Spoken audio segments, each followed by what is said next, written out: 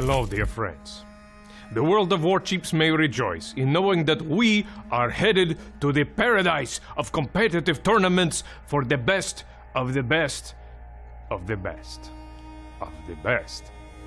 I am a Boxy, leader of the free peoples from the Tears of the Desert map, to introduce you to Warship Masters Invitational Tournament 2024 and to show you the ways.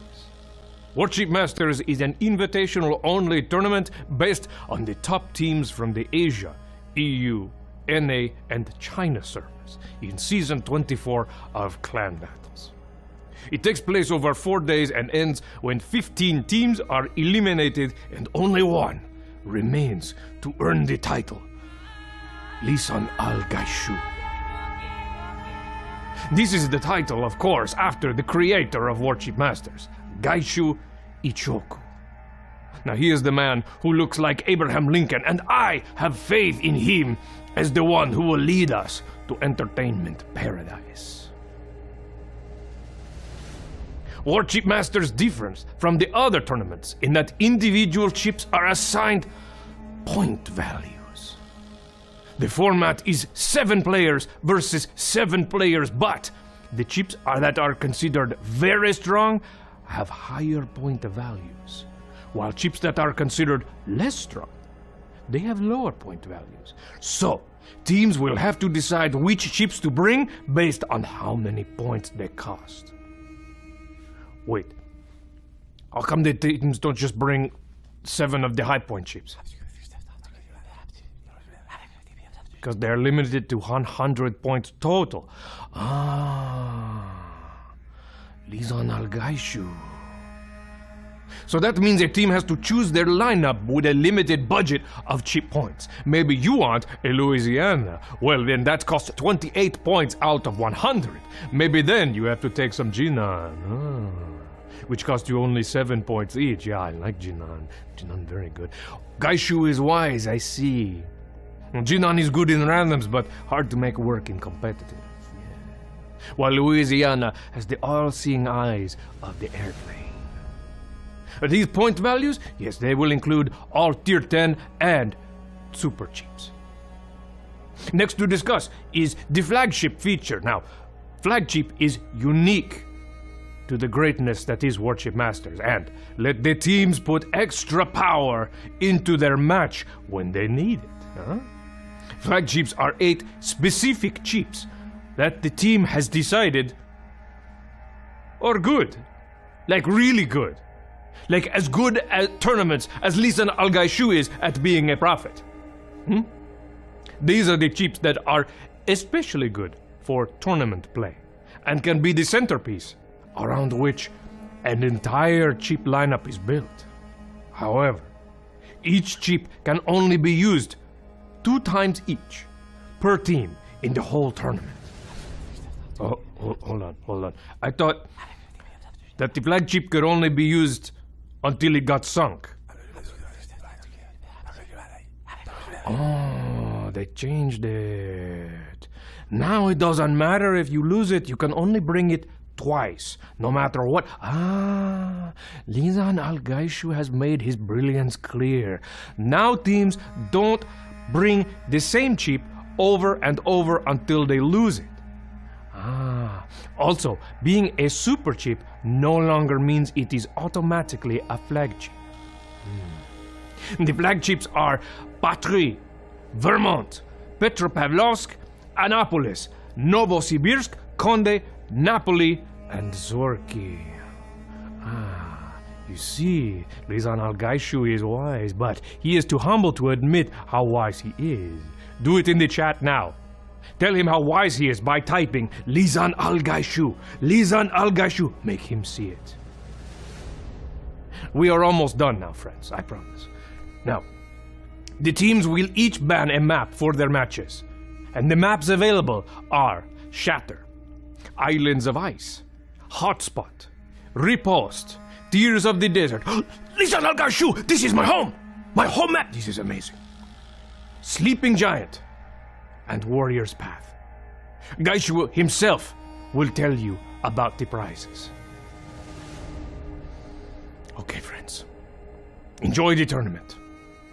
Fair winds and following seas. Got to go find Lisan Al-Gaishu now.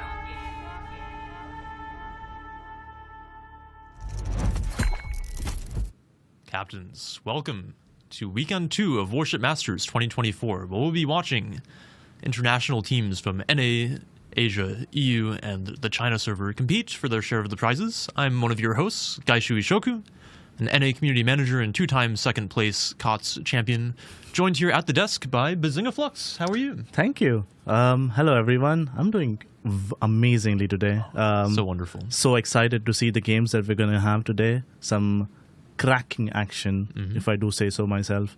For sure. A little bit about myself, perhaps. I am a European English community manager as well. But I am a long-time competitive veteran at this point, playing for clans like Omni and Rain. And I've won COTS and WMI previously, as well as some clan battle seasons. And yeah, the whole competitive scene has been really interesting so far. Yeah, quite the competitive expert. Yeah, I'm really excited to see how WMI goes. And our casters today are going to be Zuikatsu and the Sailing Robin. Yes, joining us here today at the desk, physically in person. How are you guys doing? All right, we're doing well. I'm Zuikatsu. I'm from the NA server as well, one of the members of Yikes, the organizers of the original Warship Masters. Now, obviously, working with Wargaming to bring you this tournament. And with me today is the Sailing Robin. Hello, everyone. Super happy to be here again. Hope you had a nice week in between these two streams. If people have been watching the previous weekend, a lot of spice in this game. Arrakis levels of spice, if I would say so myself. My name is Robin. I am content producer for World of Warships Legends, the console version of the game. Try it; it's really fun. I also kind of a veteran player for World of Warships PC. Have not won any King of the Sea or any sort of tournaments, but I am super happy to be casting these tournaments with these guys. Especially with the creators of the Warship Masters. Yes. So, exciting weekend ahead. It's only Saturday. The finals will be tomorrow, and I can't wait to see what is on the plate for us today. Yes, we'll certainly have some spicy stuff. In the meantime, there's also some stuff that the viewers at home can get from watching this weekend. Probably the most exciting drops of the tournament. For watching today, you guys will be able to get the unique commander Sir John Vincent, especially made for this event. Will come with 10 captain points, I believe, as well as a paid actor flag, which is one of my favorites. It's fantastic. You'll also, at the same time that you complete the drop, get a mystery drop for coal, up to 25,000 for the luckiest among you. But even if you're extraordinarily unlucky, you'll come home with at least 2,000 coal. For tomorrow, we have some even more exciting stuff, so make sure you come back. We'll have a pack of blue boosters, the Warship Masters flag, as well as the Viscount of Victory skin for the St. Vincent, which is phenomenally animated. It has amazing effects, and it looks absolutely incredible. We can show you guys a short video here. If you frequent Reddit, you may have seen me post this twice over the last couple of weeks because I love it so much. It has phenomenal detailing with the wooden planking on the hull. The gun ports actually open and close while the cannons fire in port. And in general, I'm a huge fan of the gold highlighting on black aesthetic. It's one of my favorite color schemes in the game. And it has even the Warship Master logo. It does, of course. On the funnel. How about that? And a nice nameplate on the back there for the St. Vincent, in case you were wondering what ship you were playing. What is the skin based on? It's actually based off of, I believe, the HMS Victory. Okay. One of the ships that survived Trafalgar. So a very wonderful paint scheme. We also have some hardware to give away to you guys this weekend, courtesy of Asus Republic of Gamers. Today we'll be doing one handheld, one Ally handheld, as well as a 49-inch OLED gaming monitor, which is fantastic. Honestly, I kind of want that for myself. Yeah. to be if honest. Only you could have it. Unfortunately, I can't have it. You guys get to have it. The way that we'll be distributing this is a little interesting. Oh, yeah, definitely. We will essentially have, for each of the days, today we'll have 5 unique bonus codes that we'll be showing throughout the stream. You need to have a Wargaming account to redeem these, obviously. So when you see the code, go to the Wargaming Premium shop. It's actually right there right now. If you go to the shop and redeem this code, it will give you, I believe, 1 expendable camouflage, as well as a ticket into the giveaway. So if you redeem all 5 codes throughout the stream, you will have 5 chances to win. If you redeem just 1 code, you'll still have a chance. It will just be one. Yeah, one 1/5. chance. And the chance. important thing about this is that the codes are going to be time limited. Yes. So if you don't redeem them in a certain time span, I'm not going to disclose the actual number, We'll keep it a little spicy. but if you don't do the redemption in that time, they will expire and you will no longer be able to redeem them. Yes. So make sure that when you see this code, you actually go right away and redeem it so that it doesn't expire on you. And then at the very end of the stream, we will roll the giveaways for the day. So stick around to see if you want anything. Yep. Oh man, I really want that monitor. It's perfect not for for leading me. Clippers in World of Warships. Yes. You know, Yeah, it's you excellent know. for that. If you've ever had to lead a ship off your screen, ultra wides are the solution for that. Yeah. Ultra wide monitors in general are just so nice. Yeah. We also have some spicy stuff for you in channel points today. I believe we have Distant Voyages containers for 50,000 channel points. Indeed. I believe that is a global redemption, so you have to be the first one to redeem it every, I believe, 5 minutes. And a moderator should DM you your code. The other redemption is for 250,000 points. It is 10 codes that will be pasted in chat for a whole bunch of goodies. So it will be first come, first serve for those, so Yep. better be quick. Yes, I'm getting some information from our producers here. Okay, our moderators will make announcements in the chat to DM them. So you will have to DM the moderator who makes the announcement to receive your code. So just make sure you do that. All right. Indeed. So let's go over the tournament rewards for the players. Wait, you mean the players get to play for rewards? Yes. Oh my god. Okay, I thought we were just giving stuff to the viewers. Who knew? Yes, the players actually are playing for a pretty significant prize pool. We have 10,000 USD total, split across first through fourth places. First place will walk away with 6,000 USD. Second place will walk away with 1,800 USD. Third place 1,400, and fourth place $800. I believe today we will determine who makes it at least a fourth. I believe so. So we'll have our top 4 teams, I think, at the end of today. We'll have to see. But super excited for the prize pool this year. It's obviously a little bit bigger than it was last year. Yeah. So first place playing for some pretty significant Yeah, prizes. the lion's share of the reward definitely being weighted heavily towards that first place finish. So there's a lot of stakes for every game going on forwards. Yep. We also have a Warship Masters t-shirt, as is tradition for our tournaments. You can get one of these yourself if you so desire by going to w.ws/WM24shirt or by scanning the QR code. It has that wonderful Warship Masters on the front. It will not say winner shaft on the back. That would only be for winners, of course. The important question is, did you actually bring the t-shirt this time? Yes, I could maybe reach over into my bag here if you give me a moment. But if you were watching last week, I believe there was only the black version available on the store. Oh, I might not actually have it. Oh, wait. Oh? All right, it looks like we do We're have being the a We shirt do here. have the Awkward. t-shirt, guys. So this is the black version that Gaishu's going to show. Yes, I will just cover up my face here so you guys can see this. But it has the wonderful Warship Masters logo on it.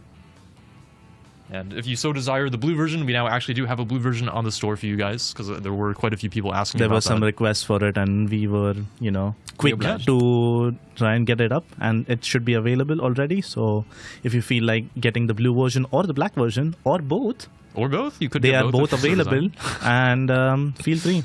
Yep. Moving on, let's go over the schedule for Yep. today. You can figure out what we're doing here today.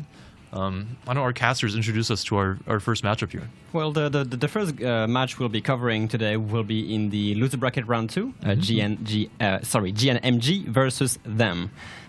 So interesting match as well to start. I don't know much about these clans because my knowledge of the competitive scene has been a little bit outdated for a while. So Zui, can you tell us anything about these two teams? JNMG was is coming out of the Asia server. They had a really strong performance in the group stages, and then I believe finished first in their group coming out of day 1. So probably the strongest team coming out of Asia currently. Obviously, Vor, their counterparts from Asia who are still left in the tournament, no slouches either. Yep. Them is a rename, I believe, of WND clan that's very has been very competitive on the European server for a very long time. And we've seen them a few times in COTS Internationals as well, usually making it pretty deep. So they will certainly be no slouches either. And for our next set, we'll be moving to losers bracket round 3. We'll look at the other side of the bracket. The teams that might make it into that slot, I believe, are ATFD, Vor, RB, one of the teams remaining from the China server, as well as KSC, I believe. So we'll be And watching Resin as 2 well. of those. I think Resin is out. No, Resin is still in. No, they are. Oh, they okay, are, yes. Yeah, Resin the are still Resin is playing RSTC, War is playing RB, and the final one is ATFT versus So KSC. we'll be looking at the winner of RB versus Vor versus the winner of ATFT versus KSC. And for our last game of the day, we will be We've seen having this one before. another TWA versus Rain, another Nemesis The fight. classic. Yes. We love to see this sort of fight, so it's good to get to I guess, if I can say it that way, save best for last in a way. Yeah. Yeah. It will certainly be an exciting matchup, and I think we've already seen, not on the stream, but TWA versus Rain clash a couple of times so far in Warship Masters. Yeah. So Rain coming back for a third matchup here, at least. Yep. Yeah.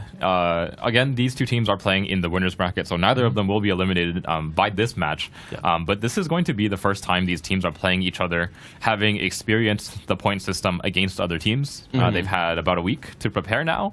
So with TWA taking the lion's share of the games over Rain last weekend, let's see if they can bring a better performance this weekend. Yep. By the way, why don't you two guys, organizers of this tournament, run us through the rules again? Yeah. I mean, not really in detail because Bugsy already have told us how it works, Yeah. but just as a little refresher for all of us. Sure. So just for a quick rundown for our viewers here, Warship Masters is basically a 7v7 clan battles style, and that the caps are very similar to what you might see in clan battles. We're also using the same maps from the last clan battle season. But the unique thing about Warship Masters is that it features a point system. Yeah. Teams get a total of 100 points to make up their compositions from. You can see here on screen the ship point value, so each tier 10 and super ship gets a value assigned to it based on its competitiveness. So you'll see a lot of competitive standouts like Moskva, Annapolis, Condé, Ushakov, even Louisiana, Gdansk, Smolensk, up there at the top end of the point bracket. Whereas on the bottom you'll see things like the Regolos, the Genons, the Slavas, ships that you really wouldn't otherwise have a reason to bring into like a clan battles lineup. Yeah. You now have an incentive to bring into Warship Masters because you need to save points somewhere. Yeah, so with only 100 points to play with, if you imagine bringing in your Kremlin, which you are so fond of from clan battles, that's taking up a quarter of your team. So now you have 6 ships left to fill your lineup with only 3/4 left in your point budget. So sacrifices will have to be made to bring those much stronger ships. And it's just up to the teams what they decide to We've bring. even seen some very spicy lineups already. did, like, definitely. Triple Slavas, we've seen Regolos with Yo-Yangs pushing. We've seen a lot of spicy stuff, so really excited to what we'll see today. There's also the flagship system. Yes. There's 8 unique ships, which teams can only bring twice throughout the tournament. We've already seen teams bring quite a few of these, with some of the stronger teams like TWA and Rain preserving their picks.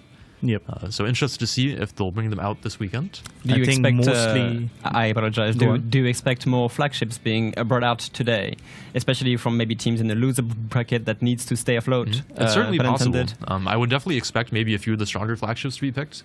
But we've also seen, I think, teams make very strong lineups without the flagships at all. So I wouldn't be surprised just to see if for some of the maps they have specific lineups that don't include flagships that they might be happier playing. Clausewitz. Yeah, we have seen a lot of Clausewitz. Yeah. If you are a fan of Clausewitz, you will probably enjoy watching this tournament because we have seen, I think, over 50 Clausewitz picks so far. Yeah, it's a very popular super ship to bring. Again, we have made the adjustment from last Warship Masters that super ships are no longer flagships by default. We've taken that designation away from the lesser used super ships, let's say, and we've given it to some ships that may not be super ships that are very, very powerful key pieces of a lineup. You can see here the remaining flagships for each of the teams. JNMJ has brought their Annapolis one time, Zorki one time, and their opponents in the first match of the day has not used a single flagship, I believe. So Yeah, looks like they haven't. all of their flagships still available to them. Again, another thing to note about the flagship rule is you can bring multiple of them in a game Yep. as long as you have the charges remaining. Yeah, so if them wanted to bring a double Zorki lineup, they absolutely could. Super interested to see if that happens. Why don't we go ahead and take a look at the map bans for the first match that we'll be going into. I hate to see it. The Shatter. Shatter There ban. we go. Again. Yeah, so it looks like Shatter will be banned out by them, whereas JNMJ banning out Tears of the Desert here. Tears of the Desert, not one that we've seen banned too often, I feel like. But Shatter, on the other hand, has been a pretty popular target for map bans. It plays very differently from most of the other maps in the pool. The islands kind of encourage a lot of really close-range, aggressive play styles. And like we've stressed before, I think it's definitely... it's more of like a team composition dependent map. Yes. Where if you don't have a really strong composition in advance, then individual skill kind of has a hard time carrying you through. Yes, for sure. I don't believe we've seen Shatter even once. Not last on weekend. our official not stream. on the Not on official the stream, stream, Not on the unfortunately. official stream, which is kind of odd. But hey, the hopes is still there. We can see this. Yep. Reminder: these are best of threes today again, Yep. right? Yes. So we will be covering best of threes on this. Tomorrow will be best of 5, which is going to be even more spicy. Just the But, grand final the grand tomorrow will final. be a best of 5. Yeah, Yes. so I hoping see. nobody bans Shatter tomorrow. 5 times. We could play Shatter 5 times in a row. If That would only. be nice, right? Yep. In any case, we can take a look at the 3 maps that we have coming up that the teams have picked. For the first map, we'll be going into Sleeping Giant. The second map will be Riposte, and the third map will be Warrior's Path. Pretty familiar with these maps. I think we've seen these a few times on the official stream so far. Yep. Sleeping Giant, I'm actually a big fan of casting or watching the games of. It tends to be pretty fast, pretty aggressive. Gameplay does tend to either congregate around either a home cap push or play for the Thunderdome. It's always a fun map to cast, of course. A fun map to play. I'm not entirely sure. I mean, I hope that these teams are having fun, even though they're competing against each other. It is a video game after all. So, but yeah, it's Sleeping Giant is always a map which is so dynamic. Yep. Yes. That there's always something happening somewhere, which is also tricky when you're trying to cover all the action going on. Yeah, I mean, one of the weird things about it is that the team spawns so far east, but in order to control the Thunderdome, the 1 and 2 line is kind of essential. So Yeah. you see a lot of really fast ships going all the way out over there. But, like, of course, if you send ships out to the 1 line, you'll have a harder time defending your home cap. Yep. So it's definitely an interesting map to have to strat for. What about Riposte? Oh, it's a close quarter. I mean, we have seen already a bunch of games on Riposte actually the last time, and it's a very CQB focused map with I was mentioning cover being temporary, and Riposte really just emphasize on this. Yes, for sure. But I mean, we can cover individual maps once they happen, because I believe that the teams are getting ready, and we might actually be able to drop into the first game of the day, the best of 3, them versus GNMJ. So why don't we just wrap it up here and see if the teams are good to go.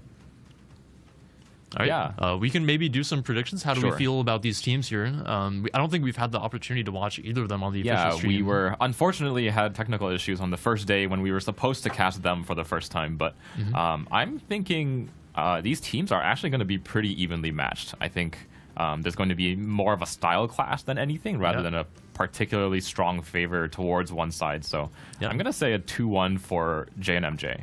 Ooh. Interesting. Maybe I don't the really know underdogs. much about Gen MJ.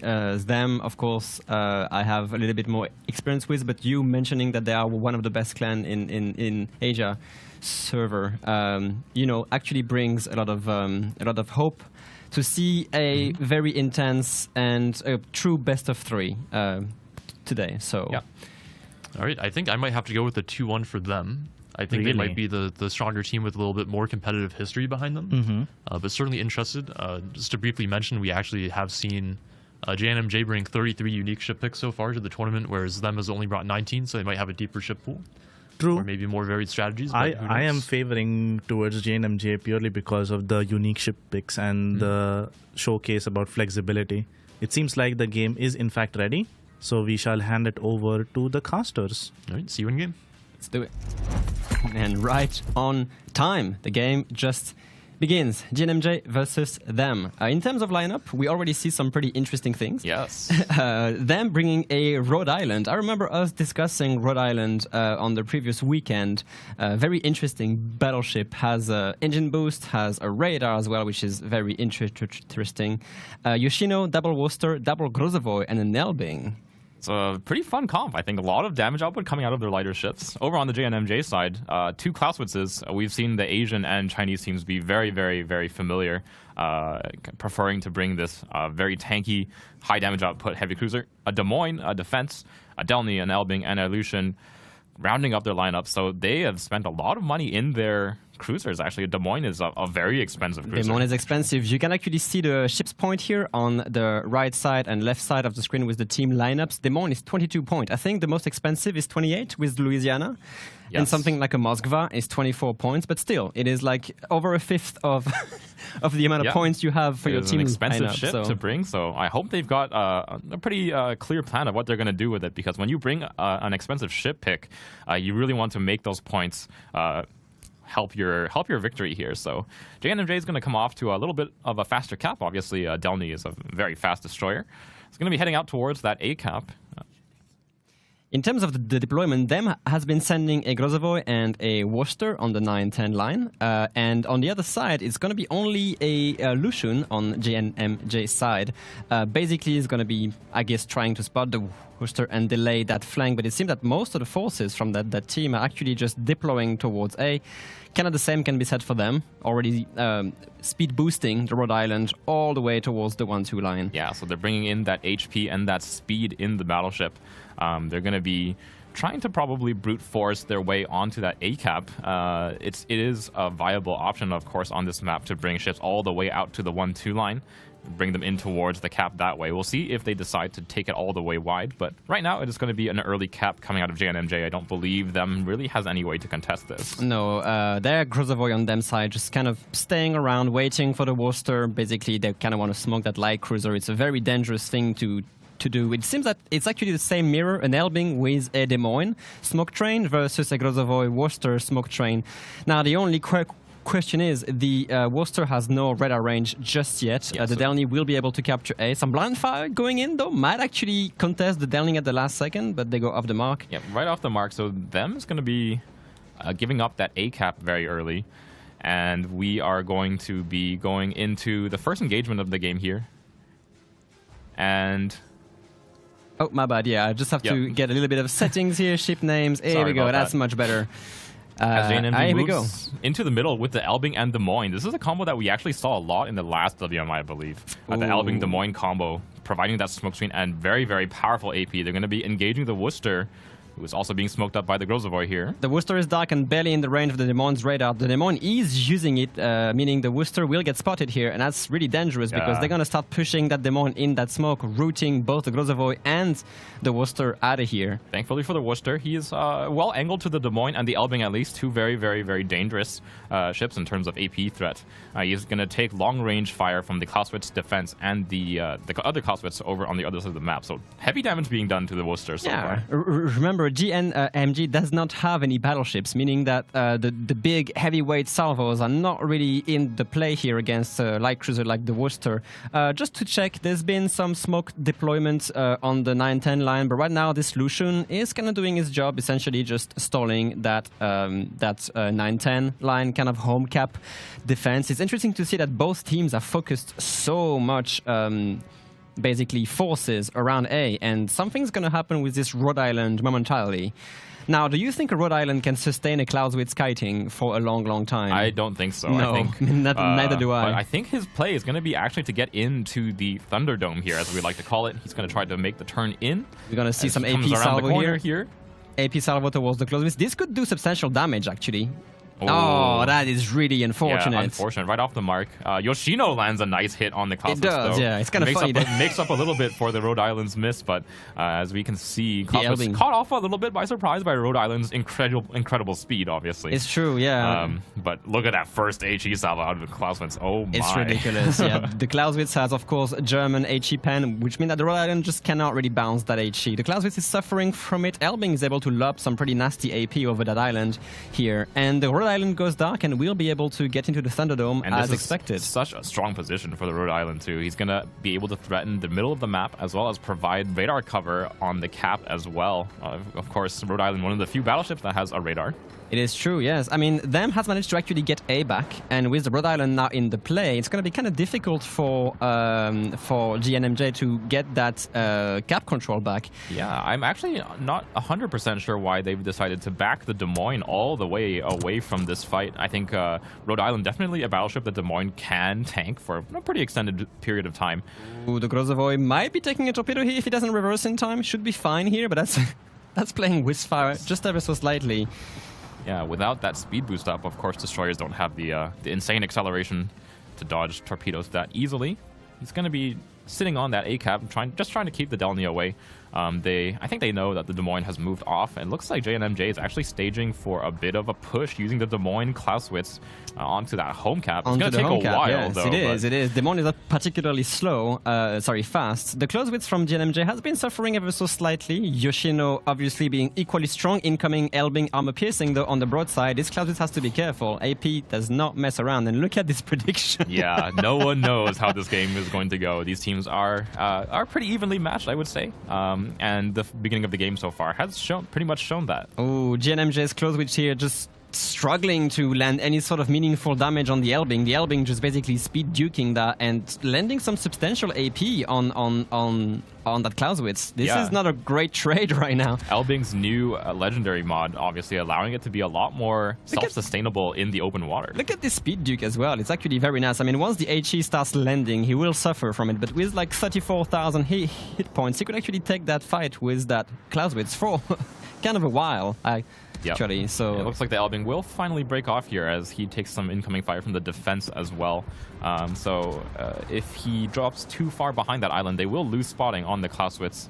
Looks like Delny has been forced again off of that A-cap, so point still ticking away for them. Obviously, nothing particularly decided just yet.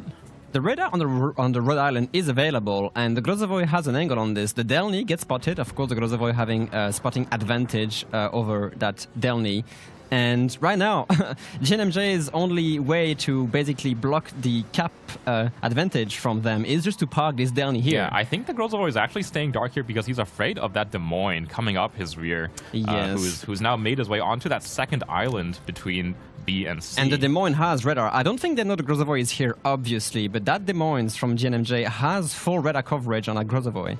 Yep, so it looks like them is actually, one thing I note is that maybe the Des Moines actually has no idea that the Grozovoy is there because... Well, the Rhode Island crossfire could be terrifying here if he's not careful about that. He knows that the Rhode Island obviously is in A, so that Des Moines has to be really careful. Oh, actually, it looks like they've staged the Des Moines into these island chain here, maybe to get some damage output onto the Rhode Island. Again, battleship that can't actually sustain HE fire for that long. Not really, no, it's true. The only thing that they don't have right now is actually spotting on the Rhode Island. And look at GNMJ's Clausewitz. They might actually pick up that kill eventually. She's visible because of the smoke firing penalty here, so good bait on the Elbing side, and they might be able to pick up that kill eventually. Yeah, Clausewitz making his way back into the fight. I would have liked to see him maybe run another heal first before choosing to take this push. Elbing... He did actually. His heal is back in 60 seconds. He has two remaining, and maybe wait a minute. Yeah, it's second true. heal out, and then the Elbing might take a nasty salvo here. Oh, that AP doesn't connect. Actually, doesn't really kill him. The defense could actually join in with that. Yeah, I think defense has the angle here. So the guns are rotating. See some damage coming out of the defense, but it looks like the Elbing has gone dark. So this final shot from the defense is going to land short. That Elbing kind of being a thorn in that that 1-2 line to here. See Elbing do so much work against the Clausewitz. They did manage to pick up a lot of damage onto the Yoshino, obviously, back at 10,000 HP in the rear of the map there. Still contesting away with that Downey on the A-cap. Again, the main strength of the ship is just how tanky the ship is. Very more maneuverable than its other Russian friends. A little bit more able to dodge shells. GNMJ down one ship already and sort of in trouble with the Des Moines. Radar being burned out. Radar being burned out just a little bit too early. Huge damage here. coming out of the Des Moines and the Elbing, though, onto that Worcester. Just not quite well angled. They've traded back all of the damage, but Des Moines not quite covered by this smoke screen. A little bit off the mark here. Still taking a lot of damage. Yeah, that's half HP Des Moines, but I mean, I guess it's free AR here. The radar not really catching any targets except the Grozovoy, which is now behind an island from them. Kind of a weird GNMJ push here. They are kind of pushing into a crossfire, not really any close to try to contest the big cap, of course, with the Worcester having a radar. Yeah, but it looks like the Lucian over on the 10 line has managed to get into spotting range of the Worcester, so with the Clausewitz and Des Moines firing at him, he's not going to last that long. Elbing taking massive damage here from that engagement. We're going to see a Delny rush on the Rhode Island. This actually could be really, really bad. The Rhode Island is actually in a perfect position with engine boost to run around, so I don't think this Delny is going to do anything about this. Yep, and he does have those radars. He did pop one just now. Let's see where the Delny is. Delny is obviously just gonna hold his position here. There's yeah. nothing else to do here at this point. So interesting. Right now, of course, them is winning by points. 2 minutes and 16 seconds until they get the win. GNMJ is gonna have to make a move here. Yeah, they're still trying to pick up that Worcester over on that 9-10 line, but they haven't really managed to find that much effective fire onto that Worcester, and their Des Moines is dropping low in this trade as well. 2 Grozovoids damage. The Lucian as well, just picking a direct gunfight against the Worcester. Not the best thing to do right now. The heal is running for another 30 seconds, but it's not really already enough to like compensate for the massive DPM of a Worcester. I think they're getting a little bit anxious here. Ever so slightly. If they lose the Lucian, this is going to basically anchor down the points, and they're going to get it, of course. Yeah, like, critical mistake Great here. damage coming out of Bogdan Laska's Worcester, obviously. Hitting destroyers at any kind of range with the Worcester's ballistics is not super easy. And JNMJ, really, just the Clausewitz and the Des Moines, I expected a little bit more damage output coming out of the two of them, but it looks like they were not able to pick up the Worcester kill before their Lucian. I mean, they do have now a Clausewitz and the Des Moines just focusing fire on the Worcester, but the Worcester goes dark. And yeah. no, over on the A cap, looks like that rush happened, but the Rhode Island has so much damage output for a battleship. We Those sort of guns, missed that. Especially the lower caliber but faster reload and the high accuracy means that it's very capable of taking care of destroyers. So to be honest, at this point, it was kind of the only thing JNMJ could do to try and make something happen. The points were taking in not in their favor at all. So we see a win for them on the first. I think they should have contested the Rhode Island much more heavily on that A cap. But Defense and the Des Moines are two ships that I think can take on the Rhode Island pretty easily. I assume so, but it was also an issue of them basically sending back so many assets to just defend their home cap. So the Des Moines would have been in a dangerous position, and it was. It was under extreme pressure the whole time. Maybe rooting out the Rhode Island the moment it got into the Thunderdome could have been the play here. But you still have a bunch of assets from them just ready to maybe counter that. It was a good play from them, and maybe not enough of a reaction time from JNMJ. What do you think about that, guys? Yeah, I mean, it almost feels like to me that they didn't really have something prepared for the Rhode Island getting into the cap that quickly. We saw maybe a little bit too much over-aggression on JNMJ's part with the Clausewitz pushing back in, for example. Maybe they saw that the damage they got from shooting at that Yoshino, maybe they thought it was enough to pick up a kill by forcing the Clausewitz in. But the Elving did so much damage to him. Yeah, the Elving really did his work over on that one line.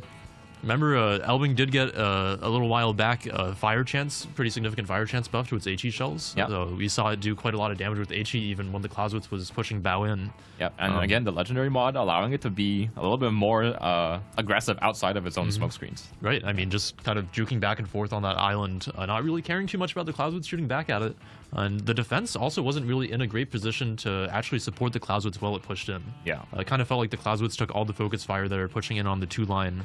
While the defense wasn't really able to threaten the Elbing at all. Yep. Yeah, I think that, honestly, the Rhode Island push kind of sealed the deal for me. Them having a really good game plan to begin with, and then they executed it almost flawlessly. I don't think I saw any major mistakes out of them. And well played. To me, at least, it seemed like JNMJ had a decent start with the Delny being able to flip the A-cap at the start, and them honestly didn't get too many points from holding the A-cap since the Delny was able to freeze it for so long just by camping in it. Yeah. The Rhode Island wasn't really able to shoot out of the Thunderdome that well, obviously had the radar support, but the Worcester and Gazavoid weren't really able to affect too much in the middle of the map since they had to redeploy to hold the home cap. Yeah. And we also saw them make a few mistakes with their smoke positioning, like that Worcester taking so much damage at the start of the match. But it wasn't really anything that JNMJ was able to convert to an actual lead. We did see them make a pretty nice play in that they kind of shifted towards focusing towards the home cap when they realized they wouldn't be able to root out the Rhode Island in the Thunderdome. As we saw, the Delny rush really wasn't that feasible. Yeah, no. When the Rhode Island is already angled away. So maybe I would have liked to see them push the home cap a little bit more aggressively. Possibly. I think the reaction was definitely correct. I think the amount of time it took them to make that reaction, to realize that the off cap is definitely not winnable for them, and then deciding that, making that split second decision, basically it took them too long. And then obviously pivoting from off cap contest to home push takes time, and given that their Clausewitz did die, they kind of ran out of that time. So if they possibly didn't push the Clausewitz back in and had more time to play, maybe we would have seen something develop on the home side. But unfortunately, some poor decision making perhaps on the player side. Maybe there was some confusion in the comms. Who knows? It did seem to be like maybe there was a little bit of a lack of coordination, considering that the home cap play, that kind of shift of JNMJ assets towards the east side of the map to actually push the home cap, came at the same time that the Clausewitz pushed back in on the 2-line. I feel like maybe if he had kept kiting towards the middle to maybe help support that side, or just withdraw and make sure that he doesn't die on the 2-line, would have given them some more space to play with. Possibly. And then, for example, if they were able to pick up that Worcester without losing the Lucian, maybe they have enough time to get into the home camp. A lot of effort were put onto trying to knock out that Worcester, and it actually just didn't work out in the end. They lost the DD and taken a bunch of damage on the Des Moines as well at the same time, because you have these two damn gunboat DDs just preying on him the whole time. So it's it was a good effort on both sides. But them just came out stronger. Let's see what they can do on Riposte, actually. Yeah, we can go ahead. It is and a take different look at map with a different lineup, definitely. Yeah, interesting to note that Sleeping Giant actually was, I believe, JNMJ's map pick. It was. So them actually having a very solid plan for Sleeping Giant. I think, again, it is one of the more played maps in the tournament so far. So I would expect most teams to have a pretty good setup for it. And I was a pretty big fan of them's lineup, actually. I mean, they had some pretty efficient radar smoke combinations, and that they had 2 Worcesters and 2 Grazovois, which together aren't too many points. It is a pretty fairly significant investment, but it does give them 2 smoke trains. And then the Rhode Island, of course, playing a pretty key role in their composition there. Yeah. Also something to know, and I've seen it in the chat, the code that we mentioned is something that you need to redeem in the premium shop. If you go to the website, eu.wargaming.net or na.wargaming.net and so on, and go to the redeem page and redeem the code there, only then do you get entered into the giveaway. Yes, for the and Asus. I've seen some people asking what the code does. Yeah. It does give you a permanent COTS camouflage as well as a ticket into the giveaway for the Asus hardware. Today we'll be doing a handheld as well as that 49-inch ultra-wide OLED monitor. So remember, redeeming the code gives you an entry. We'll also be distributing more of those codes throughout the day, up to 5. So stick around for the stream. They'll only be valid for a limited time, so make sure to catch it on the stream when we show them.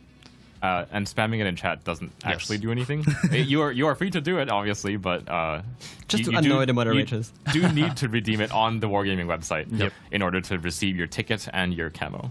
Indeed. All right. Well, what is map 2? Map Riposte. 2 is Riposte. This one will be them's map pick. So might be an uphill battle for JNMJ. I would expect them to have a pretty good strategy prepared for their map pick. Yeah. I mean, we have seen this somewhat frequently in King of the Sea, for example, where teams will actually lose their own map picks somewhat frequently. Yeah. Which is an interesting phenomenon. But why don't we talk a little about Riposte? What makes this map special?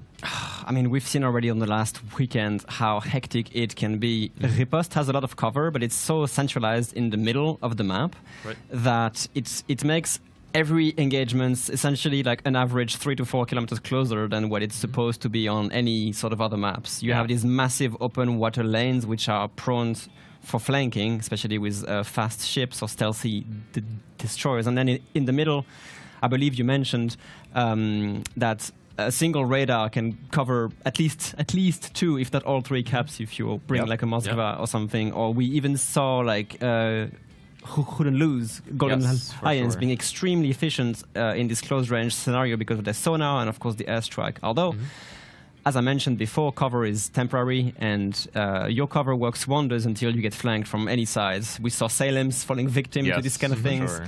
So it's always interesting to see how you basically take a hold early positions on these caps to defend them, but how can you also maintain this position without losing assets that way? Yeah, I'd say that's one of the key parts of the map, is that even though there are so many good island positions around these caps, there's so much open water space on the flanks that if somebody makes a good push around those, it really opens up a lot of those positions to fire. I think Riposte is definitely a map where you can play super aggressively on one flank and really make a game out of it. Yeah. It is also perfectly symmetrical. I mean, we've seen some of the most exciting games of the tournament so far on Riposte, I feel like. For example, the Triple Slava game from one of the China teams. Yes, Triple Slava. And then last weekend we saw it was, which one of the teams was it, playing against TWA? Yeah, it was TSYMQ, China #1 playing against TWA, EU #1. And we saw TSYMQ almost pull it off. It was like a 2v2 in the end, right? Yeah. It was very close. It was an extremely close game. TSYMQ brought a double Clausewitz push side. The double Clausewitz push was magnificent, very, very push, beautiful. I mean, I guess if you watched the previous stream, was it last Sunday, correct? Yeah, it was last Sunday. Yeah. It was a moment to behold, seeing these two Clausewitz just push a Goliath back into its spawn and beyond. Yeah. Was really interesting. So, gentlemen, King of the Sea Riposte when? Who knows? We do have King of the Sea coming up soonish. Unfortunately, we won't have a replay render to break down the next game, but maybe we can take a look at the pick rates for each of these teams here and get a sense of what they might bring to map number 2. Yeah, again, I think you mentioned earlier that these teams are pretty different in terms of how they approach the WMI drafting. Them has chosen to stick with their guns a little bit. They use a lot of the same ships. Their total pick pool is fairly limited, whereas JNMJ has been the experimenters, let's say, of the teams. Yeah, we'll go ahead and take a look at the top 10 picks here from each team, but one of the interesting things to note is that JNMJ actually has, I think, over 30 unique ship picks, whereas them was sitting on around 20 last time I looked. So a little bit of a deeper ship pool. But in any case, we can see that JNMJ actually kind of greatly favors ships like Castilla, the Howden Liu, the Grozovoy, whereas them a little bit more traditional actually with Yoyang and Nevsky making up their top 2 ship picks. Yeah, the European teams, especially at the very top of play, very, very comfortable playing that Smoke Nevsky play, and willing to take the hit in their points to bring that despite the extremely high cost. Nevsky is expensive, 24 points. Yep. Yeah. I believe the Yoyang and Nevsky together is 40 points. Oof. So for 2 ships in your lineup, you're spending 40% of your total budget, which is not a small investment. Yeah. But we've seen teams like them and TWA make it work. Yeah. It is a very potent combination. Do you think it would be time for JNMJ to bring out the flagships at this point? It definitely could be. I might like to see them bring out their second Zorky, for example, or maybe even an Annapolis or Conde. Some of these more powerful I think picks. if they're expecting a smoke play, then there are definitely some flagships in the pool that are capable of breaking that down. Novosibirsk is one of them. Annapolis, your own smokescreen, it can work very well. Patry, a ship that hasn't really been picked across any of the teams, I think once or twice, but Patry is definitely a ship. It is a hammer. That is very capable of pushing into those smoked screens. Oh, yeah. Yeah. I think given that this is JNMJ's tournament life on the line, if they lose this game, they are out of the tournament. I really would hope for them to go all out, and spend spend flagship picks just so they can stay in the tournament for longer, go to map 3, and then they have another chance of going through. Any predictions for this game? Who do you think is going to take this map? My initial prediction was 2-1 for them. I think they are a little bit stronger overall. They have a little bit more of a competitive history, especially with King of the Sea, going a little bit deeper into the international tournaments. I think given their Game 1 performance, they have to go for a 2-0 now. Okay. I'm still a believer in JNMJ, so I hope for a 1-1. And Casters, any ideas? Any thoughts? I'm thinking we are going to go to a 1-1 as well. I think JNMJ has definitely shown that they can be very strong, but them showed a very, very strong game in Game 1. So I'm not sure how it's going to go. Hopefully we see a Game 3 coming out of these teams. All right. Well, good luck to both of the teams. We'll throw it over to our casters here in just a moment. I just have a bit of a technical issue, so we will be casting from your side, Zui, because it seems my PC is gone. Alrighty, so going into the game here, we've got our lineups here. Them on the green team has brought a Piedmont, pretty rare pick, a Yoshino, a Salem, a Gudenlu, a Regalo, a Yuying, and a Lucian, rounding up their lineup. On the other side, JNMJ has brought a Salem, a Minotaur, a Goliath, Venezia, Grozovoy, Delny, and a Z42 as their 7-ship lineup. So JNMJ kind of sticking to their guns, bringing that Delny. Going to be heading out to the A cap. This time he's going to be kind of on his own, so he's going to probably try to take a fast cap and then move on back towards his team to support them.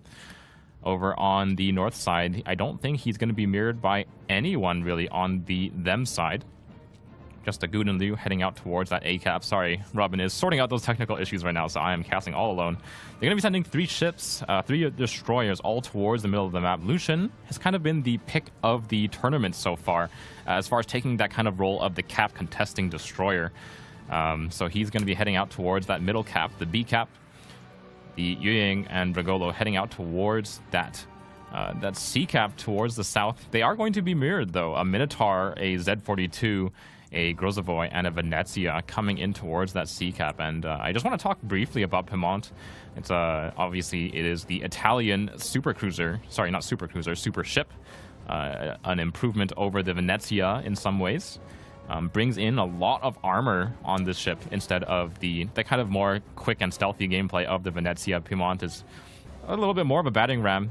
The damage output is actually pretty close between the two ships, unfortunately. So while they have spent the points onto this Piemont, which is a significant amount more expensive than Venezia, hoping to see them bring it to good use. They're going to be contesting the C-Cap against the Z-42, Minotaur, and Venezia. One thing to note is that Piemont's guns actually do have the caliber to overmatch Minotaur's bow and stern, so that is one thing to note here.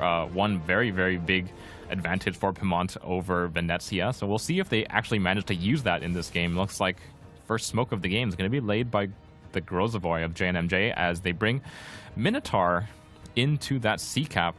As the Z-42 backs his way up. This is a pretty potent cap contesting duo here. Z-42 obviously bringing that long-range German Hydro, while the Minotaur and the Grozovoy have that smoke and radar combo. One thing that's interesting is that them, being the European team that we usually associate with that smoke and radar, has not brought one, whereas JNMJ has set one up here on the edge of the C-Cap. The Minotaur does run his first radar. He only catches the Salem, so I'm not expecting anything to happen with this first radar pop. And the Minotaur is just a bit sliding out of the smoke screen a little bit here. Obviously, he hasn't fired yet, so he's not going to be spotted. But Minotaur is one of those ships that is difficult to control, especially trying to stay within the confines of a little tiny Grozovoy smoke. Obviously, the larger USN smokes are pretty difficult to bring. They're very expensive, and Grozovoy seems to be the ship of choice to supplement that. And the first engagement of the game happens now. The Venezia has taken his pot shots. Seems like no real connections here over on that C-Cap, and the teams have kind of already started kiting away from each other, so I'm not expecting too much in the way of heavy damage over here. Over on that A side, JNMJ has actually sent their Delny all the way out wide. He's just doing some spotting work against the Gudenliu and the Yoshino for his buddy in the Goliath. He's chosen to prioritize getting early information rather than getting some early capping. So both teams actually have not touched the caps yet. Obviously the Salems on both sides, locking down the caps even with those shorter radars. Again, Riposte is quite a small map in terms of how close the caps are laid out to each other. So these two Salems provide so much in the way of cap control. Them's Salem actually is going to be the one to step onto the cap with the Minotaur and Venezia forced very far away. It is going to be just the Venezia's long-range fire coming in against the Salem. There are torpedoes in the water, though, and Salem, obviously, to bring that radar, does not have a Hydro. Will take one of those long-range torpedoes from the Grozovoy, I believe. So he's going to be forced off the cap. So, again, stalemated out across the board here between these two teams. We've seen, looking at the mini-map, it's kind of a line being drawn in the sand across the two caps. The Delny of JNMJ has finally realized that there actually isn't much in the way of contest here, but Delusion of them has finally made his way over to the cap. So if they can get a hard light onto that Delny, they may be able to deny this cap. But let's see if he can get into range quickly enough. Delny is obviously a very fast ship. So with the few seconds remaining on this cap timer, JNMJ will pick up finally the first cap of the map. And the Z-42 of JNMJ has actually moved over towards that B cap as well, seeing that there are 3 ships of them committed over to that wide flank, with only a Guden and a Yoshino covering the other side.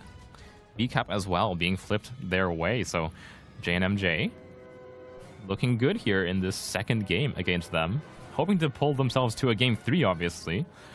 Whereas them is going to have to try to figure out a way to close out this game 2-0 if they want to take a quick first game here. Still no real extended engagement around the map, so we're just watching a little bit of long-range fire coming into from the Delny onto the Guden. Obviously, Guden is one of the few heavy cruisers that takes those 60-second fires by default, so Delny is, despite its low HE DPM, is able to deal some damage to the Guden, as long as it can get some sticking fires. Obviously, with the cruiser DCPs, it is still a little bit better at tanking. Oh, and here we have a close range engagement between the Lucian and the Delny. Obviously, Lucian's HE damage output is not spectacularly high, but when Delny is broadside and Lucian's able to get some AP penetrations, can do a good amount of damage. And Delny will escape that fire from the Lucian, as Zaguden also misses his salvo. And it looks like them is setting up to re-engage onto that B cap. They have brought their Regulo and Yuyang out of the 9-10 line push, leaving just a Pimont on his own out on the 10 line, providing that long-range fire support. The two destroyers of them making their way slowly towards that B cap. Regulo and Yuyang are a pretty potent duo, especially if you can combine them with the Salem radar. Regulo can do a lot of damage output with those sap shells, especially at close range against destroyers. Really, its only limitation is its limited maximum firing range.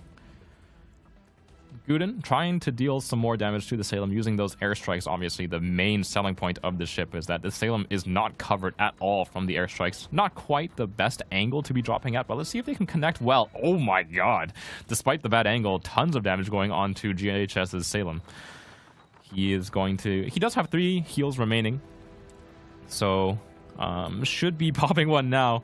We see after that stellar performance coming out of them in Game 1, the viewers predict 72% in favor of them for Game 2 as well. No real surprise given how polished they looked on Game 1, but JNMJ has shown pretty strong performance here starting in Game 2. Really, we have not seen much in the way of engagements, so it still remains to be seen how they decide to bring their way back into this game. It seems both teams just kind of biding their time here.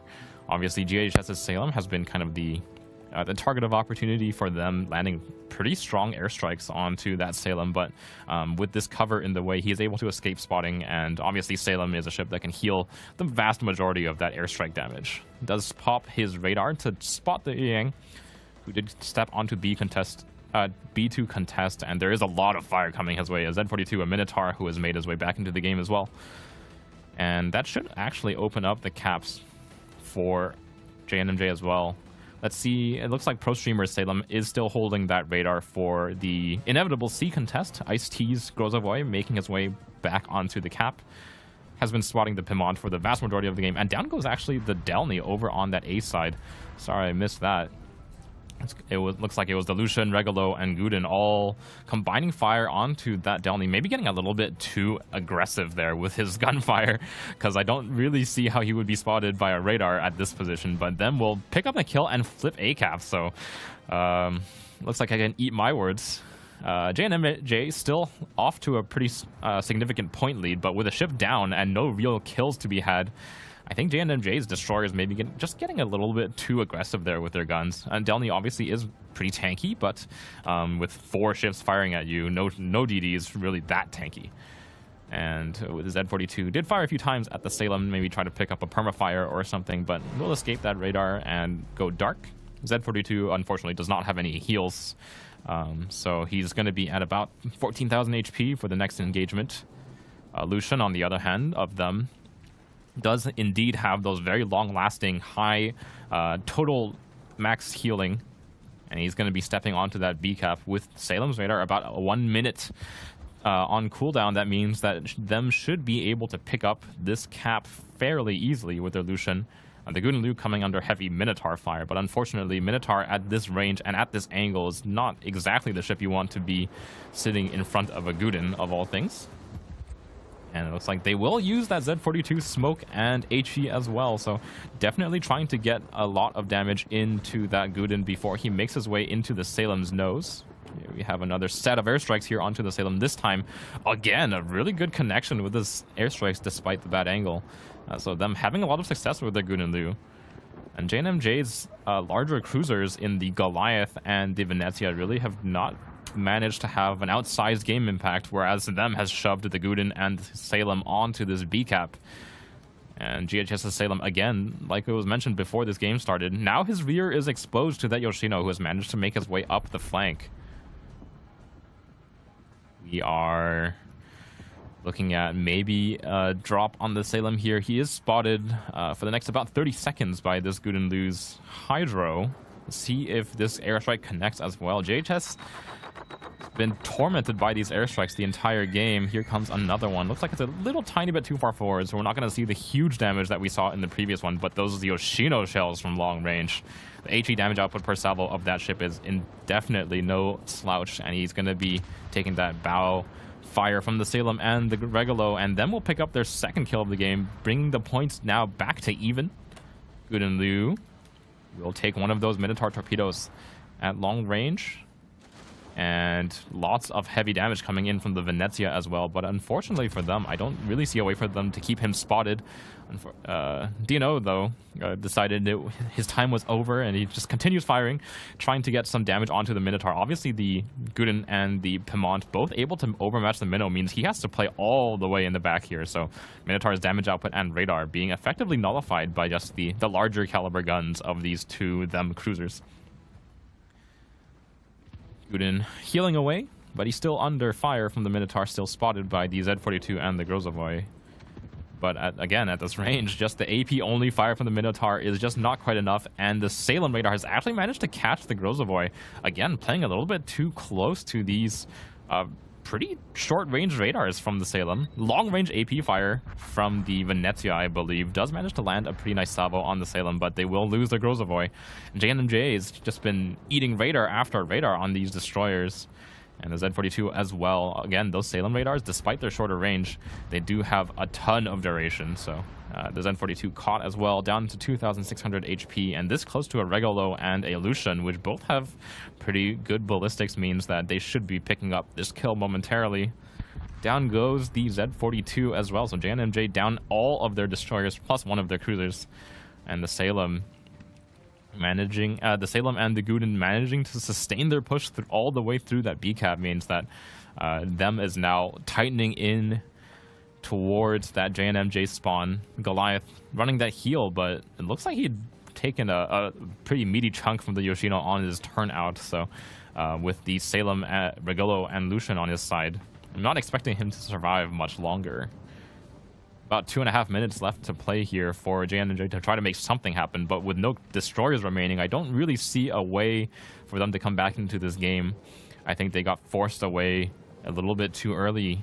Their smokescreen play using the Minotaur, not quite able to zone away them forces, and them staging a very slow push across basically the entire map has allowed them to find the kind of weaknesses in the JMJ lineup. Finding the little periods of time where the Minotaur and the smokescreen were not close together, and the Grozavoy and the Z-42 engaging without much in the way of support. Long-range fire from the Yoshino, obviously. Another cruiser that overmatches the Minotaur means that they will take the second game, them, despite starting off with maybe a 300-point disadvantage in this game to picks up kill after kill after kill, takes both of the caps, and will come away with a 2-0 victory. A very convincing mid to late game push coming out of them. Congratulations to them. They will be moving on in the lower bracket. JNMJ unfortunately will be eliminated here again, as we are covering lower bracket matches for our first two games of the day. And congratulations to them. They will be moving on in the bracket. Let me see if I can pull up the bracket here, see who they are facing actually in the next tournament. But while I do that, host, what do you think? That was quite a slow burn of a game. Yeah. I think MVP has to maybe go towards them's Salem, with those radars actually being so impactful. It's pretty rare that you see the Salem 8.5 kilometer radar get to do so much work. Yeah. But on Reposted is basically the map for it, since the caps are so close to those islands. Yep.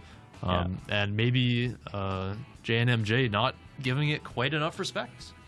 Yeah, Robin, you've been quiet for a little while. What do you think? What I realized is that you don't even need me, Zoe. I can just walk away right now, basically. I mean, it was a very interesting match to see, as you said, a bit of a slow burner at the beginning, and them being not really capturing most of the caps early, but then they just make one single push, get both A and B back, and essentially lock JNMJ out of any sort of counter push. I mean, in the end, you could see that them basically had like half the map cut diagonally in their control, and JNMJ was just pushed out so far away. There was just nothing they could do, like at the minutes, like 11th or something. So it was kind of strong on their part. Them, of course, showing that they have the upper hand. Yeah, on them most of the situation. displaying and probably the most clear use, I think, this game of all the games we've casted so far, of the axis of control, as Gaishu has called it before. I also have to admit I was maybe slightly disappointed from GNMJ not to bring more powerful assets, flagships, super ships. Try to have like try to beat them with a more just heavy gun, heavyweight lineup. Maybe of course more expensive and burning some of their flagships cards, but it was kind of the Hail Mary game, and they just did not it was really try. interesting for me to see that both teams kind of played a very controlling setup. We've talked a lot about Riposte having that open water space, kind of just be more suitable for those open water pushes with things like Clauswitzes, with even battleships, and it didn't seem like they were really able to do too much with it, kind of getting that early cap control, but then them just kind of let them play into the radars and kind of lose their destroyers. And normally, go ahead. Yeah, I was going to say we actually will be able to interview one of the players from them, our friend Takbeer, and get his thoughts on the game. So why don't we go ahead and have a chat with him. Hello, Takbeer. How are you? I hope you can hear me. How? I'm fine. Oh, awesome. All right, we can hear you just well. Okay. So obviously it's been a week since the first weekend. How did you feel going into this match? I think the second week is better for us because we do some good conclusions after the first week. Did you have any thoughts about your first opponent today? Any research that you did into their compositions or that you expected them to do differently? I don't think that we were preparing for the first opponent today because we were struggling with point system the whole week, and I think their game is pretty well, but we were just a little bit stronger. Yeah, it certainly seemed like you had some well-practiced lineups for these first two games, especially on the first map, which was their pick. Just very strong smoke radar play in general, and then on the second map using that Salem was quite nice to see. How do you feel about your... we still this Salem from Rain, and this is a successful Salem, I guess. Definitely. Yeah, I mean, definitely always a good idea to see what's working and do your research. How do you feel going on into losers bracket round 3? I think you're playing the winner of Resin versus RSTC. Any thoughts on who you'd like to see from that matchup advance? No thoughts. Okay. All right. Enough. All right. Question for you before you go. I see a complete reservation from them. Haven't used a single flagship the whole tournament so far. Of course, you can't spoil if it's going to be the case or not in the future games, but can we expect more flagships actions maybe either today or tomorrow? This is a good question, I guess, because flagships are the big bait, I think. Oh, okay. So maybe not some a believer in the organizer flagships. issues there. Okay. But please keep going. Yeah. I don't want to keep going because That's all you can say. Yeah, I fair understand, enough. of course. He doesn't want to spoil the course. things that they're cooking. So I understand. Keep cooking, I guess, in that case. yes, let us cook, please. No problem. All right. Well, good luck in your games later today, and thank you for taking the time to talk to us. And yeah, Thank hope you, to guys. see you again Goodbye. later. All right, guys. So a strong 2-0 there for them in our first set of games here. To the point, I guess. Yeah. To the point from them. They've showed like just a very clean display of what they can do, and unfortunately for GNGM not to have really the answer against this. So Yeah, again, these them is obviously a clan with so much experience. So as Takbeer mentioned in the interview, they haven't really prepared specifically for their opponents, but they're really just focusing on themselves. We've seen that Grozovoy Worcester combo, 2 of them in game 1, something that we didn't see, I believe, from any of the other teams. So, and it worked really well. Yeah, I was certainly very impressed with their play. I mean, super solid. Yeah. Later on, we'll be moving on into losers bracket round 3.2, but for now, we actually have the second ACES code for you guys, I believe. Indeed. Which will be valid for a short amount of time only. This one will be WM242 Triple Slava. Triple Slava, If you of watched the course. first weekend, you may have seen that You Triple know Slava why. game. Yeah. And you will know why we chose this. Remember, you guys have to go to the World of Warships Premium store to redeem this. Do not spam it in the chat. It will not work. This will give you 1 ticket to the hardware giveaway, kindly sponsored by Asus. Today we will be giving away a ROG Ally handheld and a 49-inch OLED gaming monitor. Indeed. So again, if you manage to redeem all 5 codes, you will essentially have 5 tickets, 5 chances to win. If you redeem just 1 code, you'll have 1 ticket. And I believe each of these codes will also give you a permanent COTS camouflage that you can put on any ship of your choice. Yep. Obviously, something to note, this code is limited time only, so you need to redeem it in a certain time frame. Should we spoil how long this one will be active for? I don't think we should spoil it. I think if you see this code, you should just go to the website right now and redeem it, because it will not be active forever. It's a very short amount of time. That's the spoiler that you would need, basically. Yep. So please make sure do you do it go quickly. do Just it basically right do now. it now, you know. Yeah, you have some downtime. In the meantime, we mentioned Novosibirsk as a way to break the smoke. Why don't we see Bogsy break down why Novosibirsk is a flagship?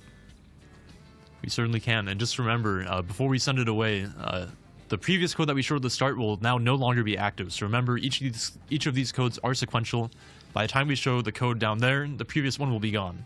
So again, make sure you redeem these quickly if you see them, and make sure that you're keeping your eyes peeled for them. For now, like Baz said, we can take a look at maybe some of the flagship videos and take a look at why Novosibirsk might have been a good pick from JNMJ to break some of the play that them brought, especially in that first match. Indeed.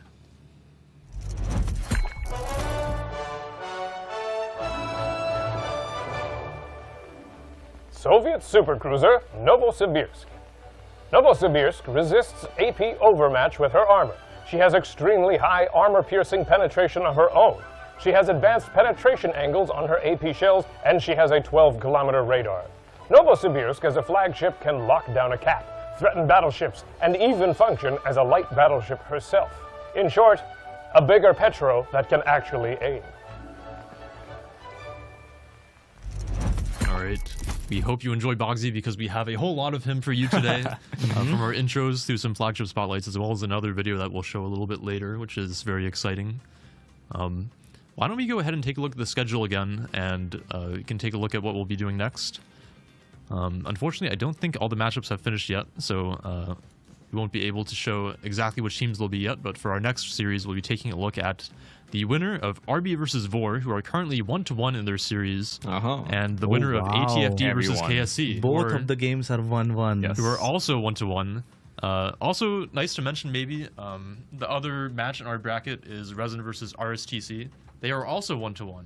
So that's interesting. I guess we were the unlucky ones. It's like the official cast goes, where if we cast it, it goes to a 2-0. But all 3 games are 1-1. It's my fault. I keep wishing for an actual best of 3, and we don't get one. So I will not jinx it anymore. Well, you got your wish. There are best of 3s, plenty of them, but just not the one we're casting. That's it. Just not for our games today.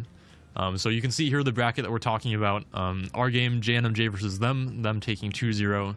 And then everybody else going to 3. And I'm actually pretty happy about this because it means that we have 2 NA teams that have a chance of moving on, which I wasn't confident about going into today, but NA may be showing up and playing. It would be a nice change of pace to actually have not only EU teams at the end of a tournament. We do have Elsier, the #1 seed coming out of the NA regionals, sitting in the lower bracket round 4, waiting for whoever happens to approach them. It's going to be either them or the winner between Resin and RSTC. So 3 NA teams actually still remaining in the tournament. That's kind of crazy. Yeah, actually. definitely not used to seeing that. Hope for NA. But yeah, we still have 2 EU teams, of course, in the upper bracket. Important to note that tomorrow there will be only 4 teams remaining. Yes. We are going to eliminate quite a lot of teams today. So every single match in the losers bracket is an elimination game. And if they lose the game, they are out of the tournament, which is probably a bit harsh, but they are in the losers bracket, so they have previously lost a game in the international format, which has landed them in the losers bracket. Yep. And of course, plenty of teams being eliminated, like our friend Bazinga mentioned. We also have, I think, a new video here that I actually want to show right now. A little bit of Planet World of Warships from our friend Bogsy. So we can go ahead and show you guys some Elbings in their natural habitat. And I don't want to spoil any of the rest. Yeah. Let's let them watch it. Send it away.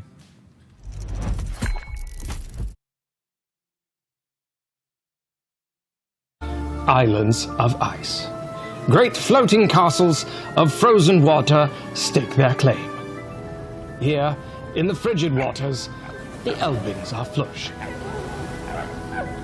When the temperatures drop, the Elbings farm the blubber of battleships. They are fattening up for the slow season, storing the precious HP necessary to procreate. But amongst the indulgences, a sense of unease permeates. I need intelligence data. They are not alone.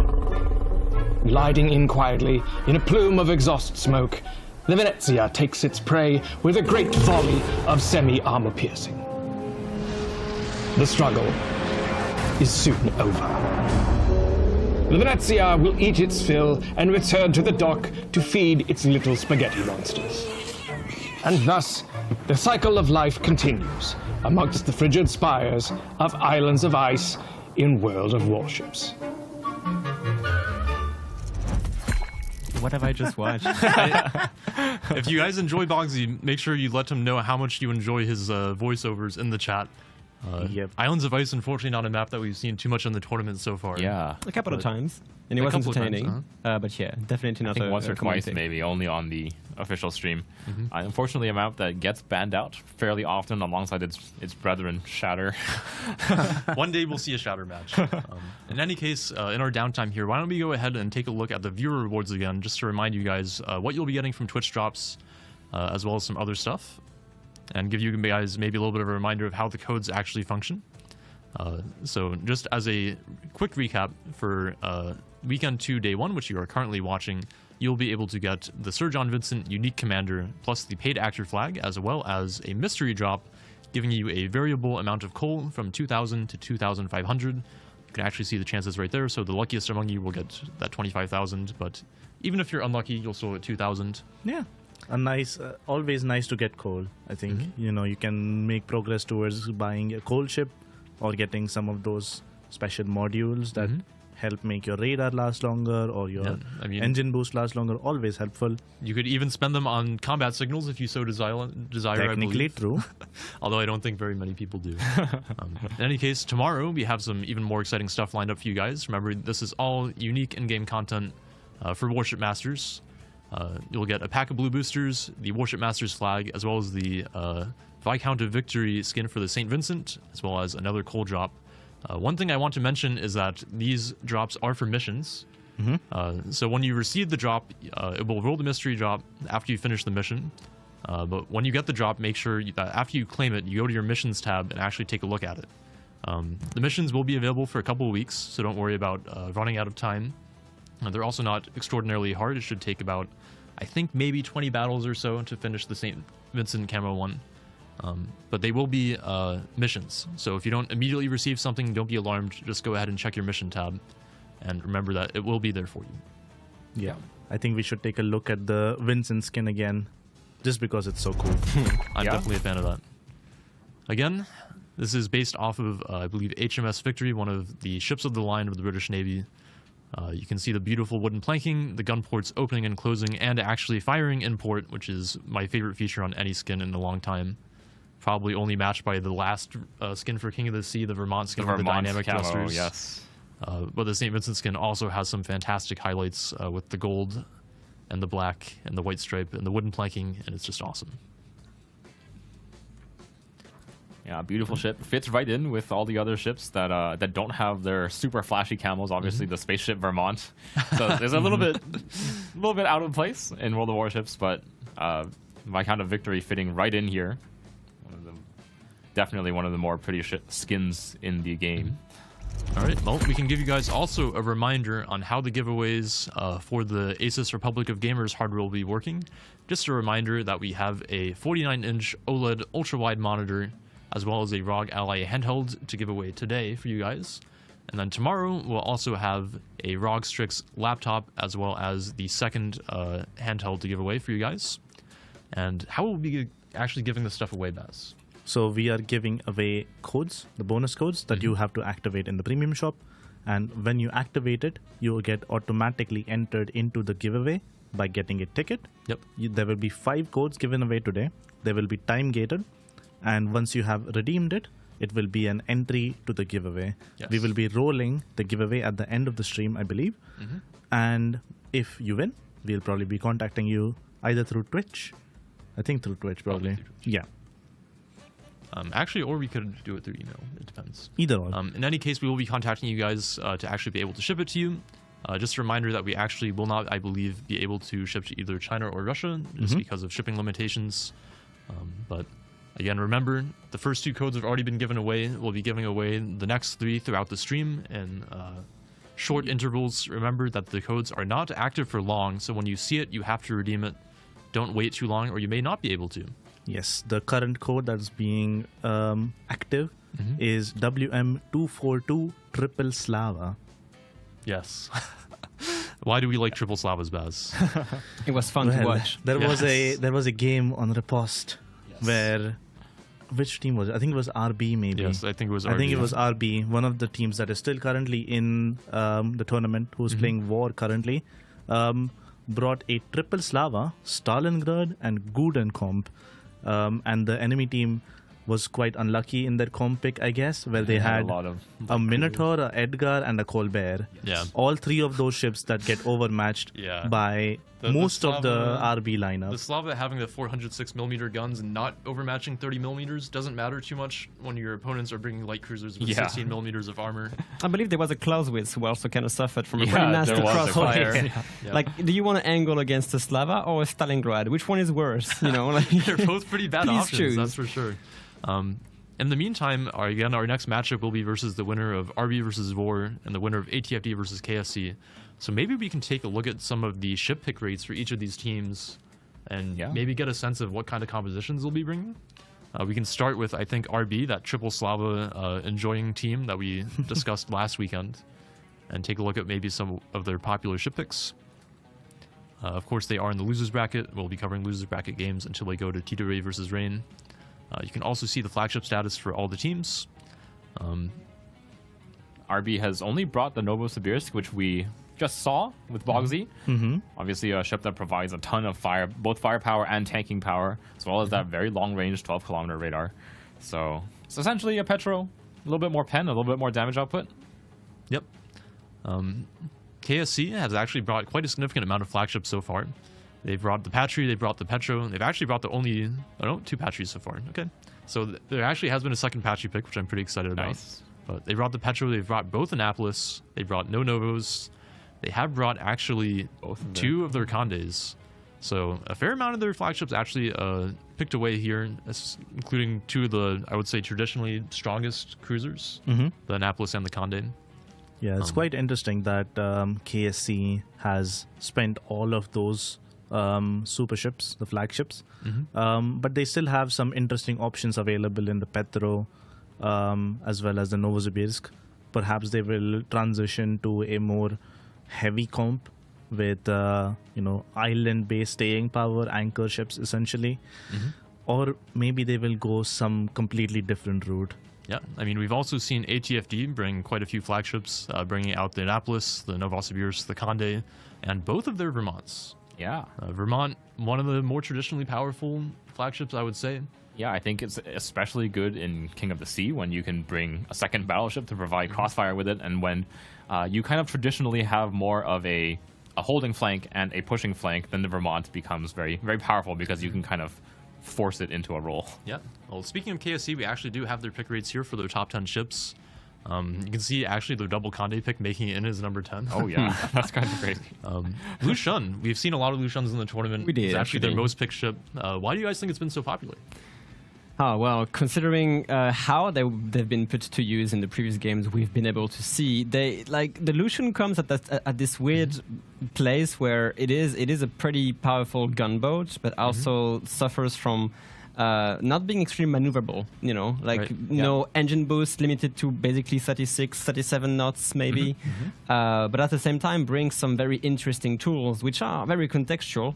Of course, they don't have smoke, meaning that they can't really help any sort of like smoke train Right, push. a little bit or less stuff team like play this. options available. It's true, but we've seen countless times where the hydro or sonar, I'm not sure how it's called exactly, coming into action to basically spot other DDs in ways that is not really common, and also some pretty sustained engagement because the reload time on these guns, while maybe the AP or the HE doesn't really do substantial damage, it's just compensated by just raw DPM essentially.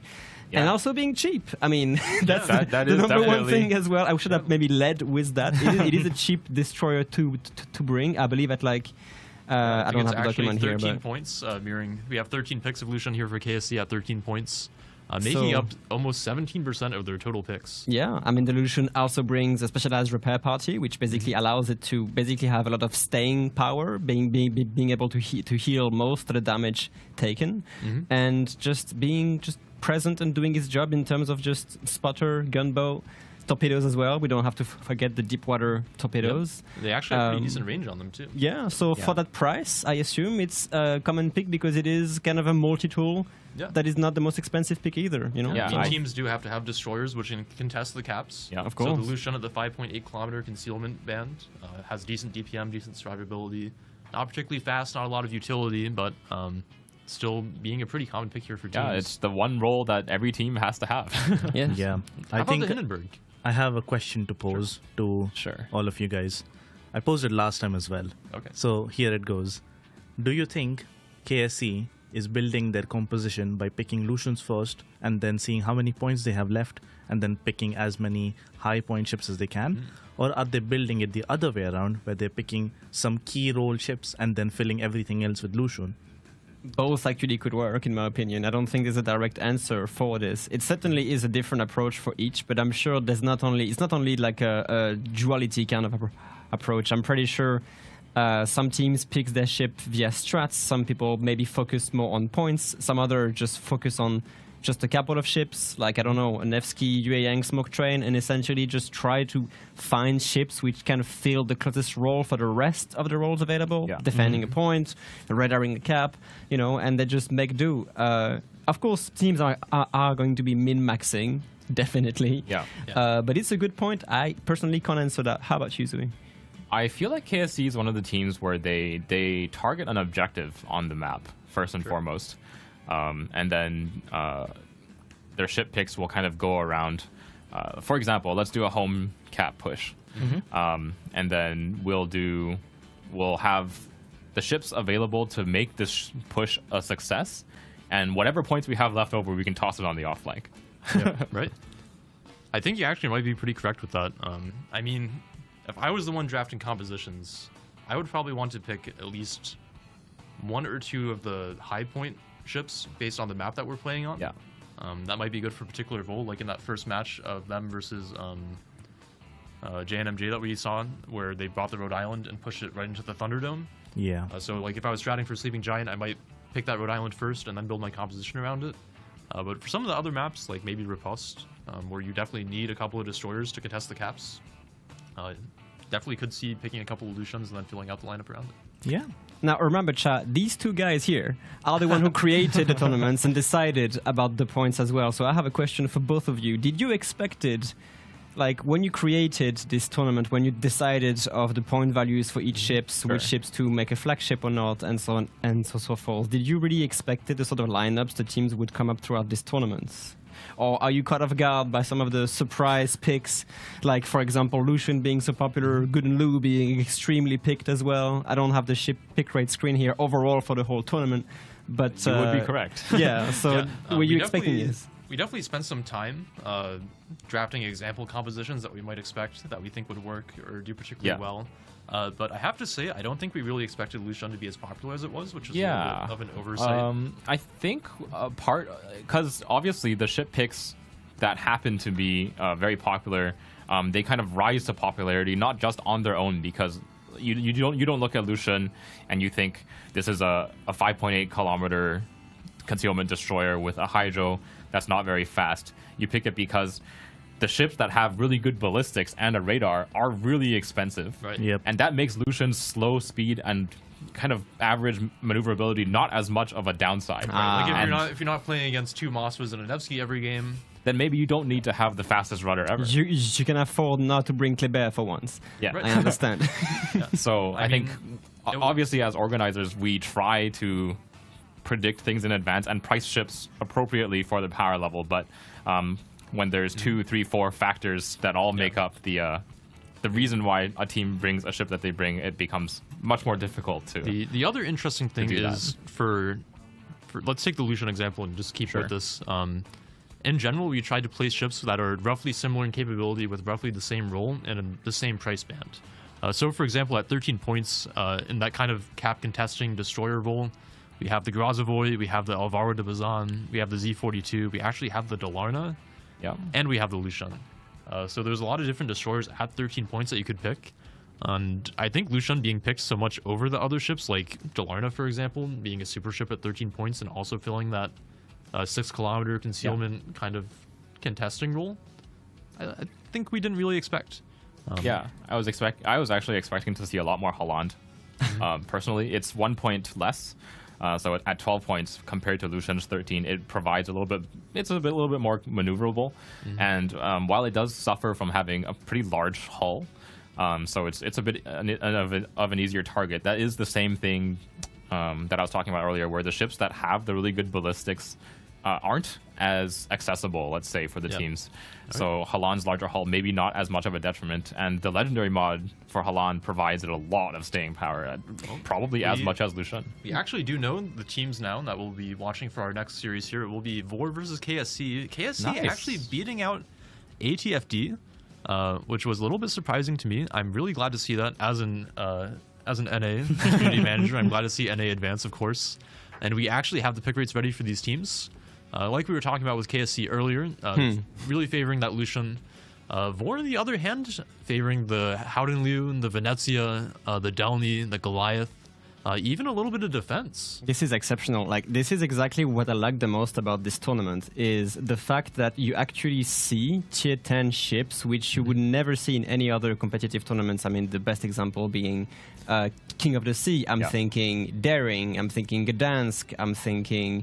I had a couple of other ships in mind that were actually very popular, like Marseille, the Harugumos, for the smoke train. Yeah. And we've not seen like a single Marseille, at least in our casting. I'm sure the ship was picked a couple of times, but we haven't seen Darings as often.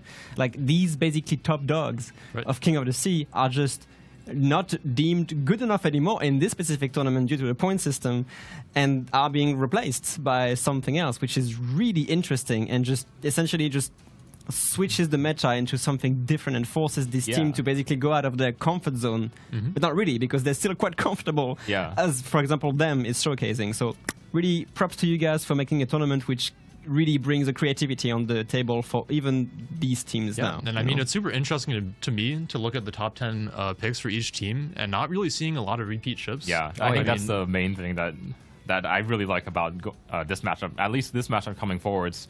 KSC and Vor have both obviously progressed pretty far in the tournament, come across some strong opponents in both of their sides. Vor obviously taking a 2-0 over Shaft earlier in the lower bracket. That was a little bit of an upset, perhaps. And it just shows that each team's kind of gravitating to their own style. KSC, as you can see, is using those heavier cruisers, the Hindenburg, the Venezia, the Clausewitz, whereas Vor is kind of leaning towards also heavy cruisers, but maybe a little bit of a different flavor of them, using the kind of like single shot high alpha damage cruisers instead. Yeah. I mean, it's interesting to me at least to see also the Louisiana pick from Vor.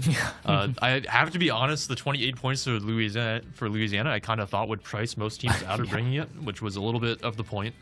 But Vor actually bringing it 3 separate times and actually, I think, getting pretty good use out of it most of those times. Yeah, I think we did see their counterparts from the Asian and Chinese servers attempt the Louisiana pick before on the official stream, but not very successful with it. I think one game was on Warriors Path and it got absolutely run over. It was just this one time. Was the one maybe not Serene, the best display. But Vor obviously has come now to the top 8, is it? And they've been successful with it. It's appearing in their top 10 picks. Yeah, I mean, Vor's first matchup was versus RB. Looking at some of the lineups they brought an Ohio, a Brisbane, 2 Goliaths, a Howdenliu, a Grazovoy, and a Lucian for their first match that they won. For the second match, they brought out the Louisiana with a Yoshino defense, double Venezia, Delny Elbing. They did lose that game, so Louisiana maybe not doing as much work as they might have hoped at 28 points. For third game, they brought a Masa, a Goliath, a defense, a Henry, a Howdenliu, a Delny, and a Daring. So actually some pretty interesting lineups. A pretty heavy lineup in that third game on Sleeping Giant.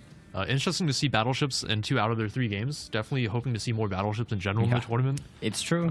I feel like battleships may be a little bit undervalued by teams. I have to say, in most of the matchups that we've seen teams bring battleships, they've been super impactful and done a lot of work. Yeah, I think from every game we've seen, still, every time we've had a battleship in the game, the team that is bringing the battleship against the team that isn't bringing the battleship, the team that brings the battleship is winning. Yeah. Yes. I think most games, if not all, went that way.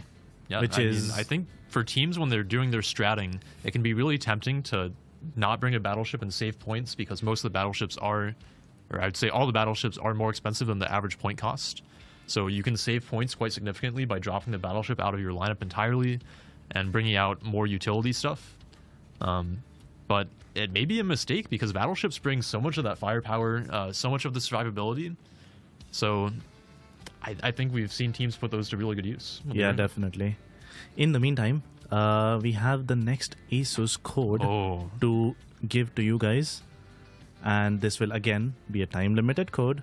It is WM2435 Clausewitz, but Klaus because we saw a 5 Clausewitz lineup at one point. Unfortunately, we didn't have the pleasure of casting the game ourselves, but in the first weekend, I believe one of the Chinese teams brought a 5 Clausewitz lineup, which is amazing. I'm not sure if we'll see it again in the second weekend. Well, the number one point is it is possible, which is the most surprising thing. It is possible. You can bring 5 did Clausewitz in the tournament if you so desire. Yes. Remember, Zoe really enjoys the Clausewitz.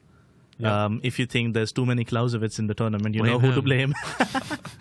Remember, this will be valid for only a short amount of time. You have to go to the premium store to enter this in the redeem code area.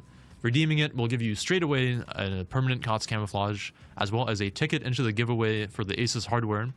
Today, it will be a ROG handheld, as well as a 49-inch OLED gaming monitor, which I wish I could get for myself, but I can't. The good thing is that the codes and the link to the premium shop are actually pinned on the Twitch chat. So if you're looking for this, just check on the pinned chat, and you will be able to be redirected to your server's premium shop and just redeem that code right now if you wish to do so. Yes, make sure that you actually go to the premium store and redeem this, because if you don't do it quickly, the code will be invalid soon. So you have to be quick with this. I think in the meantime, maybe we should take a look at the bracket and look at how the lowest bracket teams have progressed, which teams have won and which teams have lost, considering it looks like we do have our results. Looked, it was all 1-1s.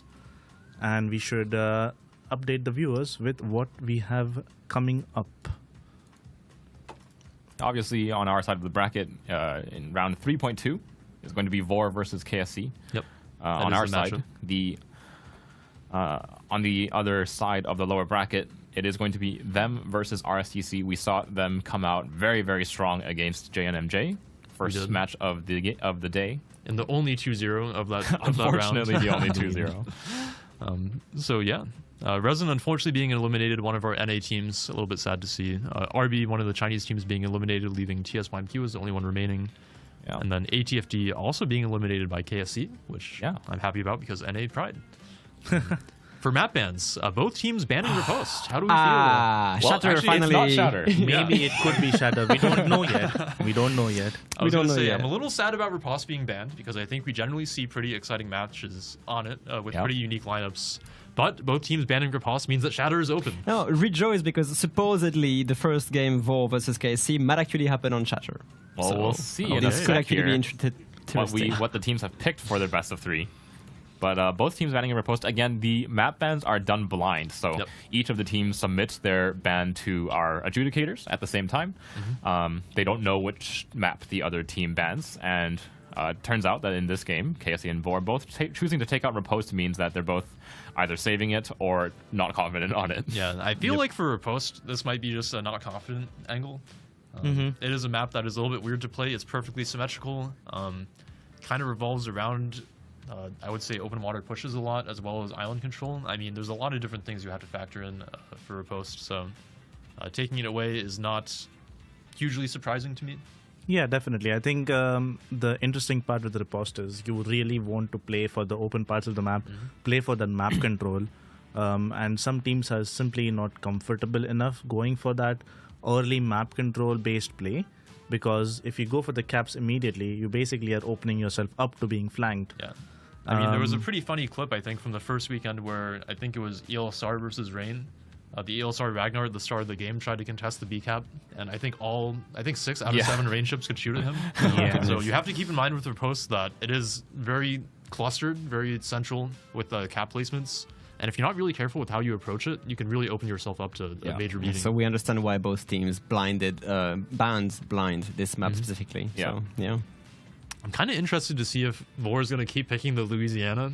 I mean, I think that's the most interesting pick of the tournament. Yeah, for to me. sure. I think Louisiana definitely this kind of wild card. Obviously, if you experienced clan battles, I believe it was 2 or 3 seasons ago, Louisiana was temporarily activated, let's say, for clan battles. Authorized. And it was an absolute menace because in clan battles, the 7 versus 7 format that is fairly unrestrictive, spotting is number one key priority for both teams. Right. When teams can bring unlimited numbers of Stalingrads and Moskvas with those long-range ballistics that are so good, then the air spotting becomes hugely powerful. One thing to remember, though, is that the Louisiana is the most expensive battleship in this tournament at 28 points. Yes. So bringing it is almost a third of the total points allowed to bring just for one asset, one battleship. Very powerful at that, but as you can see, along with Admiral Uchakov, these are the 2 most expensive battleships, so it is hurtful to bring one into your team, especially if you can't make it work, like we've seen actually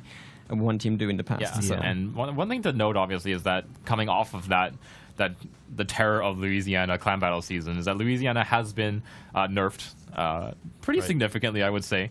When it first released in that clan battle season, it had a very tight bomb reticle, so it terrorized destroyers. Oh boy. Marseille was pretty popular, and I remember Marseille's taking 20k damage drops from Louisiana. It was a pretty rough time all around, but since then, the reticle has been made much more inaccurate. Yeah.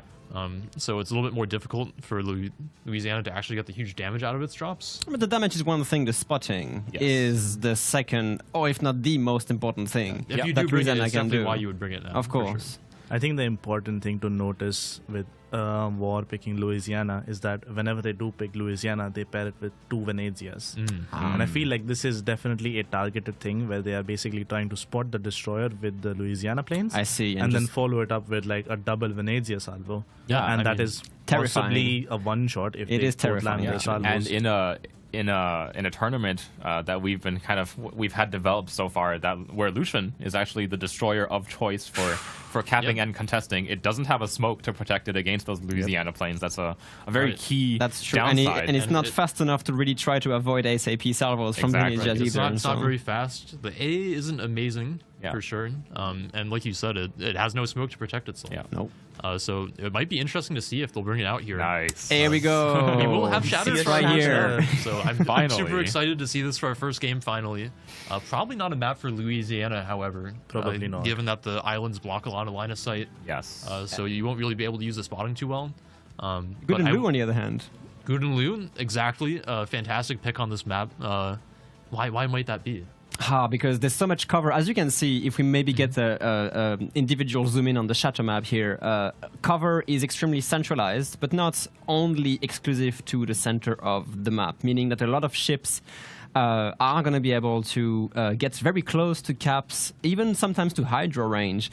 And of course, the Good and Low is known to have a very good hydroacoustic, but also the airstrike. If you park a Good and Low, let's say like around the home cap or near the A cap, you have extensive reach with your airstrikes. You can basically cover all the area where most of the action is going to happen, and with maybe radar coverage or hydro coverage, you can make use of this airstrike and make island cover not irrelevant, but really difficult to basically hold. We've seen Moskvas just fall victim to sustain Good and Low airstrike and just outright explode after 5 minutes of engagements. I absolutely agree. And even in King of the Sea on Shatter, we've seen Howden Liu. I think even before the unique upgrade was released, Howden be a very solid pick on Shatter. So in a tournament format where Howden is quite inexpensive, it's not really a burden on your lineup to bring one. I would certainly expect a lot of them. The legendary, the unique upgrade being, of course, like kind of a baseline if you bring a good Lu, because this is like the number one thing you're going to use it for. So, right. Yeah, I think additionally, I'm expecting, or at least not expecting, but hoping to see a Schlieffen. Yes. Shatter is pretty expensive, but Shatter if you're is gonna bring definitely one, the map to bring a German battleship on. Schlieffen, obviously, the premier one of the many German tier 10 battleships for making a very quick, decisive push. Obviously, it has the speed, it has the torpedoes, it has incredible accuracy on its secondaries. And yeah, this is a map that we see in King of the Sea, Schlieffen, very, very, very popular. And despite its high cost, I mean, Vor has been very willing to bring a 28-point battleship. They're definitely not reluctant to spend the points on Louisiana, so maybe I we'll think see it's the also important to note that War is the one that picked Shatter. So, Okay. given They have the something context cooking. of all of these things, I'm hoping that War is bringing a Schlieffen and some explosive comp, and maybe going for a super hard home push. We have seen Schlieffens be used for that previously in clan battles, and as well as King of the Sea when the cap layout is different, but they still went for the eastern side push. If not, then I'm very curious how it's going to work with the Gudens and the Schlieffen interaction potentially. I think one thing to note is that Daring, obviously being very, very... You got the word out of my mouth at this point. very popular in King of the Sea, because if you look at the layout of the islands up here on Shatter, they're very kind of linear. Like, there's not a whole ton of space between the islands to park, to move. Yep. And Daring's single-fire torpedoes are suddenly very, very dangerous on this I think one of map. my favorite picks of King of the Sea was actually TWA bringing a unique upgrade Daring. Oh yeah, makes it like sacrificing- 15% extra torpedo damage or something like that. big buff for the torpedo damage, Ridiculous. sacrificing a little bit of the concealment.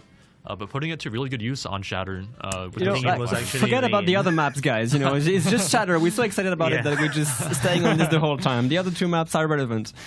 It's not true. Warrior's Path, and I believe after this was Islands of Ice. I think we... Oh, is it? No, I'm it's sorry. Shatter, It's- Tears of the Desert, and Warriors Path. Tears of the Those are Desert and three Warrior maps. Path, yeah. Like, Tears of the Desert's actually a very interesting map as well. I think this is a map where Louisiana is actually very good. Yeah, I would yes. agree, actually. Tears of the Desert is an interesting one because home cap pushes are usually pretty common, I feel like, on Tears. Yep. Do you have a pretty good sense of why that is, Bess?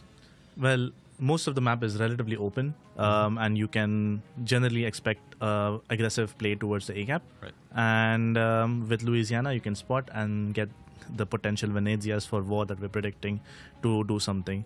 I think we should go over some predictions for this game, for this matchup. Vol versus KFC. Yes, indeed. What say you, Robin? I'm really sorry. I said KFC. KSC. Bit of An a unfortunate crime here. We've seen really good performance. I mean, these teams have both made it so far up here. So I am sort of torn. We've seen Vor do some excellent plays as well. We've seen KSC do equally good plays at the same time. I don't want to say pure 50-50, but if we can go into an actual best of three, I sound like a broken record. He's jinxed always, it again. always, which no, what am I saying? But yeah, I mean, I actually I'm a little bit undecided here. How about you? I feel like with Vor picking Shatter, this is one of the maps that so many teams are against picking. Yeah. I think that shows a lot of their kind of confidence going into the map. They're gonna go right into the least played map of the tournament. At least I think it's the least played map. Most likely. Going right into Shatter, first pick, and I think they'll have something in store for us. All right, well, I'm super excited. Personally, I think this is probably a 2-1 for Vor, even though I want to root for KSC. I think Vor has shown a very strong competitive history. KSC, of course, as well, but not as often in the international stage. What do you think, Baz? Fair. I think I'm going to break your guys' hearts and say I think War is winning this 2-0. Well, let's see, because the game has just begun. All right, let's throw it over to the casters. And Okay. we have some lineups for you. Zoe, what do you see? Let's just start with the KSC's.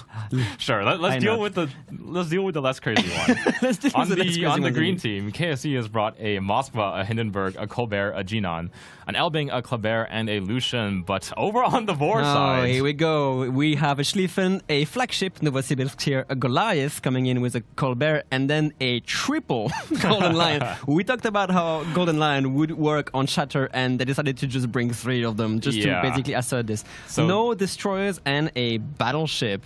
That is very interesting. That Schlieffen, we're going to have to keep a close eye on this because you were mentioning some sort of a home cap push, Baz, if I recall, and this could be the exact case right here. Yeah, and one thing to note, Vord obviously not having the destroyers puts them at a little bit of a spotting and capping disadvantage, but Shatter is this map where you can just put Hydro everywhere on this map, and it just works. And then the long-range radar coming in with the flagship pick of the Novosibirsk. So this is actually fairly nice. Let me just put the ship names here on my minimap. Yeah. Interesting pick as well. On the other side, I feel like it's kind of a conservative play. Elbing, Kleber, Lucian, Jinan, Moskva, Hindenburg, and Colbert. Yeah. Not really bringing a lot of heavyweight guns, the Moskva being the highest caliber out of all of them, actually. which is kind of sad to hear. But let's see how it works. We're going to have KSC basically pushing an Elbing and a Kleber at full speed into the A-cap. They will be met by a Novosibirsk radar and a Golden Lion. The only thing is, like, they don't really have, like, KSC doesn't really have the big guns to basically, like, overmatch anything at this point. So these heavy HP cruisers are just going to be bullying them, I believe. Yeah, it looks like that first radar is going to be burned by the Novosibirsk. Again, those Russian radars from the Petro and Novosibirsk in particular are very, very short duration. So with no immediate shot coming out of the Gudenlu, Kleber might be able to touch the cap, but here come the airstrikes, obviously. No shortage of these on the side of Vord. No. That's like a cross airstrike, if we can say it that way. Kleber just going to have to weave through it, but it is a Kleber in the end.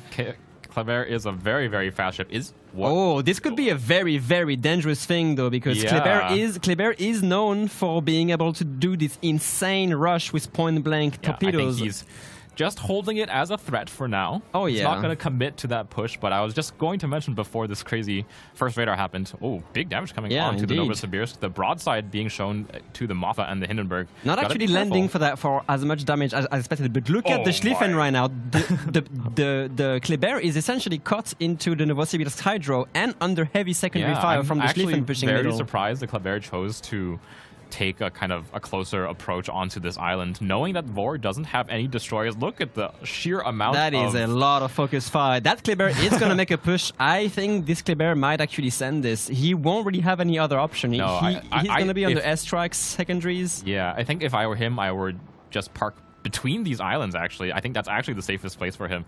And just kind of go back and forth to dodge these airstrikes, obviously. He's not going to go commit into the push against the Novosibirsk, but with the Guden, the Schlieffen, the Novosibirsk, and the other two losing Gudens. a lot of HP for it. Losing a lot of HP for this, unfortunately, here. On the other side, we have a Lucian Jinan from KSC, essentially just against alone Colbert. Not really a lot of action going to happen here, but everything is happening right now on the 6th, 5th, and 4th line.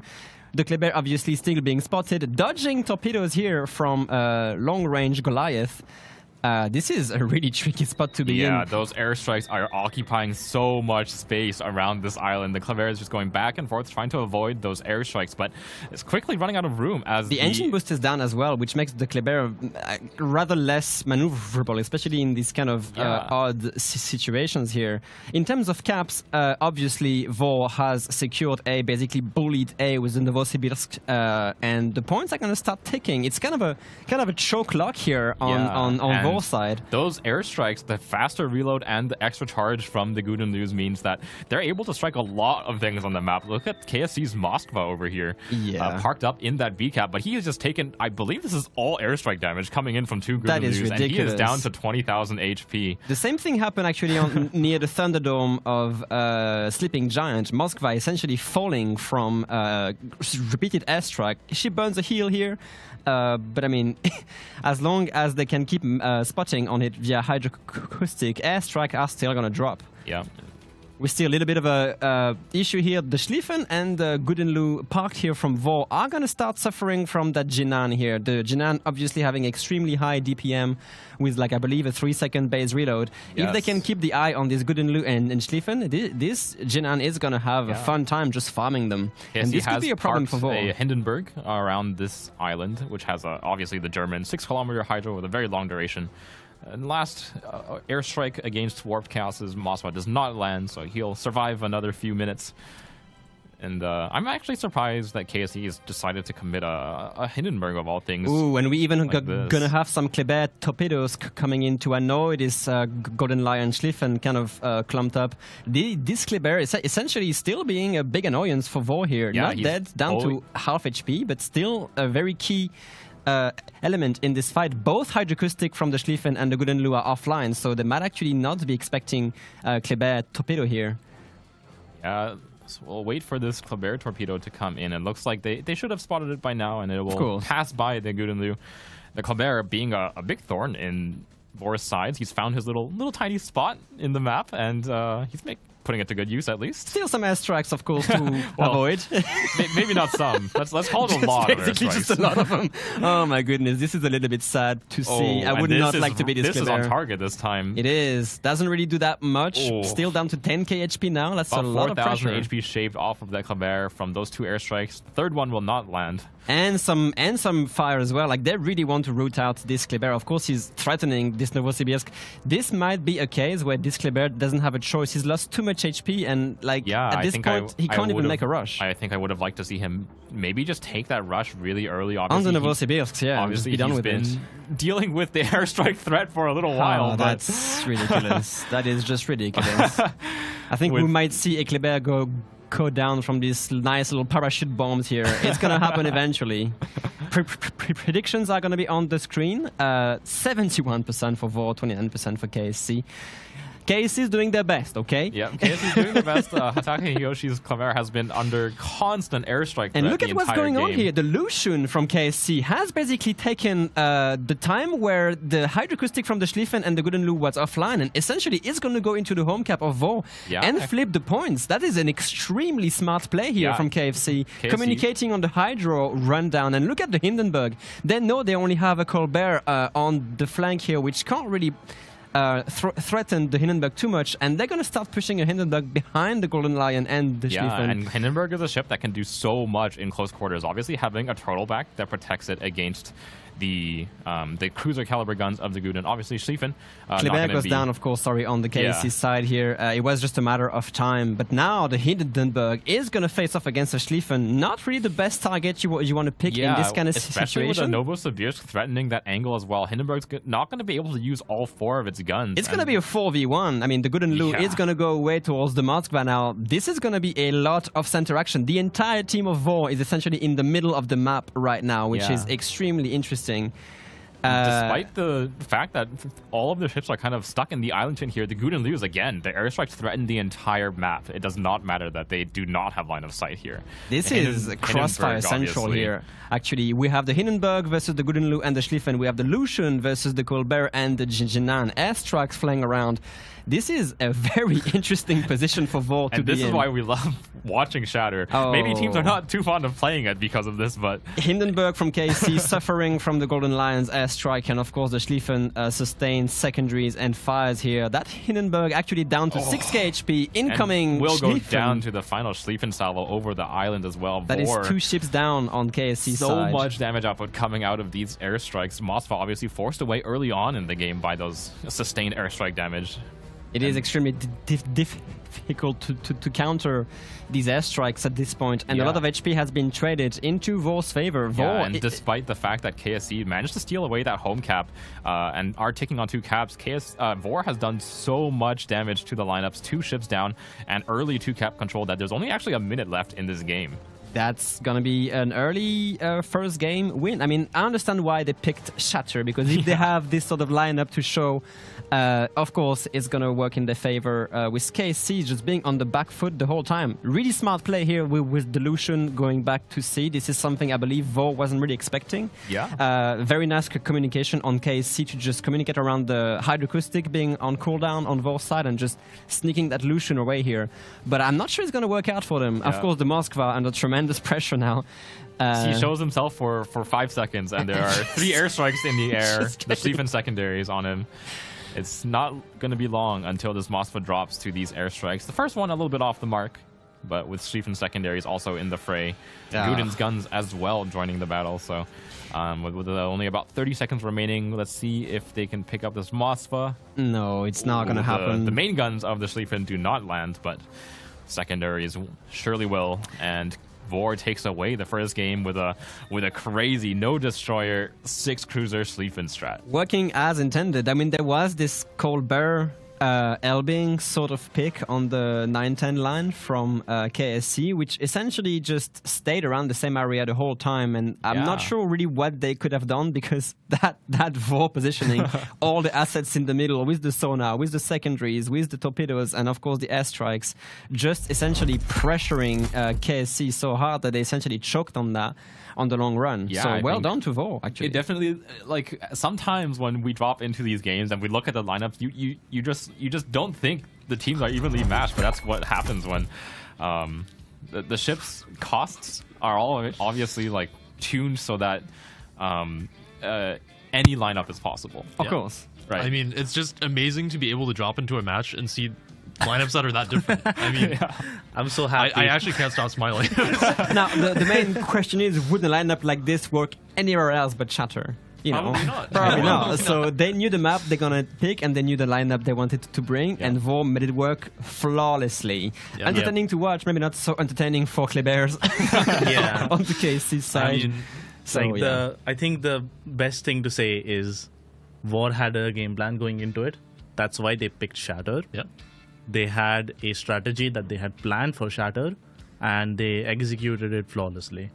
I think that's the best way to sum it up. KSC, I think the Elbing idea of going around the Colbert into their spawn and getting into the cap was amazing. Yeah, I think that was a He great found reaction. such a great opening in the War's deployment and was able to provide some pressure in the backline, which is usually not something that happens.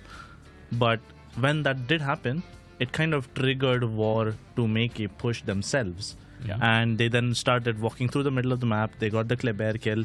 And during all of this time, the Moskva in the home cap, who basically was never hard spotted, was getting bombed relentlessly over and over again. And he lost most of his HP before he even got shot at, basically, to the bomb strikes. So, in your guys' opinion, how do you answer Vor lineups in that way? I think we focused a lot on how flawlessly Vor played this lineup, and I think they did a phenomenal job of it. KSC held them as well for a while, Yeah, too. KSC actually had a pretty solid strategy as well. I don't want to say traditional because it's still a Warship Masters lineup, but they had a pretty solid game plan in that they got the early A-cap with the Kleber. I think the key moment actually for them was to just pull the trigger on that Kleber rush and rush the Novosibirsk instantly. Yeah. Vor was very obviously set up for a very long battle of attrition. Their composition had a lot more hit points. The Howdens have the quick cooldown heal. They obviously have the battleship and the Schlieffen and no destroyers. So I think really the key thing for KSC was to try to hold on to that cap lead by just taking the Kleber and just rushing that Novo out before he could actually flip the cap. Yeah, I definitely agree with this. I think if he made like a decisive trade at the start of the game, the Novosibirsk basically was the anchor on that cap. As long as he was alive, which he would have been alive for most of the game unless the Kleber rushed him, he was never going to leave, basically. Yeah, I mean, And that just frees into up so much pressure for the Elbing Colbert on that side to just start acting that smoke train without having a 12-kilometer radar overmatch on the Colbert Right. just being Important looming to over note, them. One of the key differences of Novo over Petro is that the guns do overmatch the super light cruisers like Colbert. So that is a very dangerous target that they could have probably gone off the board. Of course, they don't know where all the ships are. So it's a little bit dangerous to try to pull the trigger on a rush like that. But I think looking at the lineups, they have to recognize that if their Kleber just sits and it is basically trapped in those rocks, It's going to die eventually. it's going to die. Which happens. There's 3 Howdens. All of them have unique upgrades. The longer the match goes and the more ships they have stuck on rocks, the worse it's going to get for them. Yeah. I think no French saturation can sustain this kind of pressure here. No, But yeah, I mean, I don't want to say critical mistake from KSC, but as you said, pulling the trigger on this Kleber could have been a game changer for them. It's such a difficult decision to make, It right? is, because yes. you probably only have like 3 total ships spotted. You don't know where the rest of them are, but obviously hindsight 2020, you can see all the ships on the map. But I think that was probably the decisive decision for them. Yeah, definitely. I think this is obviously a very difficult composition to play into. And I mean, it's so non-traditional. it is a very Right. non-traditional comp, Like, definitely. where would you have ever And practiced against this? I think the main problem is that even if you see it when you're loading into the game, you don't really have an answer to it immediately. You have to decide what you want to do and potentially change up the way you're deploying. And that is something that is possible with the lineup that KSC was bringing, and maybe they would have gone for it. However, it is such a big gamble to change up your strategy mid-game that it's usually not worth it. You want to kind of stick to what you want to do and then try to adapt it to what you see. I think this is one of the key things we should mention too, is in a format like clan battles, for example, another 7v7 format, oftentimes when you load in and you look at the lineups, you have a pretty good idea of what each team is going to do. Just based on the ships that they're bringing, the maps that they're playing, the games you played against the team previously. But in a tournament like Warship Masters, where you really haven't played against the team before, you don't have a lot of familiarity with them. Yeah. You look at 3 Howdens and a Schlieffen, and you're like, what is going on? I don't know what they're going to do, right? It can take... It's a very hard decision to make. Yeah, absolutely. And while I think it looked like there was a very heavy mismatch here between the two comps, KSC's comp, I think, would have worked perfectly well if the enemy team played any normal comp. That's the problem, is that Vor brings specifically this comp. And for example, if KSC had went 5 Clauswitzes, maybe they have a chance. Maybe they have a chance, it's true, yeah, because it brings the torpedo, it brings the hydroacoustic, it's like, maybe the moral of the story here is pick more Clausewitz. Speaking of Clausewitz, the last code was 5 Klaus. I think we actually have another Asus code ready for you guys that we can show on the stream here in just a moment. This one will be WM244 Elbing Gaming. For those of you who watched the Warship Masters last year, the Elbing was criminally underpriced, and it was by far the most picked ship of the tournament.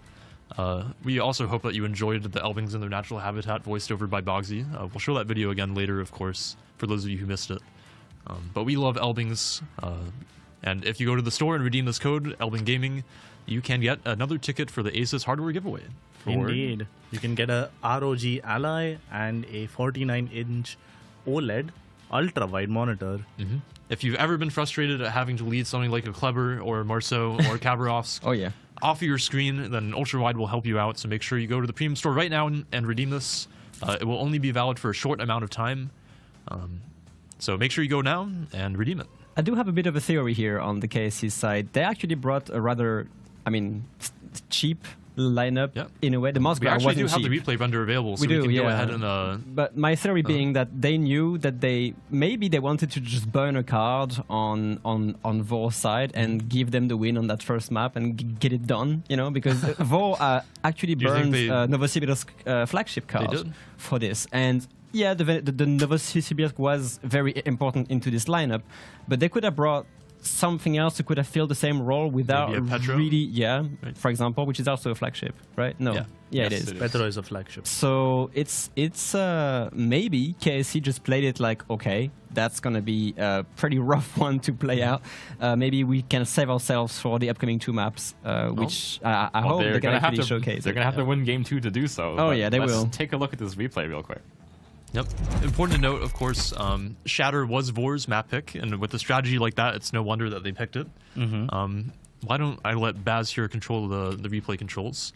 Sure. Again, such an untraditional lineup here out of Vor with no destroyers, but Shatter is the map for it. Sure, I think I'm going to pause it immediately. Something to talk about is Vor picking a Colbert, which is by far the fastest ship in this composition, as well as in this game in general, other than the Kleber. And as soon as you saw the cap be flipped, the C cap for Vor side, KSC probably realized that there's going to be a kiting Colbert on the 9-10 line, and as a result, their play was probably going to be something like a 9-10 line push. Unfortunately, we didn't really see that happen. Regardless, it was an idea that they probably had quite early on. And then you see the Kleber go immediately for the A cap and get it as well, which is quite important. If the Novosibirsk was rushed out immediately by the Kleber, then there is a chance that the A cap never gets flipped back. Right, and that's hugely important. Again, I think the KSC deployment here is actually, I almost want to say traditional in the way that they play this map. I think this is a way that we see a lot of teams play this map in King of the Sea, for example, where you have the very strong crossfire potential coming out from the Moss and the Hindenburg, the initial early cap with the Clever, like Baz mentioned, getting into the early A cap and flipping it, and then really just putting a lot of fire into anything that has to contest this. I think that Elby and Colbert are meant to go down the one line to be able to farm out this position. And the Clever is, again, a really strong kind of anchor piece for the A cap since it has that torpedo rush threat. The problem for KSC is that Vor doesn't really plan on playing this traditionally. Yes. We have a Howden over here. Again, there's no battleship on KSC side, so there's really no like massive AP threat to threaten these cruisers playing in the open water like this Howden. So he can kind of just walk around and do whatever he wants. But again, these 3 Howdens have a, I believe, 13-kilometer airstrike range. Yes, if I'm wrong. Yep, you're correct. And they can hit. All 3 of them can hit this Clever. 2 of them at least can hit the Moskva. They just have massive damage threat over the entire middle of the map, and they don't need line of sight to do it. Yeah, I think there is also something important to mention because when we paused the replay just before... I mean, look at how many planes are on the map right now. Oh, yeah. The Moscow actually blew his radar from KSC, and almost every ship from War is now spotted. The only ship that wasn't spotted was the Colbert, but they had a good idea of what they were doing. So now that you know that all of Warships are basically positioned around the islands in the middle of the map, there is a possibility that you just rotate the Hindenburg, pair it with the Jinan, and then walk it down with the Lucian on the 910 line, and flank them through their spawn. Right. I think since you know that 6 of Vor's ships are positioned basically very heavily towards the west side of the map here, kind of posturing for that threat, it's definitely viable, like you mentioned, to make this push down the 910 line, go for that home cap play. And again, I think this is also that critical moment that we talked about a little bit before, where this Clever, now that everything has been spotted, actually has the opportunity to maybe rush out this Novosibirsk. And the reason I say this is because if he makes this rush, the only things that have shots on him are very briefly the Schlieffen and the Howden Liu across the channel there. And neither of those ships are amazing, like, short-term damage dealers, I would say. Yep. They both want kind of a more extended time on target. And maybe the Howden in this channel gets one shot as well. But the Clever is still very healthy at this point, so I think if he had an opportunity, this is where he would have wanted to take it. Yeah, I definitely agree with you on that one. The longer you let the guys sit there and basically solidify their positions, the worse it is for the Kleber to make that rush. Right. So and especially the more HP that he bleeds to the airstrikes. Exactly. So the earlier on the rush happens from the Kleber, the better it is for him. And if he got really lucky and he made the commit to make that rush play on the Novosibirsk as we want to see, he could have possibly survived and gone for the Guden that is sitting behind him as well, this Guden. And there is a way that happens. It would be very difficult and highly unlikely, but at least he would have gotten the trade and then they would have kept the A-cap under their control. Yeah, or even if he made the rush early enough and actually like maybe walked up this way without firing his guns. Yeah. I think it is very likely that the Clever dies for the trade. But again, like we were saying, the trade is a good thing in that they keep the cap if he does it early enough, which is hugely important because we can see that Vor, as the game progresses, just ticks up so many points. And again, as the replay goes out here, just look at the damage that this Moskva is taking, primarily from airstrikes. I mean, there's just non-stop planes flying all over the minimap here from the 3 Howdens. KSC actually does make a pretty good reaction, I think. Like you're talking about, they do go down this 9 line pretty early. They get that position. They're trying to force out the Schlieffen and Howden, who are basically just stuck here providing pressure. But it's maybe a little bit too late. Yeah, I think so. If they made that decision maybe a bit earlier and they would have paired the Hinden with them, there was a better way of doing it. I think the Hindenburg push, eventually he does go down the channel that he's sitting in front of and does this type of a play. If he instead went around to the 910 line, there was a much better angle on the 2 guys sitting in the middle, as well as potentially getting the Colbert kill, because you do have a Lucian. He will be able to basically perma spot the Colbert. Maybe difficult because the speed difference between a Colbert and a Lucian is quite high. But even if he runs away, he's being forced into the J line. And exactly. So he will basically be pushed out of the game. And there is a way where you play for the home caps instead of going for the off cap that they did originally. However, I think the way they thought of this and the amount of time it took for them to make this decision was a bit too long. Yeah, and I think we also saw, like you mentioned, with the Hindenburg pushing down through that channel, which we'll see in just a moment. that's not really a great fight against the Schlieffen at close range, where the secondaries actually will be able to pen the Hindenburg basically everywhere. And we can see the Kleber goes down. The Hindenburg will pretty much melt here as well. Yep. The Lucian, again, pretty good play there to make that opportunity to just take the home cap. But at the time they take this cap, Vor wins on 1 cap. Yeah. So it's still not quite enough for them. And in the meantime, they've just been bleeding so much HP across the board to the airstrikes. Indeed. So I think we should finish out this render and start speaking about map number 2. Yep, which will be Tears of the Desert. It will be KSC's map pick, so hopefully they have a strategy as explosive as Vor had for Shatter. That would be great. I mean, I think that has to be the most decisive strategy for map pick that I've seen in a while, definitely. so hopefully KSC has something to match it. Is Goodenloo a little bit underpriced in your tournament? For Shatter? For Shatter, definitely. I Oh, would so agree. next tournament you will have ship prices depending on maps. That's a great idea. It's an interesting one, for sure. It is an It could interesting work. idea. It actually could work. Yeah, Howden definitely one of the more popular picks of the tournament. It might be a little bit too cheap overall, but on Shatter especially, it is such a strong pick because of those islands.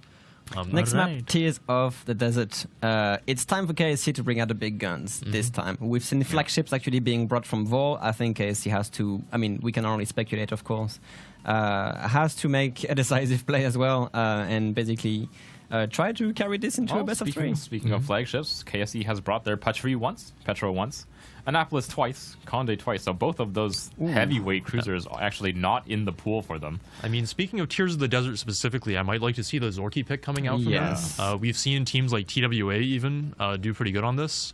So pretty excited to see what they'll bring for it. Do you guys have any predictions for this match? I mean, Vor is just having a very decisive tactics, and I'm sure they have it as well for Tears of the Desert. I won't jinx it, so I won't say my usual line here, but it would be on Vor's side, of course. I would assume Vor takes this as a 2-0 at this Again, point. after seeing them be so confident, picking Shatter and then bringing that comp, I feel like they are the team to move on here, unfortunately, for KSC and for North America. All right, well, I think we're loading into the match here, so why don't we throw it over to Zuikatsu and Robin here and see what the teams have brought out for us. And indeed, we begin the game. And I have to admit, that lineup on Vor is just extremely scary. They just bring out the Patrie, double battleship as well. Patrie, super battleship, of course, on the French side, with a Sicilia. Very dangerous battleship, extremely long-running exhaust smoke generator. Then a Goliath, a Gibraltar, which is, you want to bring a heavy cruiser and smoke. It's a perfect pick as well. Delny, Regolo, Yueyang. No radars as well on Vor's side, but KSC seems a bit light on that. Yeah, KSC on the other hand, sticking to their guns from the previous game. Another very light comp. Yoshino, Brisbane, Worcester, Guden as their 4 cruisers, a Yueyang, a Lucian, and a Holland. They're 3 destroyers. So those that Yueyang and Holland's gonna have to put in some work to deal with these battleships, I think. This is gonna be really rough because dealing with the HP pool of a Patrie and a Sicilia, paired with basically 2 very heavy cruisers on the same side, which both have a very good staying power with their super heals. This is a lot of HP to go through. I mean, you just see it. It's 400k versus 290,000. There's literally 110,000 HP difference between these 2 teams.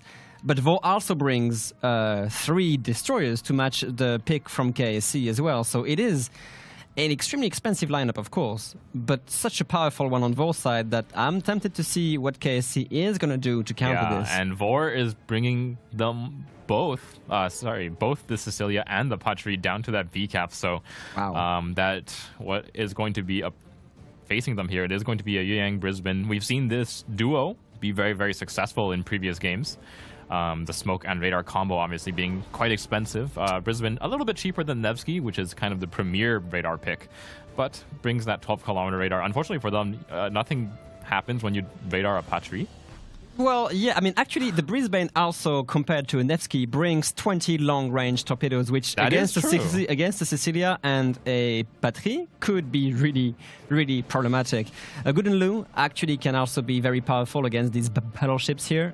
Akari on KSC's side. So, technically speaking, the Yueyang Brisbane Goodenloo has some chances of actually stalling that massive Vor push here. If they can keep themselves concealed, the Yueyang and the Brisbane in particular, keep themselves safe from the spotting and from obviously the big guns of the Patrie and the Cecilia against the Brisbane. If they can keep themselves concealed, keep using those torpedoes. It is true. In the meantime, remember, Vor doesn't have radar. They actually brought this massive lineup, but they sacrifice everything and they don't have a radar here.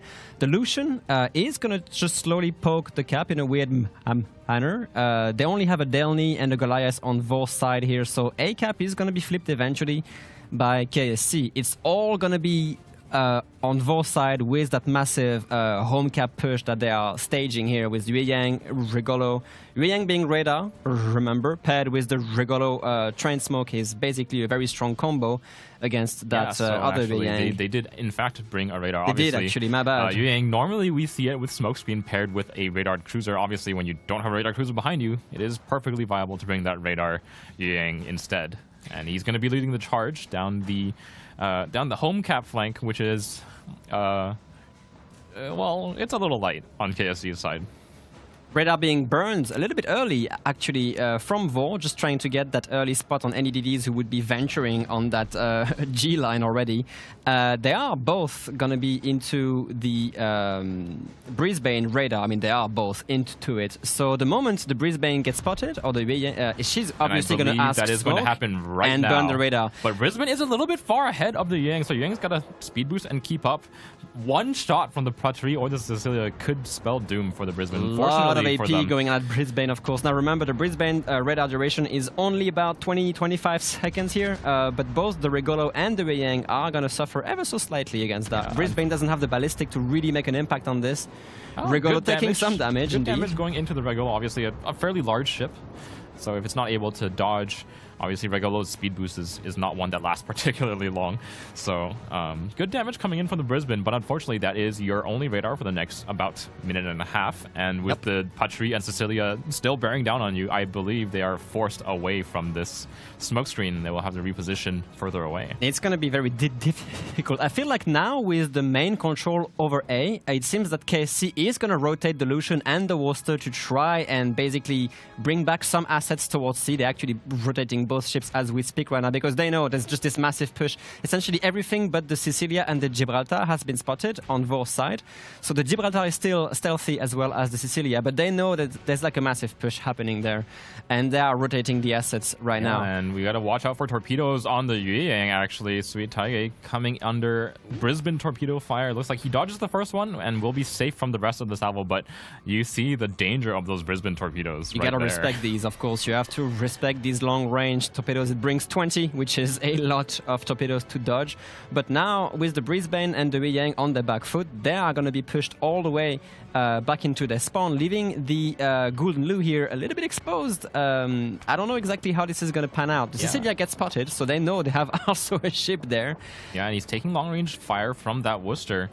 So if we can get some sticking fires from those fast-firing HE guns, could be a good amount of damage. And here comes the first airstrike from KSC's Guden Lu on the Sicilia. As well. I think Guden, thankfully, Vor has not positioned a single ship in the middle of the map, really just a Delny. So the Guden is fairly safe to be parked across the islands here.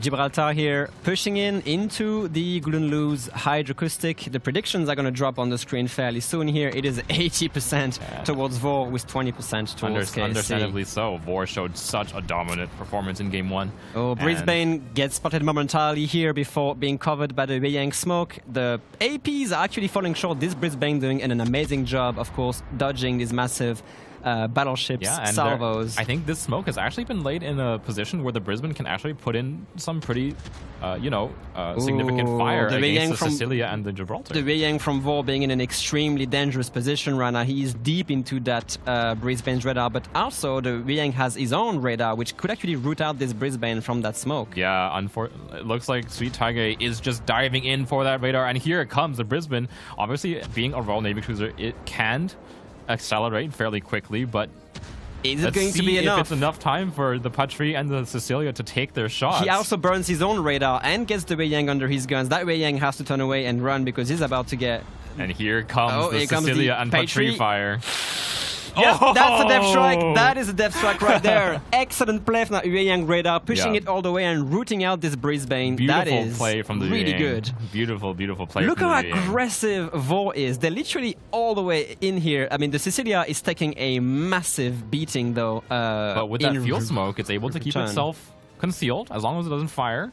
It's going to back away from the fight. He has a couple of heals remaining, so shouldn't be giving up his life at this point in time. Lots of torpedoes dropping in on the Gibraltar as well. He is out of hydro for another 20 seconds and turning in towards these deep water Yueyang torpedoes here. Could be problematic. The Gibraltar does have a pretty strong heal, but you never really want to take torpedoes that way. Yeah, and here comes. He will take one Yueyang torpedo right in the midsection. That's a lot of damage anyway. Lots of damage coming in from the Yueyang, but the Lucian torpedoes putting that DCP on cooldown. That Gibraltar might actually take another deep water torpedo here. Actually, two, if it doesn't reverse in time. This could be a permanent flood here, and a whole bunch of damage. Is this going to be 3? I think the island will catch one of them for him, but that's a lot of damage taken. And the Yueyang on the 10 line that used to be backed up by the Brisbane will go down to the Regolo and the Yueyang push. Vor's 2 destroyers absolutely using their HP as a very valuable resource for their team, taking in the damage but getting the kills in return. They do, of course. The Patrie hasn't really sustained. Oh, that is ridiculous. That is ridiculous. The Lucian here, obviously being such a thick and slow target, just gets absolutely whacked by the Patrie's AP salvo. And yeah, I mean, even with a repair party ready, he is in really low HP and still taking fire from the Regolo, and he gets picked up. Regolo, I think that was like 2 blind salvos coming out of the Regolo at fairly long range, picking up the Lucian kill as well. Vor really showing their skills here. That is extremely rough for KSC, losing 3 ships basically within 4.5 minutes. Yeah. Not even that. And now the Gooden Lu is just between a rock and a hard place. The Delny is going to be basically feasting on that with HE. And even though they've had the A cap ticking for them the whole time, Vor just gets their point by basically just killing KSC. Yep.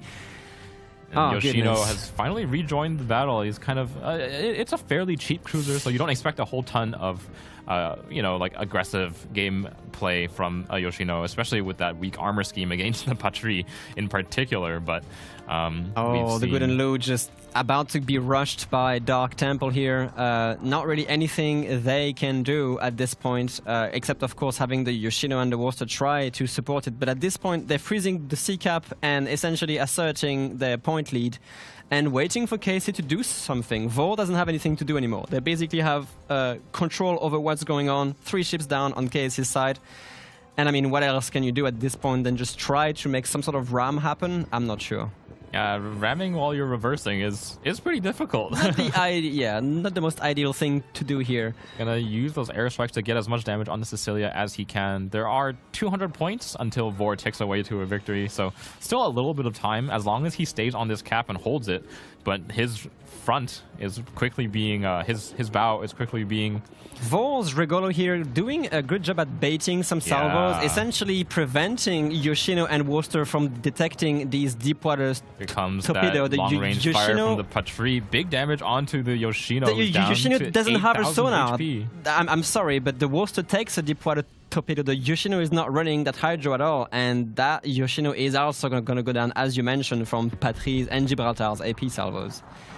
Down goes the Yoshino, down to 2.5 minutes before Vor takes away to a victory. And again, this Patrie, the 30mm overmatch, so valuable. No, not just yet. But then the Regolo with ASAP from its broadside is essentially going to seal the deal. I mean, at this point, what can you do? You have a Regolo and a Yueyang literally behind your line with a Patrie hammering it in. And Sicilia, the Gooden Lu, of course, being rushed by the Sicilia. The Gooden as well. That's going to be it for KSC, being knocked out 2-0 on an exceptional display from Vor here. Yeah, I think Vor's 2 games that they've shown us on the mainstream have both been exceptionally played. Just incredible, I think, pre-game stratting coming out of them. And they showed 2 comps that were wildly, like non-standard, even for WMI standards. I mean, I have to admit, Bazinga was mentioning that so far, every team who brought a battleship into a map has won, and Vor brings 2, and essentially makes so much more use out of them. Just the HP and of course, the firepower is enough. And that's it. They just wipe out KSC on Tears of the Desert. Yeah, a very, very decisive home cap push. 2 battleships. Like, well, as KSC, you're just banking on some deep water torpedoes to land to do anything really to that Patrie and Cecilia when they commit so much HP and resources to that one side. There's not a lot that KSC can do other than hope for torpedo hits. Twice in a row on both Shatter and Tears of the Desert, Vol bringing a rather very heavy lineup and just hammering it in for KSC. And KFC just has an answer. They do for a while, but they eventually fold from such relentless pressure. I mean, it's and just... I especially want to call attention to the Regolo and the Yueyang of Vor. I think they were the kind of the key to that entire play working. I think it could have literally been any battleship, any heavy cruiser behind them. Well, they basically allowed the Brisbane of getting Deathstruck. Yeah. One of the rare Deathstruck we saw, and both of them were Brisbanes on the tournaments. Yes. I mean, we've talked a lot about these battleship picks being very powerful, but I think, like Zui was mentioning here, battleships really aren't much without support. Without spotting, yes. And the Yueyang Regolo pair is such a powerful combination that the Yueyang brings the radar, and the Regolo is just such a powerful force against any other destroyer that it really enables the spotting required to actually make these battleships work. But I'd like to just mention quickly again that we're 2 for 2 for teams bringing battleships and winning with them versus teams that don't bring battleships. I think this game in particular really showcased the strength that having a battleship brings to the table. Like, as soon as you have a battleship in the game, you have to pay attention to where it's going, what it's doing. I mean, every time it shoots, there is a potential that one of your cruisers just explodes. Like Especially when the there's a battleship, light like the gameplay has to kind of revolve around the battleship. Like you have to play around it if you're on the enemy team. Like Baz mentioned, there's just the threat that your Brisbane explodes instantly, which it did. It got spotted for 10 seconds in a Yueyang radar and then just vanished. Yeah. I mean, the battleship play was extraordinary from Vor there, and I think like we were saying, just a really explosive composition pick for the map. Oh yeah. I mean, that has to be a phenomenal amount of preparation. Yeah. I mean, the strats were so well tuned to each map. That It is true. I have to admit, like every ship Vor picked has a specific role which they apply to the letter, and they just don't miss. I mean, figuratively, and you know, it's kind of interesting, and I don't want to say hopeless for KSC because they actually showed some metal. They landed some pretty crucial torpedoes, which could have actually been game-changing in a lot of situations here. I don't exactly know how KSC Yueyang went down because I remember the Vor's Yueyang radar being on cooldown. Shortly after knocking out the Brisbane, they just run down the Yueyang essentially like 40 seconds after and kill it, which is kind of surprising for me. Regolo speed boosting into your I guess, yes. Yueyang's not the fastest destroyer around. Yeah, I mean, once the Brisbane was gone, I mean, there's no support really for the KSC YY. So Vor made the very aggressive decision to just keep pushing. Yeah. They know that the Brisbane is gone. What is one YY going to do into a YY, a Regolo, a Patrie, and a Cecilia, right? Not really. And the Patrie actually landing that, maybe 11 to 12,000 salvo on the Lucian as he was trying to help the Yueyang against the Regolo and the Vor's Yueyang just get clobbered by the Patrie at the same time. Just excellent plays, as you mentioned. The battleships just bring unparalleled firepower, and it shows right here. I mean, we haven't seen a lot of Patrie so far throughout the tournament. It is a flagship. Teams have been very hesitant to pick it. It's very expensive still, even though it is a flagship at 25 points. But, I mean, I think that game showed why. Yeah, it did. Yes. Yeah, definitely. I am very happy to see a Patrie being utilized very well because the last time we saw one, it didn't really do that much. But in this game, clearly was showcasing the power that bringing a flagship brings. And on top of a flagship, a super BB, a Patrie that is a flagship, and utilizing it to the fullest extent, basically. Also, I think something to note, Gibraltar, I believe, overmatches Brisbane. It does. Because it has 234mm guns. Same caliber as Goliath. Goliath. And it has improved AP. So, it wasn't only just the 2 battleships that were shooting at him that were a big threat, it was also the Gibraltar. All right, well, I think we actually have a representative from Vor ready to speak to us about their strategy and planning. So why don't we go ahead and hop over and have a chat with them. And I believe it is Sweet Taige. Taige, Hello? can you hear us? Earth to Taige. Hello, guys. We can hear you. Hello. Nice. So first of all, congratulations. Those were 2 phenomenal games that we were super excited to watch. Over the past week, did you guys do a lot of strategy or planning that you felt kind of contributed to this, or did you have these up your sleeve all along? We definitely did a lot of hard work, and we probably did 1 or 2 streams per week.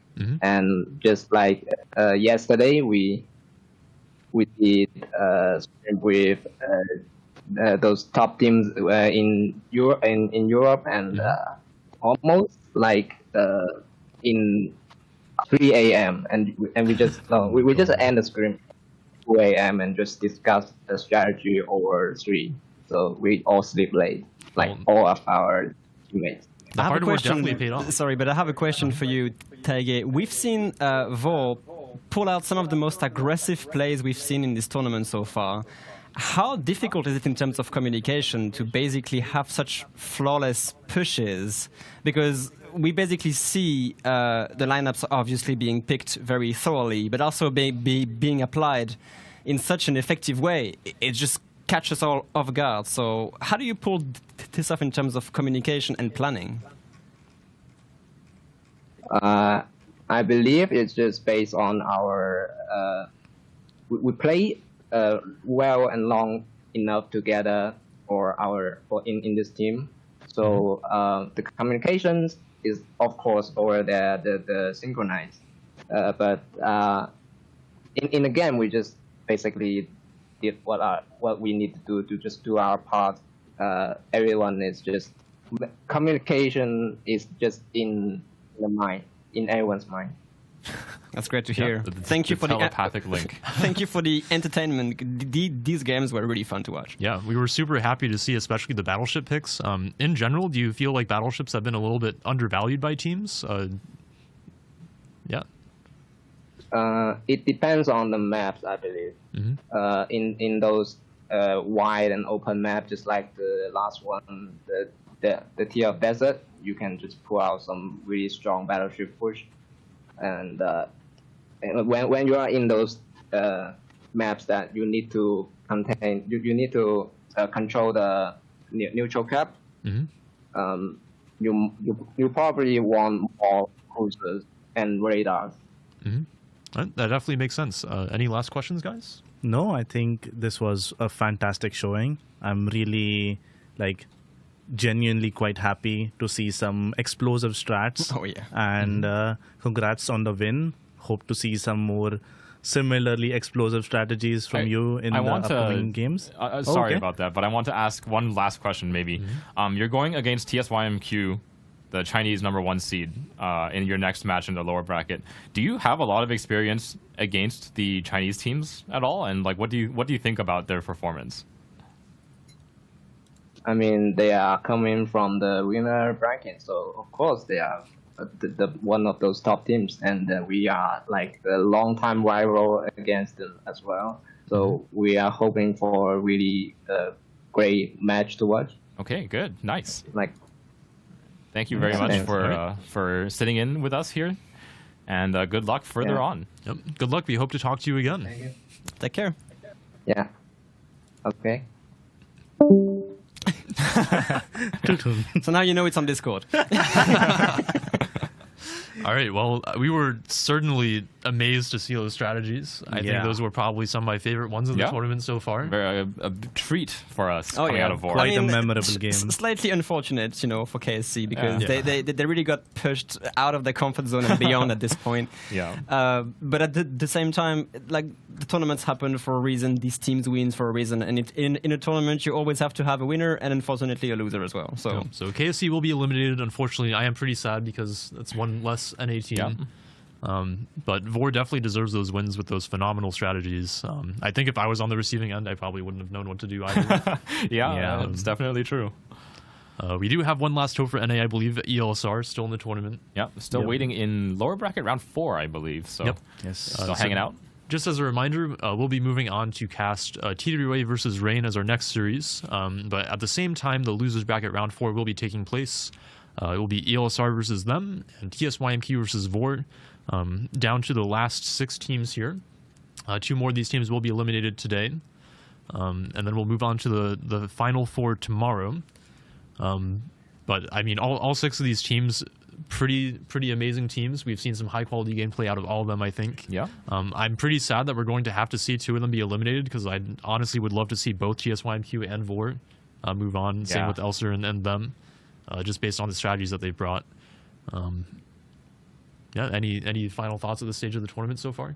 Well, this is I believe, the final series of games where there is no prize money. Yes. I believe, on the table. So, so the loser of this next set of games in the losers bracket. Unfortunately, we won't be covering it here on the stream, but obviously there is coverage of it Definitely. elsewhere on Twitch, elsewhere on the internet. So if you're interested in seeing more Vor, obviously there are options for you. Obviously, we will be going into the match between TWA and Rain, which is a classic of competitive World of Warships. Yep. Rain, unfortunately, falling to TWA a couple of times previously in this current iteration of WMI, but again, with a week to prepare, who knows? Yeah, they've had a week to prepare. They've had a week to study. I think they'll be pulling out some interesting strategies. I think we actually do have the last ACES code available for you guys. Just a reminder on how this works, and I can go over the Twitch drops again briefly because I saw some questions in chat as well about them. Yeah. But for the ACES code, our last one will be WN245 Lucian Supremacy. Lucian, one of the most picked ships of the tournament so far, one of the highest value picks.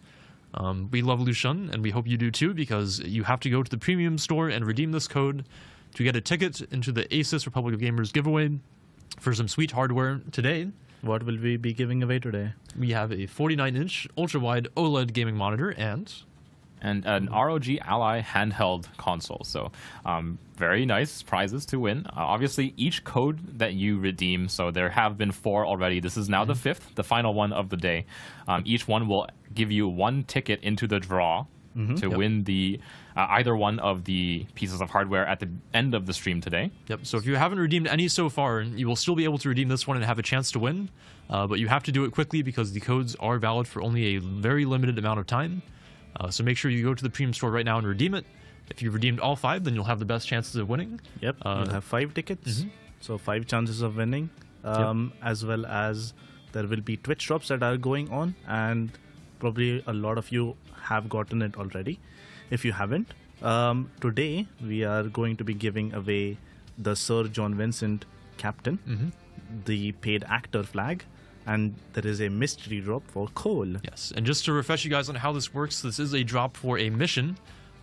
After you claim the drop, make sure you claim the drop on the Twitch end. Go into your in-game port and take a look at your mission tab, because there will be a mission for Warship Masters in there. And once you finish the mission, the mystery drop will roll and provide you with your coal. So make sure that you don't miss it and that you actually do check out in your mission tab that it is there. You just have to play a few games and you should be able to complete it. The missions are available for a couple of weeks, so you shouldn't have any difficulties with completing them to get all the fun and unique content that we have for you guys. Indeed. So what about tomorrow? What can the viewers get for Twitch rewards tomorrow? The good tomorrow is the good stuff. Like Robin says, it is my favorite of the drops. Of course, for the grand finals, we have a mission. Remember, it is a mission for a set of blue boosters, the Warship Masters flag, as well as the Viscount of Victory skin for the St. Vincent. Is phenomenally detailed. Our team has put a lot of work into, and it really shows. You can see the wooden planking, the gun ports actually opening and closing and firing in port with special animations, as well as the beautiful Warship Masters logo on the side of the smokestack in gold highlight against that black. This is I've played like 10 games over the last 2 days with this skin on in randoms. Yeah, I've been spectating these games, and he's been doing some things. Yeah, whether it is because it's a Vincent or because he's using the new camo, that's up for debate. I think Gaishu may be getting a small bonus due to using his own, tournament skin. He's getting a bit excited and doing some crazy things in the Vincent. Bit of a morale buff. You just get like class points. Of course you're gonna win, harder or something. Yeah. And remember, the mystery drop will trigger when you finish the mission. So claim the drop, check your mission tab, play the games, finish the mission. You'll also get the mystery drop. So a lot of free stuff available for you guys. Indeed. So I think it's time to start breaking down the classic, the heavyweights of the competitive scene, TWA versus Rain. The map bans actually are through, and unfortunately, both of the teams have blindly banned Shatter. Well, you know, we've only seen Shatter once in this whole casting, and it was enough. You know, Yeah, you know, Vor just basically compensated for everything we lost in the past. I'm satisfied. Yeah. I hope we see it tomorrow, but if we don't, then we've had enough. So be it. Shatter is just such an amazing map to cast, especially when people bring 3 Howdens and a Schlieffen and Schlieffen, Destroyers. of course. But again, we're in the winner's bracket now, so neither of these teams will be eliminated if they lose, which means maybe they're still holding out for those explosive Shatter strategies tomorrow. There still is the lower bracket to play through for the loser of this series. Yep. So for our map picks, what do we have? We have some fun start ones. with Riposte. This is picked by TWA. Hotspot, picked by Rain. And the third final decider map is going to be Warrior's Path. The classic Warrior's Path. Yeah. We've talked a lot about Riposte. We can maybe save the more detailed refresher for when we go into it. But what about Hotspot? Oh man, I'm actually really excited to see these two teams on a map where they don't really have that much experience with.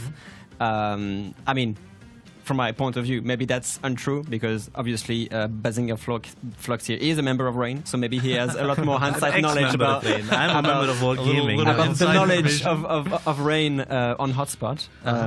But actually, a map that I like a lot seeing competitive plays here, just because of the placement of the home cap not being on their spawn. Yeah, I think it's a point that we kind of not cover really, but most of the home caps are most likely going to be keyed to the spawns. Right. This time they have to cross half the map to get to it, so it's not really a home cap anymore, is it? Yeah, it's definitely more of like an off flank usually. I say a lot of action on Hotspot tends to concentrate around that C cap. Yeah. Depending on what teams want to do, and of course the home caps actually are pretty close to each other. Yeah. But Hotspot is an interesting one. C cap oftentimes will be a stalemate because of how many islands are available inside of it. And control that C cap will usually go to the team that can actually win the 9-10 line. Which again is very far away from your home cap. So if you commit a lot of resources to holding C, it can be a little bit harder to actually successfully defend home. Yeah. But and I think last time we did see this map, I don't remember which teams it was, but we did see an Henri push around the 1-2 line that absolutely sealed the deal on the home cap. I believe 2 Clausewitz is going down defending the home cap because the rest of their team was committed so hard over on the 9-10 line. And this is a map where on clan battles, for example, we've seen like a blitzkrieg rush down the middle of the map to the enemy home cap before. This is something that does happen in clan battles, even at the highest level. So I don't think we're going to see that, to be honest, because the ship picks are so limited. You can't bring. It's so hard to bring like 7 fast ships. Yeah. I mean, unless you bring only destroyers, which you never know is possible. Yeah, definitely. I think answering Robin's question about experience and Hotspot specifically. Hotspot with this cap layout specifically is a long stay in competitive clan battles. I think even since season 1 of clan battles, it's so been around. Rain and TWA have played this map in this format with the cap layout thousands of times probably at this point. But not with a restricted lineup. Probably not, no. And that is definitely going to be an interesting one because as Zui mentioned, the C cap is usually a stalemate. But there is only 2 islands inside the cap that are really readily accessible to both teams, where people where the teams are going to park their ships. Maybe it's going to be a destroyer, maybe it's going to be something else. We don't know yet. And as we saw on Shatter previously, a parked ship is open to getting Howden bombed. Yes. Yep. And the Howden special. Nowhere is safe. Nowhere is safe, exactly. So if that happens, I'm very curious how the team is going to be able to break open that cap, if they choose to go around the 9-10 line, or do they go straight into the C cap and try to break it open by either Howden bombing the position and then having a push of some sort, or just playing for the 9-10 line control and playing slow. All right. Well, we haven't seen too many Hotspot games so far in the official stream, so definitely excited for it. That will be Rain's map pick. TWA picking Riposte for their first map. This makes a lot of sense to me. Yeah. We've seen TWA really favor the YY and the Yo Yang plus the Nevsky combination. I think that really plays well into Riposte. Yeah. It has a lot of that open water space, and the 12-kilometer radar can be so impactful for actually controlling those caps. Yes. I think one of the maps that we saw them play this on was actually, well, it's Riposte obviously, but versus TSYMQ. We saw that on the official stream, where TSYMQ actually almost pulled it off with the double Clausewitz open water push, with a lot of that heavy HP and firepower. But TWA very familiar with this map. They have good strategies. The smoke Nevsky has been pretty difficult for a lot of other teams to deal with. So it definitely could be a problem for Rain here. But I think Rain over the past week will have stratted for it. Yeah, There's and no way they have. we did see that one of the substitutions for the Nevsky, for example, when TWA wants to bring a heavier ship somewhere or a more valuable ship somewhere, is the Brisbane. And we just saw Vor absolutely dismantle a Which Yuyang explodes. Brisbane. Much faster than a So there definitely are ways to deal with that smoke radar. We'll see if Rain can manage to fit one into their comp. Obviously, that's the main problem. How expensive is the Nevsky? 24 points, 24, correct? 24 yes. points. Which is plus pricey. And Brisbane being? 22. 22. So you So can it's- save a couple of points. Yeah, it is not that crazy, but it can mean the difference between bringing like Gibraltar or like something else. Or Clausewitz. These teams, or Clausewitz, yeah. These teams are min-maxing at this point, most definitely. So it is and fairly interesting Brisbane to definitely see. brings some things to the table by itself, like the Yeah. torpedoes. So it's not a terrible pick. Obviously, TRA prefers the Nevsky in most situations. But Rain, we've seen some really aggressive play out of, at least in the games that we've casted in the official stream. We saw them bring out that Rhode Island push on Warrior's Path. Indeed. Super, super fast home to home. That was also a double battleship push as It well. was. Rhode Island, Sicilia, Yep. I believe. Goodness, Yeah. So I'm wondering if maybe Rain, in their stratting over the past week, has maybe decided on battleships as the way to kind of break the smoke composition. We've seen T2A be a little bit more hesitant to pick battleships, saving their points to invest into that smoke train. So I'm wondering if maybe a battleship pick would give Rain the HP and firepower required to actually push through that smoke. I think that is likely, given that these two teams have played against each other so much. They know each other's like comfort picks, what they're more likely to play than less likely to play. We've seen TWA specifically play the Yuyang Nevsky combo on this map on the post previously and played very well. Yeah, and we can see those ship picks up here, the Brisbane yes. and the Nevsky, plus that YY making up a very substantial amount of their picks. Indeed. So, absolutely makes sense. Given that this is the case, I'm hoping that Rain has done their homework and either figured out a way to straight up beat this smoked up push or fight it in a different way where they're playing their own game on the opposite side of the map, potentially. Yeah. I think one of the times this happened previously, we mentioned you don't necessarily have to fight the smoke train. You could just win on the other side. Just keep running away from the smoke train while you win the other side. That obviously is difficult given the speed of the smoke train. Usually the damage output coming from it is quite high. I mean, and we quite saw effective. TSYMQ almost pull it off, and that their double Exactly. Clausewitz push, I think, was on the other side of the map. From It the was, Nevsky yeah, YY smoke definitely. train. So they were very close to being successful. Obviously, didn't quite pull it off. In general, I feel like we've seen very interesting compositions from Rain. We can see in the ship picks here that they favor stuff like Regolos, Khabarovsk. We haven't seen a lot of other teams bring. But one of the things I want to focus on is that Regolo pick. Yeah. We actually saw them bring 2 Regolos with a YY as like a flexible pushing force. I believe on Sleeping Giant, where down the 9 line they sent the YY and the 2 Regolos as a 3-ship investment, leaving 4 ships to play the other side of the map. But those 3 ships together are actually such a threat that it can be for pretty sure. hard to deal with.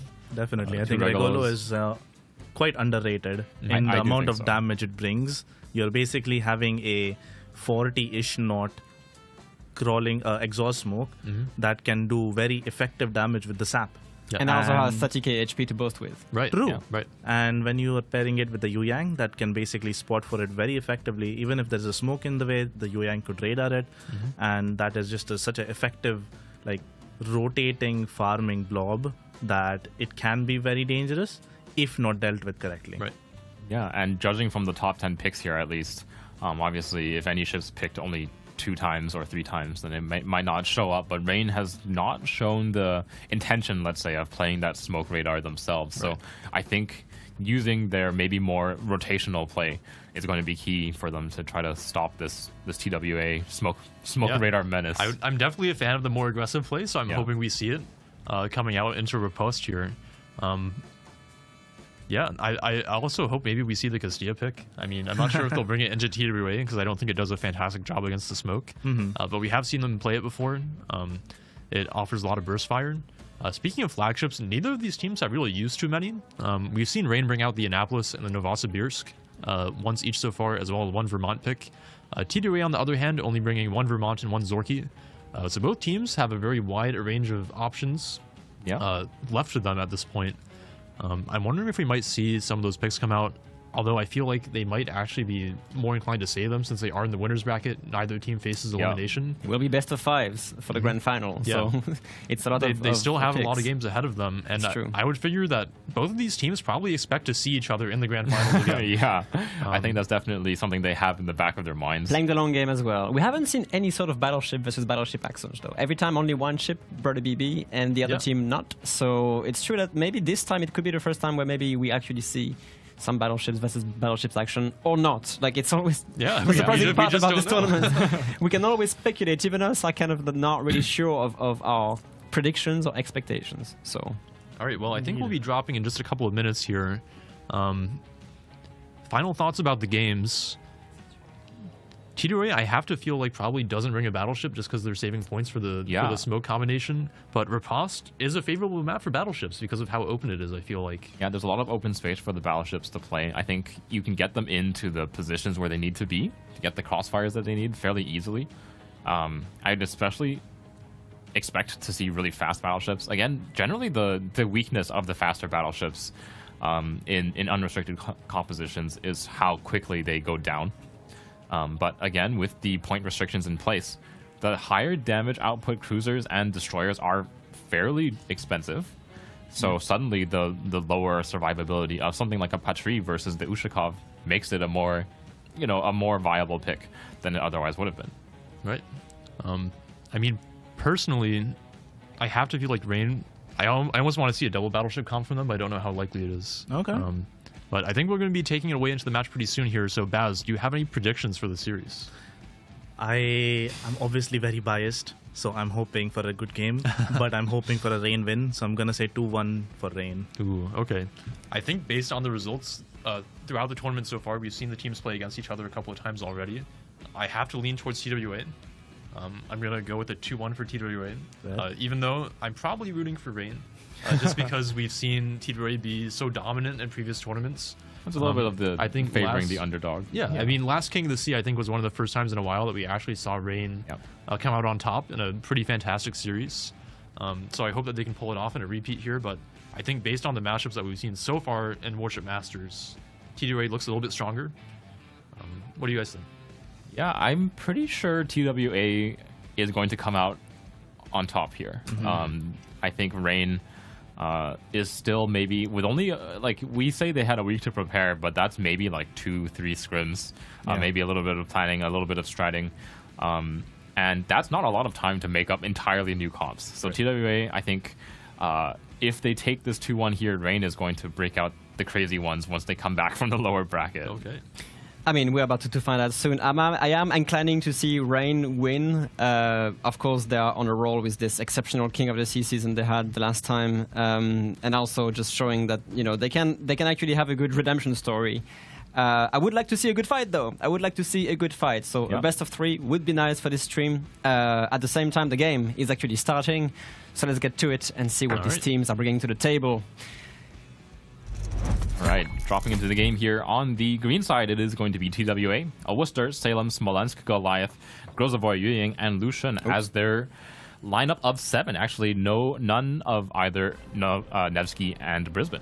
And Rain coming in with a very, very heavy pick here. A Condé paired with a Rhode Island, a Goliath, a Jinan, Dalarna, Z42, and Holland. This is actually one of the strongest flagship, the Condé here, being brought up by Rain. So they really want to make, I guess, a play with that extremely fast and powerful super cruiser, but also the Rhode Island. We've actually seen that battleship being picked a few times to really good effect. Yeah, and they are sending both the Condé and the Rhode Island out around wide to see. We said that wide flank control on this map so important for digging out those entrenched island positions. And with a Condé and Rhode Island charging up the 9 line, scary sight. Looking at the ships that TWA has brought, they're going to need a lot of smoke cover to survive that kind of onslaught. It is true. They have brought us Smolensk, which is a very interesting pick. You don't really see that ship often in competitive. I mean, we all know how powerful a Smolensk can be, but not the tankiest cruiser, not the fastest either, or the most maneuverable compared to something like a Colbert. Does have access to smoke and pretty mean 16 fast-firing 130mm guns. Yeah, and one thing to really keep in mind here is that Smolensk is actually nearly double the cost of something like a Colbert, a Jinan, or an Austin. So the fact that it has this smoke screen and it has those kind of better long-range ballistics, I am interested to see what they plan to do with this ship. Obviously, TWA is not going to bring a ship for no reason in particular, especially when it's that much more expensive than something like a Colbert, for example, which can output even more damage than a Smolensk can. That is true. So we actually see TWA's Worcester here kind of playing far away from the Yueyang. The Yueyang is bringing smoke, so this is definitely a smoke train. And they're going to be facing on a Harlan Condé with the Rhode Island. The Rhode Island is spotted already, so they know that Gunnedat Dast here will be on that H line push here. They have a Grozovoy already poking into C. We'll have to be facing very early Holland torpedoes, though, which could be a little bit scary to dodge when you're a Grozovoy. Rhode Island burning the radar, spotting the Grozovoy just when he's about to flip the cap, and the Grozovoy obviously getting away from it. I'm actually not a fan of that radar pop. No, because it actually pushes the Grozovoy away from the Holland torpedoes, which could have actually hit here, so... So while they will force the Grozovoy off the cap, that could have been a torpedo hit and a force off the cap as well. A little bit mistimed from the Holland and the Rhode Island, but ultimately the goal is achieved. They will push the Grozovoy away. Oh, the Goliath here from TWA about to take... no, that's... I'm sorry about this. A long-range Dalana torpedo here. Of course, Rain bringing the super pan-European DD. Yeah. Rain is actually about to get the first cap here on A, War Spawn, reversing the Z42 into it. But mirroring this, TWA will get the central cap B with the Lucian at the same time. Yeah, and Dalarna, another kind of strange pick in my opinion. I almost feel like the Holland with its legendary mod is a better pick overall than the Dalarna, but it does offer the kind of more hard-hitting close-range torpedoes that the Holland does not. Maybe when you need to make a desperation play with your destroyer, suddenly the Dalarna has that capability and the Holland does not. It also looks like the Rhode Island has taken a deep-water torpedo from the Yueyang on TWA's side. Gonna Duster already down to 60k HP with not really any mean to heal torpedo damage that way. TWA reversing the Grozovoy after the Rhode Island's radar is on cooldown and is actually gonna get the cap lead here against Rain. Yeah, and I think Rain has taken about as wide of a push as they possibly can here with the Holland and the Condé being all the way out on that 10 line. Obviously, Condé is trying to open up that angle against the Salem. It is, but he's going to start facing that TWA smoke train here. The Worcester putting some really decent firepower and DPM. Floaty, ballistic, really difficult to hit such a maneuverable and fast cruiser like the Condé. But it does force Looker to actually make a turn out. Yeah, and forcing the enemy's flagship pick costs a lot of points. It does. And to turn all the way out into the corner, that is value in and of itself. TWA starting to bleed the points in their favor. 2 cap control and not really a lot of position here on Rain's side for this. They are going to rotate the Z42 here to try and maybe get some eyes on B and maybe a cap, but the Salem here will have range on the entirety of it. And Lucian Smolensk on TW's side will be waiting for that. Yeah, so this is going to be don't really want difficult. to be radared in range of a Smolensk. Most definitely not. I mean, look at how the Dalarna is, though. They kept the range. Dalarna is keeping that Goliath in check, essentially having pushed all the way to the A line and just spamming torpedoes at that cruiser. Not the most effective way, but I mean, it is kind of working into their favor by pushing this Goliath back towards the spawn, essentially. Oh, Kistis, the Salem in the center of the map. Torpedoes are going to be hitting him, Those deep water actually. torpedoes coming That's out of the Jinan. Oh, they run out just before they land. That is the luckiest. That is the luckiest thing they could have asked right here. That is really unfortunate for Rain here not to land these really well-aimed torpedoes. Yeah, those torpedoes from the Jinan running out just barely before they impact the Salem. Salem, obviously, its main strength is that super heal, allowing it so much staying power. When torpedoes land on your midsection, that's all unhealable damage. It is, yeah. A lot of HP being traded. The Goliath, Gangbarang just tanking super heavy AP shells here. Predictions: 71% for TWA, 29% for Rain here. Not too surprising given the history of past performances here in Warship Masters. The Goliath and Jinan coming under heavy fire. Yeah, some deep waters to be dodging here. It seems Gangbarang will be taking one. There's a lot of HP already being traded here.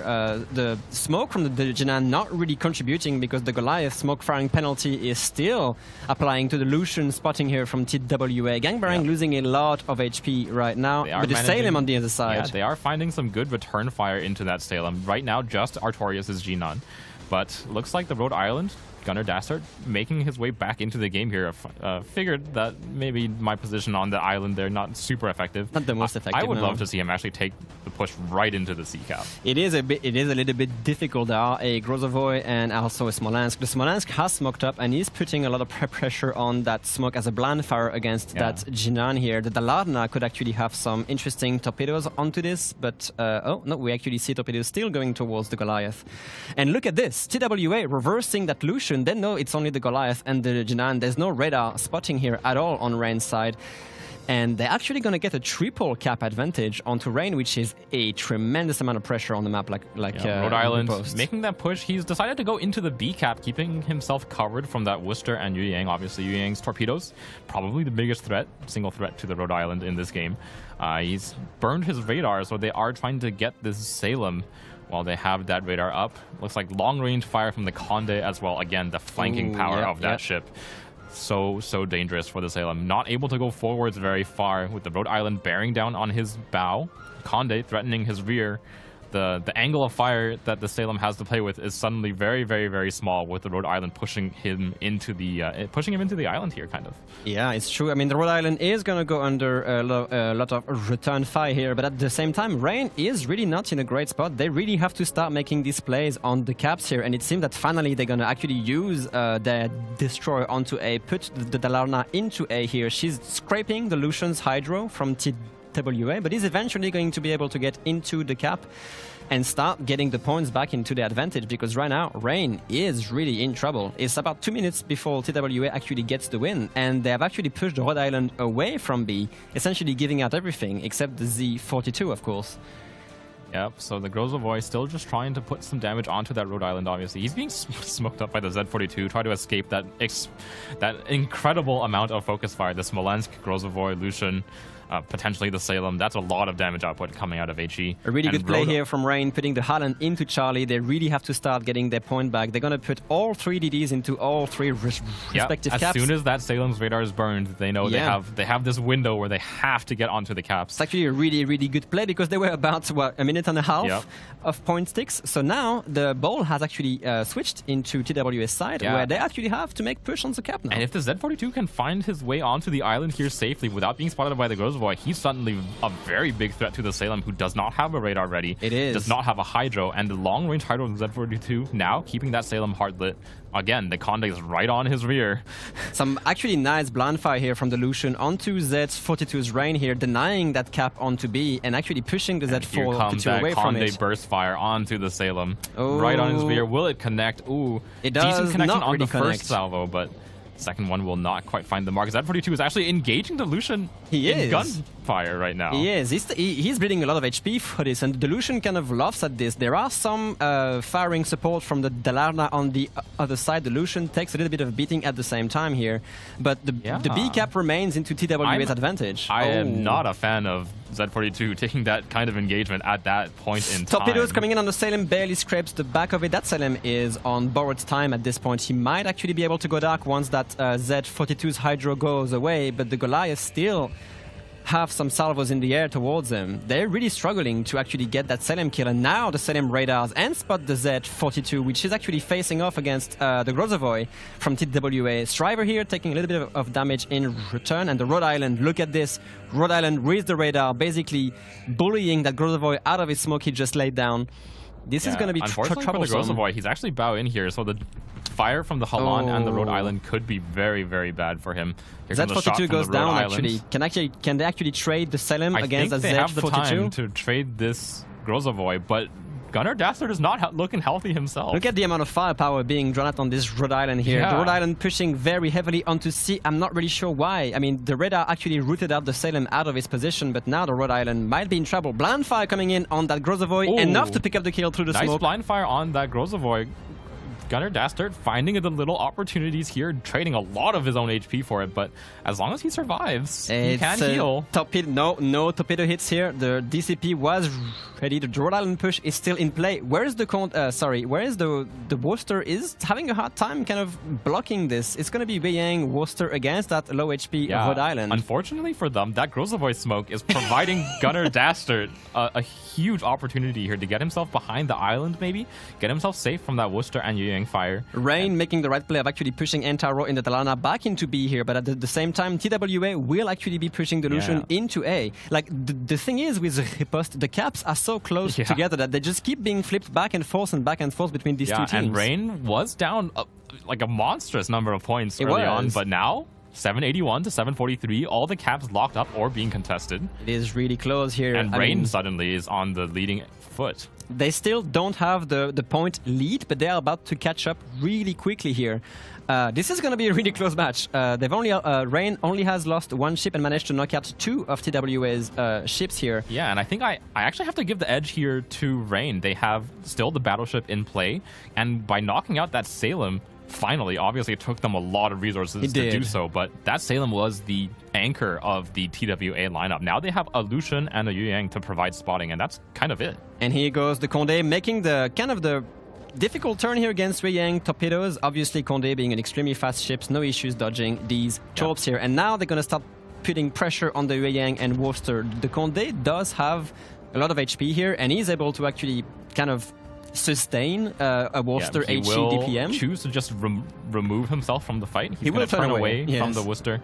Obviously, pushing directly into a Worcester, even for a ship as tanky and fast as a Condé, is generally not something that you want to do. The damage output of Worcester, especially covered by a smokescreen, it is kind of scary indeed, yes. The Condé, of course, from range, just not really having to make that push, truly.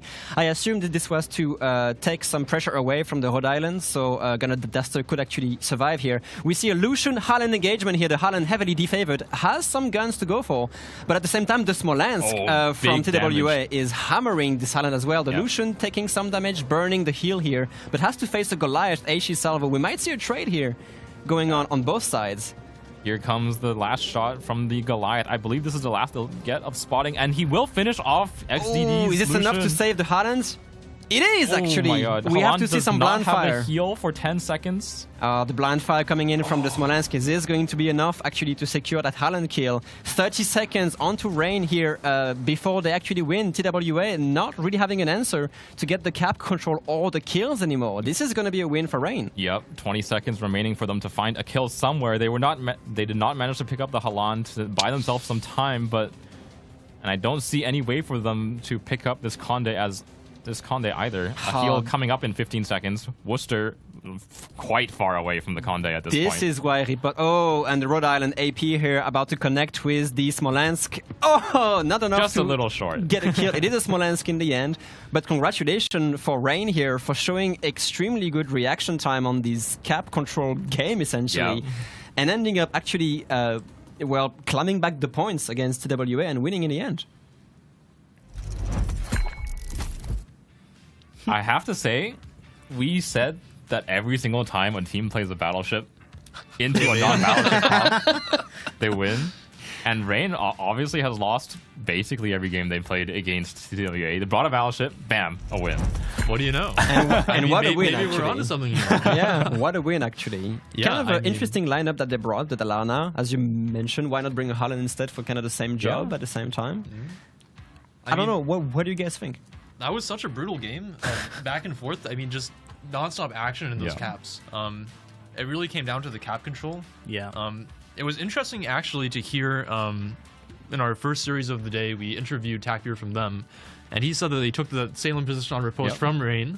TWA actually playing the same Salem position, Rain not playing it, but setting up to farm it. Yeah. I think, like you guys mentioned during the match, that Salem position was absolutely the linchpin, the anchor for TWA's strategy. The 8.5 kilometer radar being long enough to cover both the B and the C caps because of how close they are. Yep. And once that was gone, Rain really had the advantage, especially with their battleship hit point pool, to just get onto all the caps and really flip the game around. Yeah, I think I have to highlight the play that Dastard made in the Rhode Island. That was simply phenomenal rotations. He first goes into the C cap, then goes into the B cap, realizes there's too much pressure from the amount of ships that can shoot him, decides to leave, comes back. Gets the opportunistic smoke from the Z-42 to cover him. Exactly. Right? And then he comes back, radars, catches the Yu Yang and the Salem in his radar. And kills both the of them Grozavoy. die. Sorry, the Grozavoy. And then he dodges some torps and lives in the cap. Yeah. If that's not some like ridiculously insane play, then I don't know what is. And remember, that whole Salem anchor point almost got rooted out by some crazy, well-placed, was it? Oh, the Genon torpedoes. Genon torpedoes. torpedoes who Those die were off. a millimeter. Who literally, we just saw it on the replay, that just die off essentially like a meter and a half away from the hull. He would have taken 3 G9 torpedoes. That That's would have either most a likely kill killed him. or just down to like, I don't know, 2-3k. He probably would have HP lived on chops. like 2,000 hit points. And as you mentioned, cannot heal that back at all because it's a Salem. So very, very interesting plays here from Rain. What did you think about them not really having the cap control early on and bleeding the points kind of dangerously all the way down to leaving TWA with a 2-minute win? I think they intentionally. I think they knew from minute 0 that Salem position is the entire game, and you saw their destroyer, the Holland, I believe, and the Conde going out pretty much as wide as you can possibly be on that map. They were contested obviously by the Worcester, but I think the entire time the Conde just ignored the presence of the Worcester. He was like, I'm laser focused on this Salem. Every time the Salem gets spotted, my guns are on him. The millisecond he's spotted. I was actually concerned because I thought the Holland Conde matchup into the Yo-Yang Worcester didn't really look that favorable. To me, it almost felt like their flagship pick and their heavier point expenditure was going to be tied up by those 2 ships. But like you're mentioning, he had just enough angle to pressure that Salem. Yeah. And like you said, he spent basically the whole match shooting at it. I think primarily we saw a lot of damage come out from the Genon up north and that And the Conde Goliath. and the Goliath, as well from the nose, yeah. Do you think it was worth it for Rain to burn a Conde card here for the sole purpose of rooting out that Salem position? Because apparently it was the main goal of it. Could any other ships have done it kind of effectively as well? I think Conde is definitely the best cruiser for the job. It's hard for me to think of another ship that could have sat in front of the Worcester and Yo-Yang and put out that much damage at range. It's true. And keep in mind that the burst fire threat is still very much there, so if the Salem makes too much of a reverse, he's gone. And gets hit by the AP burst, right? He's gone. So it's kind of like the battleship AP threat plus the HE farming power of the cruiser. And also it's so able to survive, like weave in and out against the Worcester as well. That's like the main thing. Because I think, for example, if you can get a Clausewitz over there, it could totally do that work. If you can get a Goliath or it's so slow. or anything out it's there. It's just slow and it can't really speed juke against the Worcester fire, right? But against the Worcester and the Yang, none of those ships are really viable to put there, and Conde is kind of the only choice. Yeah, so I think if there's a place to burn their Conde flagship pick, it's probably versus TWA. Fair enough. Especially on TWA's map pick. Keep in mind that they did pick Riposte, so we'll be moving on to Rain's map pick. Yeah, and the winner of this match does go on straight into the grand finals. So this is, despite being on this second day, this is at least a, what is it, $1,800 game. Yep. So pretty good high start stakes. for Rain, I have to admit, at this point, yes. Well, before we maybe get the render ready, why don't we go ahead and show you guys why the Conde might get picked, why Rain might have taken it. Let Dr. Bogsenheimer show you about the Conde, because I think the flagship pick deserves it. And we see these so rarely that I would love to have Bogsy explain to you why Rain would bring it. So let's throw it away to Bogsenheimer.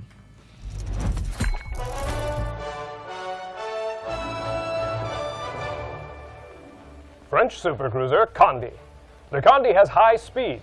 She has excellent ballistics at range. She has access to the main battery reload booster and a burst fire consumable. She has good armor scheme surrounding her citadel. In short, the Conde as a flagship combines speed, firepower, and armor on top of excellent ballistics and burst fire. Skill issue? I think Bogsy summed it up perfectly. Unfortunately, he had way too much fun making these videos. Yeah, I think in this case, the skill issue part is not really relevant, considering both of these teams are by far the best in the game. yes. And it shows. But yeah, I think he definitely summed it up well. The Conde in that situation was probably the best pick. The only ship that I could see working in that situation, maybe a Castilla.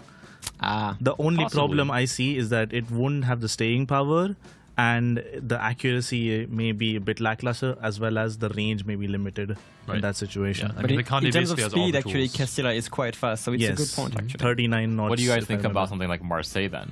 Ooh.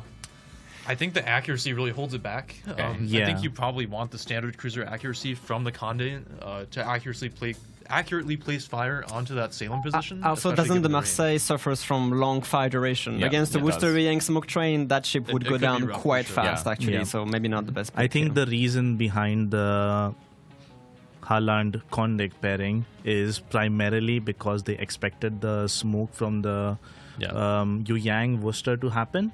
And Haaland is actually quite interesting to bring into this because you can use the unique upgrade and then pair it with Dazzle, and then your survivability when you get radar you get actually a goes through the 15% speed roof. boost, Right. 15% speed boost from the unique upgrade. If you take Dazzle, you get another extra speed boost. And then more And heals. another as well. 8%. And more heals, Yeah. more healable HP from the unique upgrade. And taking the Delarna as well. Delarna plus Holland, of course, their torpedoes are very fast. Yeah. So when you're playing into that smoke screen, they're very deadly. A little bit harder to actually dodge when the Hydro is up. Yeah, definitely one thing that Rain has showed, particularly in the previous King of the Sea, is they are so good at placing torpedoes into smoke screens. Yeah, like I they think know any Bison Shimakaze enjoys, right? Bison actually was the Holland player he has renamed. I'm not going to try to pronounce it because I'm going to make a fool of myself. But up next, we actually have Rain's map pick, which is Hotspot. I can think of maybe a few reasons why they may have picked this. First and foremost, I think it's probably one of the worst maps for smoke trains. Yeah. Given that around the sea cap, a lot more play revolves around those static island positions. And then if you're pushing home to home, there's really still not that much space for the smokes to actually come into play. Indeed. So maybe with Rain expecting TWA to really put more stock into their smoke play, maybe they're hoping that Hotspot would be a little bit more uncomfortable for them to put a composition together for. Yeah, definitely something that they considered. I'm more worried that they have basically a read on what TWA may be doing on Hotspot, and as a result, they're going for some sort of counter pick. This is something that we have done as Rain in the past. I'm very curious the reasoning behind picking Hotspot, or if they simply have a good strategy that they have played over the last week, perfected it, and they are very comfortable playing it into TWA. You make a pretty good point about the counter picks, which is that we talked about the Holland Delarna being meant to counter the smoke train a little bit, and TWA didn't really bring it. And it's definitely possible when you're stratting to maybe get a little bit too much into your own head about what the opponent might do and trying to counter that. And then TWA doesn't bring the setup at all. Yeah. Which, at least in the early stages of the game, I thought was going to actually be disastrous for Rain. But they still played the composition very well. They took out that Salem. So even if TWA doesn't bring what Rain is expecting, I think they still have a pretty good shot at it. Yeah, definitely. What do you think, Mr. Casters? I mean, on the spot. Yeah. Anything goes now, I think, at this point. TWA, obviously, I think if they are forced off of the smoke screens for whatever reason, I don't think they're going to be too worried about that. I think they're a team that has so much competitive experience that it really doesn't matter if they're forced away from the smokescreen combo. Obviously, Hotspot, not the best map for it, but it's also a map that they've played hundreds of times. It's not like they can't play it. So, in this case, I feel like it's still quite an even game between these two.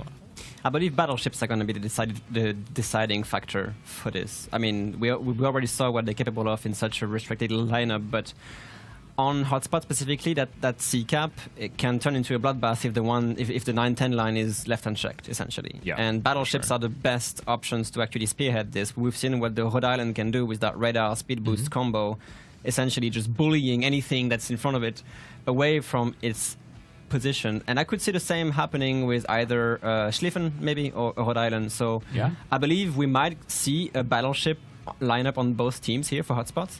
I think one thing is that Rhode Island, when you are expecting an enemy to bring a battleship as well, suddenly becomes a lot less tanky.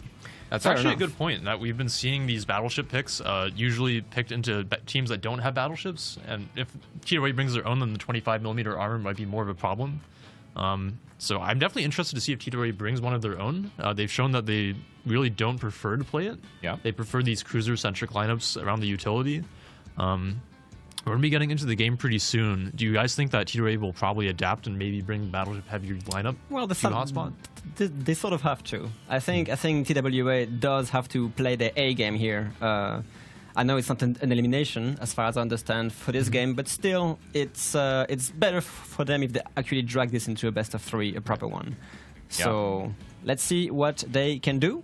We all know it's just going to be very entertaining. So look forward to that. It's never a dull match when we have these two teams playing. For It sure. is not. We saw caps being flipped every 30 seconds in the previous game. Indeed. And in this Literally. one... it is sort of keyed to riposte, though. We all know, like, every game we saw on riposte was essentially just a ball throw of caps, essentially. For sure. Hotspot, not so much. Any last and thoughts, we'll Baz? see. Not really. I'm hoping for a close game again, and I think the guys are already starting, so let's throw it over to the casters and see a good game. All right, let's see. Second game, TWA versus Rain on Hotspot. Let's see what they brought. TWA actually does not bring a single battleship. They went with a Brisbane, Salem, Goliath, Colbert, Z-52, Ruiyang, and Lushun. Is the Ruiyang radar? That's the question, because it will actually see... Yeah, no, actually. So 2 radars only, Brisbane and Salem. No battleships. Kind of a light loadout here on TWS side. Pretty similar to what they brought in the previous game. It is true. What do you see on Rain? Over on the Rain side, again, Rhode Island is out. Dastert, believing in his performance in it from last game. It comes back again. And Castilla, as mentioned before, one of their most popular picks, will come out again here in this game 2 against TWA. And they have brought a Yueyang, a Brisbane, a Z42, a Jinan, and a Goliath as well. So, again, a heavier comp coming out of Rain, and it looks like they're kind of gearing up for a home cap play. Z42 and Goliath, 2 ships that can tie down that C cap for a reasonable amount of time. Fair enough. And they're going to try to buy some time for this push to happen. Rain's Ruiyang being smoked, same as TWA, by the way. So no radar Ruiyangs this time. These are obviously going to be smoke trains for the Brisbane and maybe the Castilla. Castilla, not really a common pick. We don't really see this ship very often. It does have the same firepower as Napoli, I would say even more. Same Slightly caliber better, gun, slightly better with the burst better fire. main gun firepower, I would say. Of course, not the same armor, obviously, but in that case, they don't really have to. Like, armor doesn't really matter that much that is because there's true. no battleships on TWS side. So these heavy cruisers actually have the chance of doing some pretty impactful damage here. As you mentioned, the Goliath might be in a bit of a trouble. Of course, they don't see that it's going to be Ruiyang, Brisbane, Colbert here, but against that much light cruiser firepower, in a smoke train Ruiyang, this Goliath could be in trouble. The Goliath is the single ship that you might want to be in this kind of situation. As long as he doesn't take any torpedoes, should be very capable of staying alive against the Brisbane and the Colbert. We see TWA getting an early cap here on C. Rain, not really able to reverse the Z42 in time to contest it. They will freeze the cap, obviously. But at the same time, that first cap is going to go into TWS side. Yeah, I think Rain recognizing, obviously, that they're not going to be able to control that 9-10 line with just a Goliath there. So Worldspone's Z42 has taken quite a different spot on the cap than what we might usually see. The Brisbane burning a bit of an early radar here, sees that the C cap is contested and is trying to root out the Z42. Burns the radar, but it's going to be barely enough to just give like a couple of seconds of spotting on the Z42. They will find the Z42 with that Z52 Hydro, actually. Yeah. So that's going to be a lot of spotting. And the Colbert obviously having the arcs to fire over this island. Z42's position, very, very dangerous if he stays inside that Hydro. So TWA using that Z52 and Colbert to root out the Z42. Obviously, those German Hydros being 6 kilometers long. That is going to be it, at least for C for now. Lots of action going on right now around the home cap. TWA picking up the A cap. The Lucian, though, has to be running from Brisbane's radar and sort of floating shells. We do see a burst fire incoming from the Castilla on the Lucian. Lands for a decent amount of HP, but not really anything critical, especially considering Lucian can heal a bunch of that. But Rain is going to start making a very aggressive push. And if they can force the Salem away somehow... They do have a Rhode Island and Castilla threatening, but it looks like they're kind of just about behind the taller islands here on Hotspot as the Salem gets spotted. So they're not able to threaten that broadside. I was going to say if they can dig the Salem out early, that is the only way that TWA can stop this Yueyang, Brisbane, Jinan from pushing right onto that home cap. At the same time, oh, some long-range Rhode Island salvo coming in on the Goliath misses. The Selim, though, is not really in that much danger. Yueyang gets spotted, though, against the Lucian. Is spotted by the Lucian really rough Hydro. time. That is very, very aggressive. And he was actually firing, meaning that he is spotted for a long time. That's going to be a dead Yueyang if he's not careful here. I feel like that was way over aggressive here. He's lit on fire now, so he is again spotted by the Lucian. Of Let's see course. if they can trade the Lucian at least. I don't believe so. The Yueyang actually goes dark. Let's see if the Brandfire is enough. Incoming from the Goliath, and the Z42 actually gets that kill. Will pick up the kill. Lucian down to 4,000 HP. The last couple of salvos have to claim it if they want this game to be even, and they will. And the burst fire. Burst fire. Barely picking up the Lucian. Salem under heavy torpedo fire as well. Has just taken a single one of those deep water torps. Couple more in the water here from the Jinan, but he will be safe behind the rock. So at least they even up that DD trade. Definitely a little bit over aggressive from Bison, I would say, but they will manage to barely pick up the trade. And Salem, again, he is kind of the linchpin for that push, but with both destroyers now down, I think they are pretty happy to just take that engagement. This is also, I mean, the Goliath, of course, is happy to be farmed by a Brisbane, spotted by, perma spotted by a Beiyang, but at the same time, Entaro here is being pushed quite far away. Meanwhile, we have a Colbert Z42 stalemate here. I believe that TWA has to take care of this Goliath quite fast here to try and help the Colbert against this Z42 if they want to get the cap control back in their favor. The Z42's Hydro, unfortunately, is just about to go down. And and the Colbert actually gets the spot. John the Ruthless here, exceptional Colbert player, will actually punish Rain quite heavily here. Yeah, good damage coming out of those two shots from the Colbert. He won't manage to find any more spotting. Obviously, does not want to chase the Z42 into that smoke screen.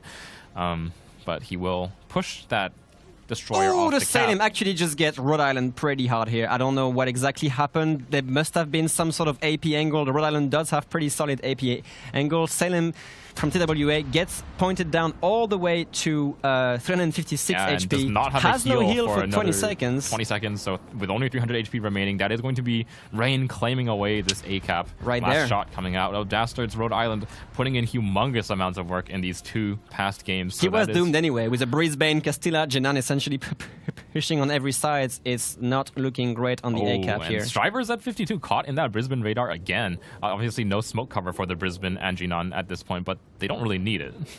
I'm seeing also the Goliath from Rain about to be taken out here by that sustained fire from Brisbane and Yueyang. He survived long enough, but at the same time, it's just, it's a lot of firepower being done here. So it's again, 2 for 2. The Yueyang and Brisbane is not the fastest cruiser in the world, so it's going to take a little bit of time to get back into the game here, and that's a lot of time for these two caps to tick away. We see kind of not a mirrored here, but at the same time, meanwhile, Rain is taking a bit of a struggle because they are being reset quite effectively here from the Goliath and the Z52. TWA has pushed through C. They basically are controlling the entire southern part of the map here with only a kiting Z42, and eventually they're going to make their way into the B cap. Prediction? Oh, really good, actually. And Rain has, with their exceptional Game 1, clawed back the majority of the vote here, actually. 53% in favor of Rain winning this second game, and you know what? They're looking pretty good right now. They're looking really good. They have basically both home cap controls here. They've abandoned C. They have no business to do at C anymore. And this is about the only thing TWA has for them right now. The Rhode Island, so healthy still. Essentially just such a massive threat against what is just the Goliath and two light cruisers here. I don't know exactly what they can do to try and get any sort of cap. The main asset would be B, obviously, but these caps are so close together. Yeah, and you see the Brisbane and the Jinan again. They did lose that smoke destroyer. The Yueyang quite early. A little bit over aggressive there. But the Jinan provides a smoke screen for the Brisbane as well. It's totally possible. And the problem for TWA is that they don't have this big radar advantage that they usually play off of bringing that expensive 12-kilometer radar, because Rain has chosen to invest in a Brisbane as well. They have radar parity, and they have quite a bit more firepower to back it up. So if these Brisbanes collide, which it looks like they're about on path to do, I have to favor Rain in that engagement as well. They've kept more of the their ships Castilla, alive. which overmatches the Brisbane, is coming back around as well. They are like Rain is currently rotating the assets perfectly to just lock down A and B and just wait for TWA to make any sort of move, which are going to be met with a furious defense at this point. I think TWA has no choice but to bring the Yuyang and Brisbane back into the battle here, but they're facing, again, like you said, the Castilla that overmatches them. The Brisbane and the Jinan with significantly more firepower than the Yuyang and the Brisbane of TWA, and the long-range threat of the Rhode Island as well. Of course, can TWA do anything in 4 minutes and 15 seconds right now? They are rotating the Z42 with the Colbert to maybe do some sort of smoke push here paired with the Yuyang Brisbane on the other side, but it seems like Rain is just answering this perfectly by moving the Castilla all the way there, which can basically deal with both Brisbane and Yuyang as long as of course, they are spotted. This is not looking great for TWA at all. They are so far away from the objectives with no real means to make any viable push at this point. I don't know. I really can't tell if they actually can make any plays at this point. They did not manage to deal significant enough damage to this Rhode Island, because last game we thought they had kind of had all the tools in the bag to kind of claw their way back into the game. It was a close game until the very end because they did so much damage to the Rhode Island early on. This time, the Salem drops without much resistance. The Rhode Island's very, very healthy, and yeah, just the amount of firepower remaining on Rain. That was some actual very interesting. I'm not sure if it was a blind fire or if the Brisbane briefly got spotted by the Z42 here. Now the Castilla is going to start taking a bit of damage from the Brisbane, but at the same time it's such a massive delay. They are just damaging a cruiser which is essentially here to prevent them from going to where they need to go, which is any caps and at all. Z42 is going to provide a smokescreen cover for his Castilla as well, so we'll break line of sight there. Lots of torpedoes in the water from both sides. Obviously Castilla has its own Z42, no slouch when it comes to torpedoes. The Yuyang and the Brisbane are going to be halted here in their push, and every single moment they spend smoking up, not on top of a cap, is a couple more points ticking away for Rain. The Goliath from TWA unable to do anything. If he pushes, he has to deal with the Rhode Island AP. Actually coming in onto John the Ruthless, not connecting as much as needed. TWA has found a little bit of an opening here. I think, who was it? Lucar's Brisbane caught a little bit alone here. His Rhode Island and Jinan fairly far away from him in terms of support. But it's only a Colbert. I mean, we are talking about 2-minute timer here for anything to happen, a kill, anything to actually get this. The Brisbane actually from TWA catch Rain's Z42 here, but with that range, the Brisbane just does not have the ballistic to deal consistently with destroyers. And Gangbarang's Castilla is moving up on that smokescreen now. Here comes that Brisbane radar. He actually hits both the Z52 and the Yuyang with it. So a very, very valuable radar from Lucar is probably the reason why he stayed right in the middle of the map here. There's going to be support fire coming in from the Jinan. I'm a little bit interested to see why Dastard hasn't made more of an aggressive move somewhere else, maybe into the middle of the map alongside his Brisbane. Maybe get his guns into the fray, but they will try to push the Z52 off of the cap here. And at the same time, once that Brisbane radar goes down, the Rhode Island's radar is ready to go to compensate for this. They actually managed to put the Z52 into A, just trying to barely scrap any possible points. Striver, of course, taking a lot of damage here and being countered radar again by the Rhode Island. Second radar comes out from that Rhode Island. They did not manage to pick up either the Z52 or the Yuyang, but they've delayed this cap, and every single moment of delay is another point ticking towards that 1,000-point victory. Even if they get A, which they will eventually, it is not enough for TWA to actually win here. That is highly problematic. A lot of Jinan shells actually still landing on Striver here and contesting A. He is going to get the cap eventually, but is it enough to actually claw back Artoria is not quite able to land the reset on the Z52, so TWA will pick up that A cap. Looks like the points are just barely in their favor by just a few points. So Rain does actually have to find their way back onto one of these caps. I wasn't expecting them being able to get the timer back in their favor by just capturing A here. Excellent play from TWA. My bad for not giving them the props they needed to. Yeah, and I think in this case, Rain does indeed have the tools to do so. Brisbane and Rhode Island going to be coming inside the middle of the map. They're going to be under fire of that Colbert, obviously, on their way in. So John the Ruthless is going to be targeting that Brisbane for It a will few be very seconds. difficult for the Rhode Island to push Z52. The Z52 does have 8 torpedoes, which can be enough to deal with the Rhode Island if it decides to push. So right now they have 1 minute and 45 seconds. Rain actually has to make a play here. And I'm not like...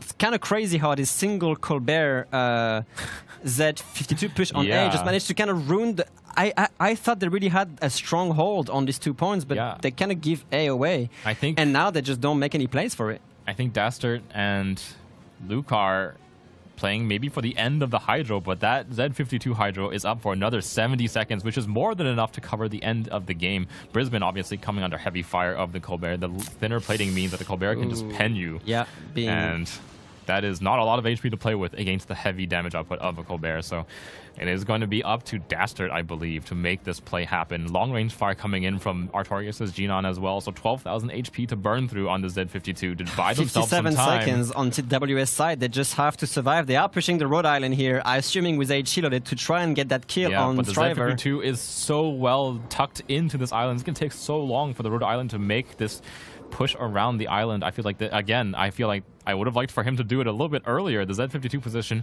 is so well protected here. Oh, they have 30 seconds to kill that one Z52. This is the only play they can make to actually get points back in their favor. Otherwise, Rain is actually going to win that second game here. Yeah, 25 seconds. Sorry, TWA about. A race here. Rhode Island is the battleship you want to be doing this in, and some more shells connect from the Genon. So 7,000 HP, totally possible for Dastard to actually pick up. 10 seconds left on that timer. It comes down to this one shot from Dastard. It is that one salvo here. 9 seconds. I mean, how much point will actually that give them? Fire now! You have to fire right now! Oh my god, the first gun does nothing! Here comes the back gun! Oh! He'll pick it up, and Rain will take away the second game up barely. Not enough time on that kill on the Z52. Down to an actual millisecond at this point. But how much point do you think they would have gained from that?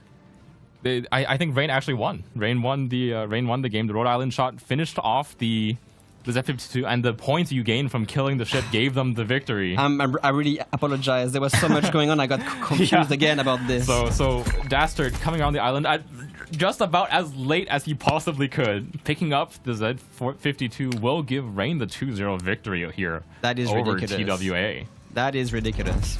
Oh my god. Absolute clutch of a game here. No. There was no way for that match to be closer. Oh, that was...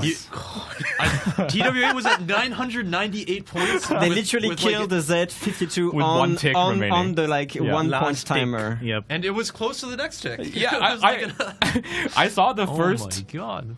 The first gun of Dastard not connect at all, basically, with the Z52, and I was like, oh, the game's over. It looked bad. it looked bad for half a second. That first shot did about 1,000 damage, and I was like, oh, there's no time. TWA actually played a really great game here. I think their repush was absurdly successful. With the Colbert and the Z52. I was not expecting them to actually be able to get any of the 2 caps back. Yeah. There's a reason why John the Ruthless is very well known. It's partly due to his Colbert play. Yeah, for sure. He put out so much work in that game, pushing the Z out of C. The repush on A there, basically taking the Brisbane out of the game by forcing him to reverse all the way to the island, putting a lot of damage onto Dastard, but not quite enough. But just coming absolutely down to the wire there. That was absolutely ridiculous. Oh my god. Honestly, that ending, I'm still unsure of what actually happened. I just got confused about who was winning at this point. Oh my god, that ending was something to behold. Based on the timing, I thought that TWA was going to tick over to 1,000 before the Z died. Yes, that was my concern as well, and Dastard coming in clutch. 2 games in a row. Do you think he had a doing some crazy things?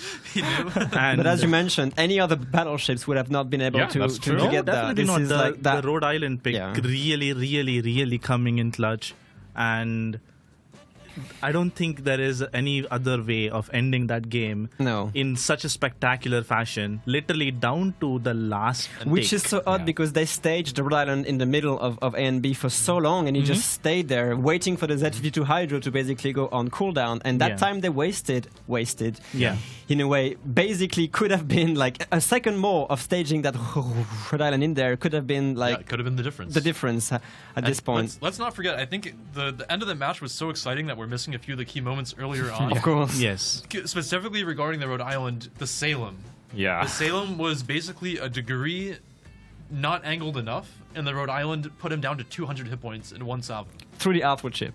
Yeah. That's ridiculous as well. That's Just ridiculous. Just absolutely crazy. Battleships doing battleships things, you know? That's I mean, Yep.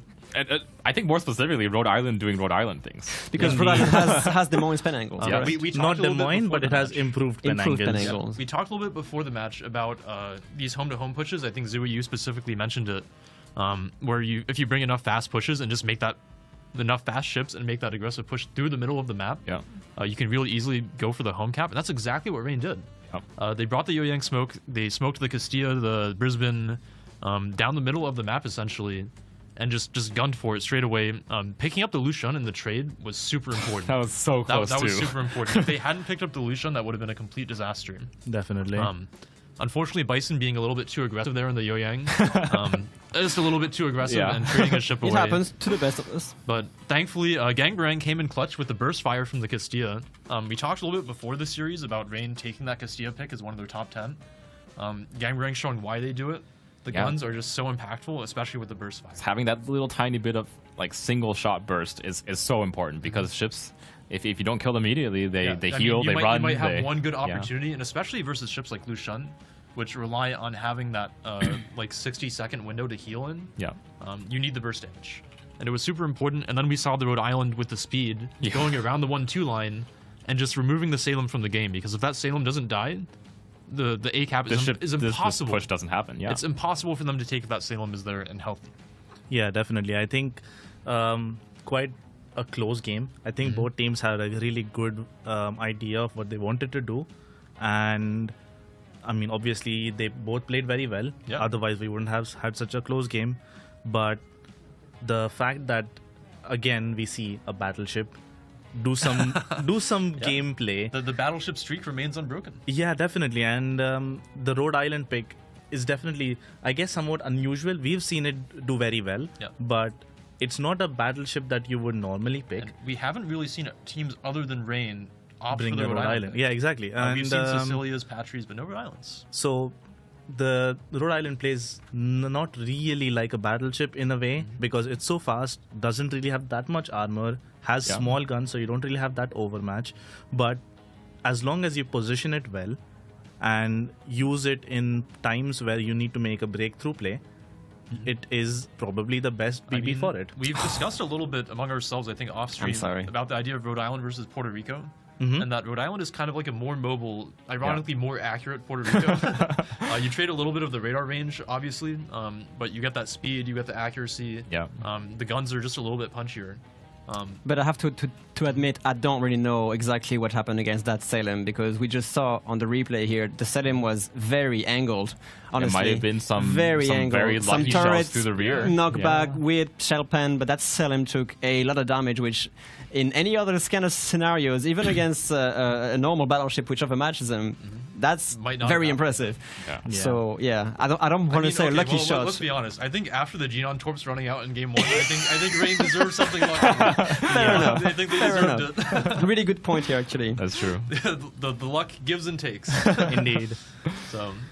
Oh my god. We should have the render soonish.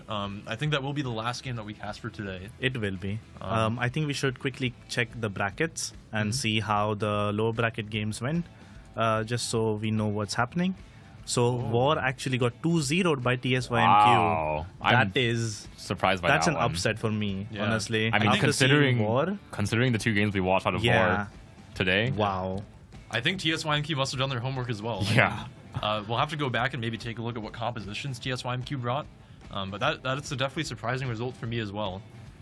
Actually, very nice to see TSYMQ advance, though, because it's nice to see the China #1 again show up to the tournament and look really, really good in their game so far. ELSR 1-1 with them, so there is still hope for NA. We'll have to see how that match ends, but right now it is tied up 1-1, and the winner of that will go on to face TSYMQ tomorrow. So tomorrow we'll be casting, of course, TSYMQ versus the winner of ELSR versus them, and then we'll watch the winner of that face off against Total War Alliance, TWA, who we just saw that phenomenal series lose out to Rain. Rain getting their vengeance for the first couple of series that they played against them. And then we'll move on to the grand finals. Indeed. So there is a smile on that man's face that cannot get away. I think we have a happy man to talk to. Happy Baz. Gangbarang himself, Indeed. one of the leaders of Rain and one of their principal stratters, I think, will actually be available for an interview. So why don't we go ahead and have a chat with him and talk to him about the series. And we might actually have Bison as well. I see him in the voice chat. I see a 10 seconds from our... We need a few seconds before we get the interview ready. In the meantime, any closing thoughts on that game in particular? We'll go into the render after the interview, but... Yeah, I think TWA needs to consider picking a battleship. Fair. That is a very fair thing I to really say. sort of feel bad about TWA ever so slightly because a couple of things really didn't went their way, and I would have liked it to go to a best of 3. But let's Indeed. see. So let's go into what the Gangbarang interview has to and say. see what they have to say. Hello, gang. Hello. Oh, wait, no, we have can't to even wait for that to be dragged in. Hello, Apologies gang. Hello, about that. Bison. How are you guys? Yo, hello. The men themselves. How are you doing? You're doing pretty good, I assume. Yeah, we're doing pretty great. Obviously, very incredible series. You guys had a week to do your homework, and I think it paid off quite well. The Rhode Island pick, I think we have to talk about. Do you think there's a reason why other teams haven't seen the value that you guys have seen in it? Yeah, well, because your company hid it behind money, so very few people actually own the ship, so very few people actually played the ship, which means no one knows how, let's say, overpowered it actually can be.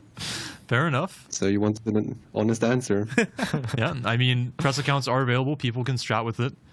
They can try it out if they want. But like you said, it is an unknown. It's not very widely available at the moment, so definitely a newer ship that teams aren't very familiar with. It's a big downside for people that haven't played it, yeah. Because I myself only realized how strong it is after I purchased it. All right. How did you guys feel going into for the boat? How did you guys feel going into the matchup here? Were you confident about your stratting in the week since you last played Total War?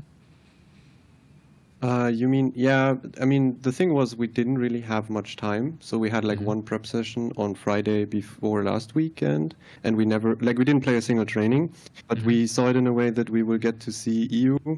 The regional part is just like points for COTS, which we're not really afraid of. And then we have the, let's say, easier teams on Sunday last week. So we could basically, this is also what happened, see every single ship pick or strat deficit we had. Like the Gudens didn't work, Goliath was something we oversaw, lots of Z's, which we oversaw. We were more into the Lushun type stuff. Haaland and Dalarner maybe also having some value. So everything was basically put to zero in terms of prep after the Saturday and Sunday, kind of, because you could just see how other teams played, specifically TWA. Fair enough. Talking about the Dalarna and the Holland pick, we were kind of hypothesizing in the studio here that might have been meant specifically to play against the smoke train. Is that true? Well, it's like a combination of many things. You need a spot, you need torps. Lushun has the problem of being exquisitely slow. So you can catch it actually with a radar cruiser and actually run it down. It can't hit the destroyer with the PEDs, and the torp reload is meh anyways. YY radar is super expensive, or like it's more expensive.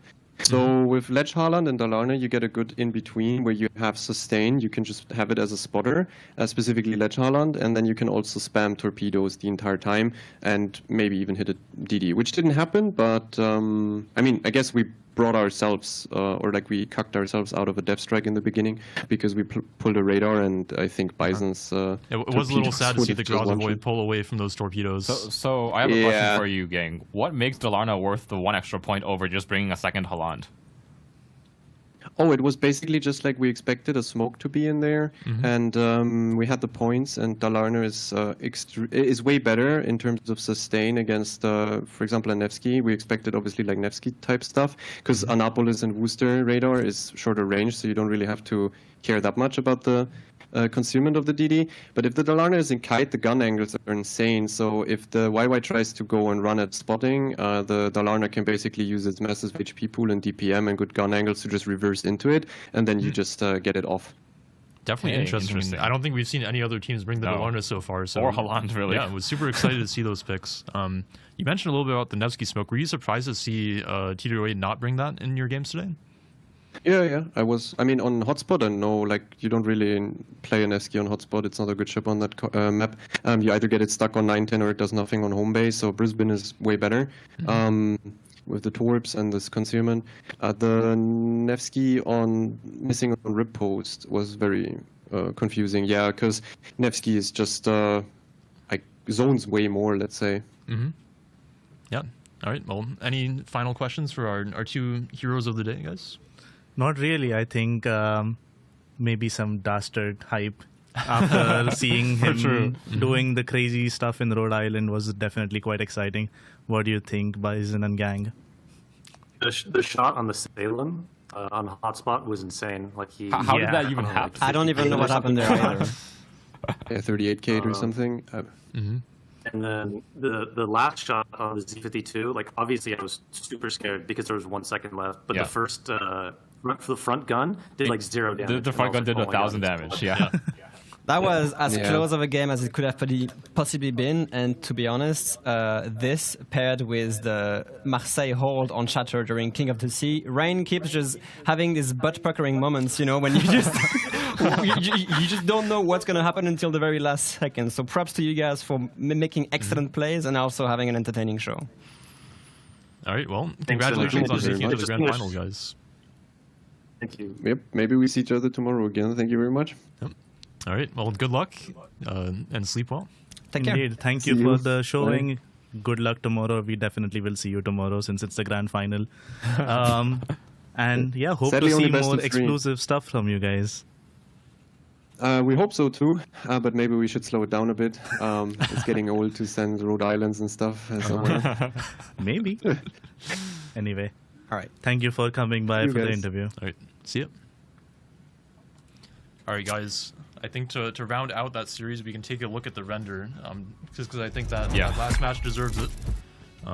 Let Baz take the controls here. Again, pretty interesting deployment difference here from the two teams, and that Rain really going for the super aggressive strategy here. I mean, just looking at the deployment here, we'll pause briefly. The Goliath alone on the 10 line, we've talked about the 10 line being pretty important to control the C-cap. TWA putting a lot of assets here, probably maybe expecting Rain to play more for that C-cap. But again, super passive position here with the Z42.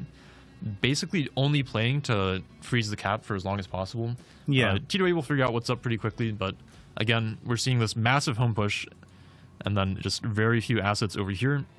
And the key to this game is really how quickly Rain can make that home cap happen.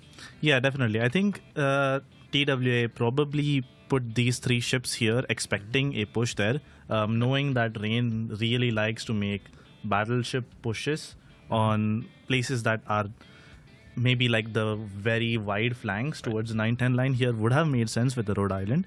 However, they chose to do something probably a bit unorthodox and actually play it towards the home caps. In general, playing for home caps is harder due to the fact that after maybe like 4-ish minutes into the game, a lot of your ships are going to be spotted. And after that happens, there is a very obvious showing that it is going to be a home cap play. And based on that, you can start rotating your ships and be ready to accept a short push. Window of opportunity to make the play in, because after that first few minutes where ships are unspotted, ships are going to rotate. Like, again, on hotspot, there's really not that much distance here for them to go. The Colbert can come back, the Z52 could come back. And we did see the Colbert come back and do quite a good amount of damage to the people who were basically stuck between the A and the B cap, especially towards the end. But we'll get into that as we progress a bit more through the game. The kind of start of this is really the decisive moment where the cap push is kind of broken or made, and we can see at the start there, trading the destroyers is super important for Rain. If they don't pick up the Lucian, the game is basically over. But they do manage to pick it up. But again, this is the moment where most of their ships get spotted. TWA knows what's up immediately once the smoke gets laid in that middle. you can see the Z52 and Colbert basically immediately start moving in and rotating. So this is the moment where Rain has to get those ship picks. They have to get the position advantage. So it's kind of a dicey moment for them. And TWA also reacts really well by pushing down the 10 line here. Because the Yoyang and Brisbane are basically too far away to get back to these caps in any reasonable amount of time at the moment. So really the only way they can have an impact on the match right now is by taking this Goliath off the board and having that point swing. And they definitely do end up getting the Goliath kill, but it's also important to note that we can see this Rhode Island is already on the 3 line. If you had picked any other battleship, he would not have been this far. Right. Rhode Island is exceptionally fast for a battleship. It goes almost 39 knots, which is faster than most of the cruisers that are in this game. The only cruiser that may be as fast would be the Castilla. And so he ends up in a position over here somewhere, which essentially is a crossfire for the Salem, because we have 2 ships in the middle, the Castilla potentially being a big threat as well. And this will cause some trouble for TWA as we go into the game again, a bit this more. Salem position on A is super important for TWA. You can see the shot there. Basically, just go through the Salem bow and erase him. But if that Salem doesn't die, it's actually a really hard position to root out, because the Castilla can't walk around here, or he gets citadeled. And then the 2 cruisers pushing out around here have to watch the back guns. Indeed. Or they're under severe threat as well. Yeah, the Salem was definitely the hard anchor for the ACAB. As soon as they got the kill on him, the ACAB was basically broken open, and they would be able to do whatever they wanted to. It's kind of similar to Game 1 in that the Salem is really the anchor piece for Total War Alliance here. If the Salem lives, the Goliath has a lot more to play off of. The Z52 and Colbert can maybe put more damage onto this middle position while the Salem is still alive. But the Rhode Island taking him off the board in basically one salvo really seals the deal for the success of this push here. But again, this is still 2 for 2. The match isn't over. TWA has a really good reaction. Yep.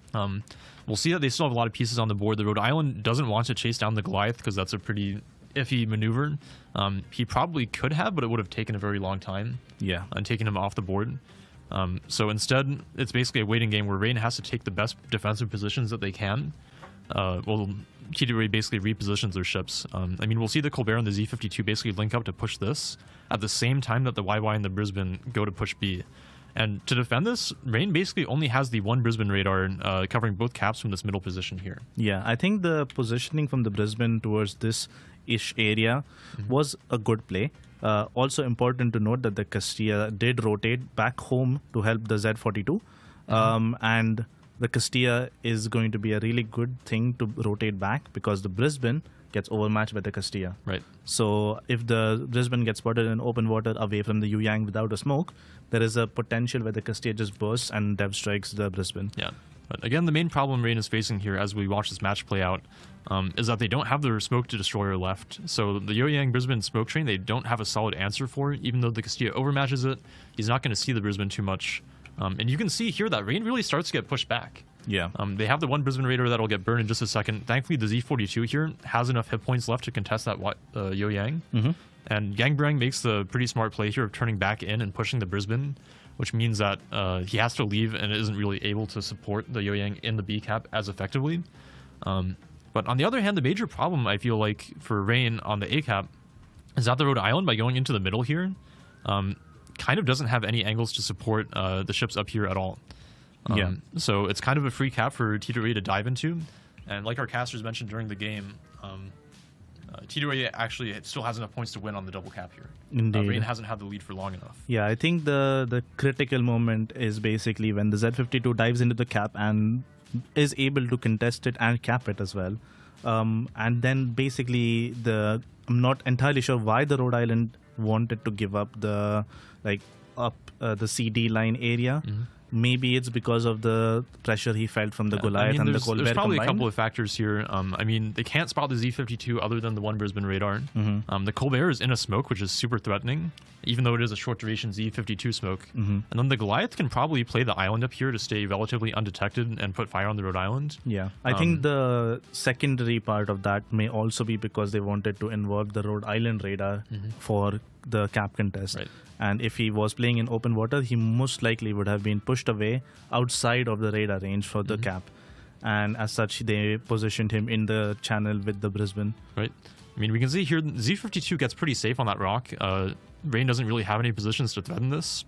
The radars go down, the Z42 forces that YY off, and then this is basically the last play that Rain can make, which is to just shove the Rhode Island into the face of the Z52 and hope it lives long enough. The Z52 didn't have torpedo angle because he's kind of forced to be perfectly parallel to this rock to not die to the Genon position. Indeed. Which is pretty important because otherwise the Rhode Island can't make the rush at all. But yeah, I mean, just kind of a last-minute play there. Yeah, I think actually looking back at the replay, it makes a lot of sense why the Rhode Island went into the channel with the Brisbane. Primarily because the amount of HP that he had, he's currently under fire from 3 different ships. Yeah. If he didn't have that much HP to go for that push, he most likely would have died trying to make it, and then the kill on him would have ended the game for them immediately, and then TWA would have won. Yeah. However, because he had that HP, he was able to make that play. They had a chance. Yeah, and I mean, again, as the game ends here, you can see TWA was basically at 998 points, about to tick over to 1,000 when the Rhode Island actually got the kill. So very well timed from Dastard. You can see there he's also on like 10,000 hit points, I think, at the end of the game. So very well timed and very well played from both sides, but Rain actually just clutching it in the most literal definition. Well, that will be all for today. I don't think we can actually pull the winner for the Aces hardware right now. No, we cannot. We will be doing the giveaway at the start of the stream tomorrow. So stay tuned for that. Yep. If you redeem the codes, make sure that you show up tomorrow morning. We will be pulling the winners for that. Yep. We'll also have the viewer rewards tomorrow for Twitch drops. We'll have the mission for the blue booster pack, the Warship Masters flag, as well as the Viscount of Victory skin for the St. Vincent, and the mystery drop for Colt. Remember, the mystery drop will roll once you complete the mission, as well as, of course, we'll be rolling the winner for the 49-inch OLED, as well as the handheld. The ROG Ally. Yep. So that will be at the start of the stream. We also have a ROG Ally and a gaming laptop. Yep. The ROG Strix gaming laptop. Yeah. That will be giving away at the end of the stream. And that will be in addition to what is most likely going to be a amazing set of games that we're going to see tomorrow, with Rain in the grand finals, waiting for whoever comes out of the lower brackets. TWA in the lower brackets now, alongside TSY MQ, and I believe we have our last matchup completed. It is going to be them. Can we take a quick look at the bracket, guys? Here we go. All right. So for tomorrow, like we said, we'll have them versus TSY MQ. The winner of that will move into the losers bracket final versus TWA Total War Alliance, who we just saw play some very close games versus Rain. Then the winner of losers bracket final, of course, goes on to the grand final to play Rain in a best of 5 series. Super excited for these games based on what we saw today. I mean, I think the games today were all just incredible. So yeah, a really, really fun set of games today. Unfortunately, 2-0s in the first and in the last series. Was it all 2-0s? It was all 2-0s. Yeah, it was all 2-0s for us. But there wasn't really like a stop other than I think the first game that Vor played. Yeah, right. I feel like Vor brought a pretty formidable game versus pretty stumpy lineup, yeah. But I mean, those matches were still very, very fun to cast. Of course, for sure. Yeah. So we hope we'll see you guys tomorrow. But I think that's it for today. Not sure if we have anything else to cover. Any closing thoughts, guys, on the games that we watched today, other than the battleships winning every time? Please go for it. Sure. A little bit sad to see the final North American team, I believe, knocked out by them. Them is going to be playing against TSYMQ in the lower bracket. ELSR dropping 1-2 against them, who we casted earlier in the day. Honestly, I'm excited to see that the teams have branched out in strategy even more, I think. Because I think in the first weekend, we see a lot of teams kind of gravitating towards maybe a safer comp, something that you're a little bit more familiar with, you know, maybe a battleship, a couple of cruisers, a couple of destroyers. Today, we saw no destroyers. We saw double battleship. We're seeing each of the teams kind of develop into their own kind of meta for the tournament that differs from the other ones. Yeah. So I think that's the best thing about today. Fair enough. I do have a feeling that definitely most of these teams that are still in play are still being a little bit restrictive with the amount of flagships they want to bring, they are saving it. And I'm very excited about tomorrow, because tomorrow is the day where we're going to start seeing basically all out. We keep using that term, but we don't really see it. You know, we see one Condé here, one Zorki there, maybe a Novosibirsk, but hopefully tomorrow is where these teams really show basically, you know, their poker cards on the table, specifically with the flagships. Anyway, in any case, extremely entertaining games to see today. That last best of 3 could have actually been a proper one. About like half a second. It might as well have been. But once again, exceptional plays from these teams. And I just have to remind people that behind all of these players are real people. And, you know, it's always nice to see what they can come up with. And our 4 remaining teams are all in the money now. None of the teams we see tomorrow will be walking away empty-handed in terms of the cash prize. And they'll just be playing for that juicy $6,000 first place. Yep. And as always, after streams like this, we in the studio want to thank all the person which are not on the screen, the production team taking care of the entire tournament in the background, changing the scenes and basically making the show run smoothly. So big thanks to them. Maybe in future tournaments, we'll actually have a little bit more hindsight on the amount of work that is needed to make these tournaments happen. So thank you for that team with us. Huge thanks to our production crew. Huge thanks to the tournament organizers, all the volunteers who put the time into the tournament. And of course, huge thanks to the players as well for showing up and giving us such exciting matches.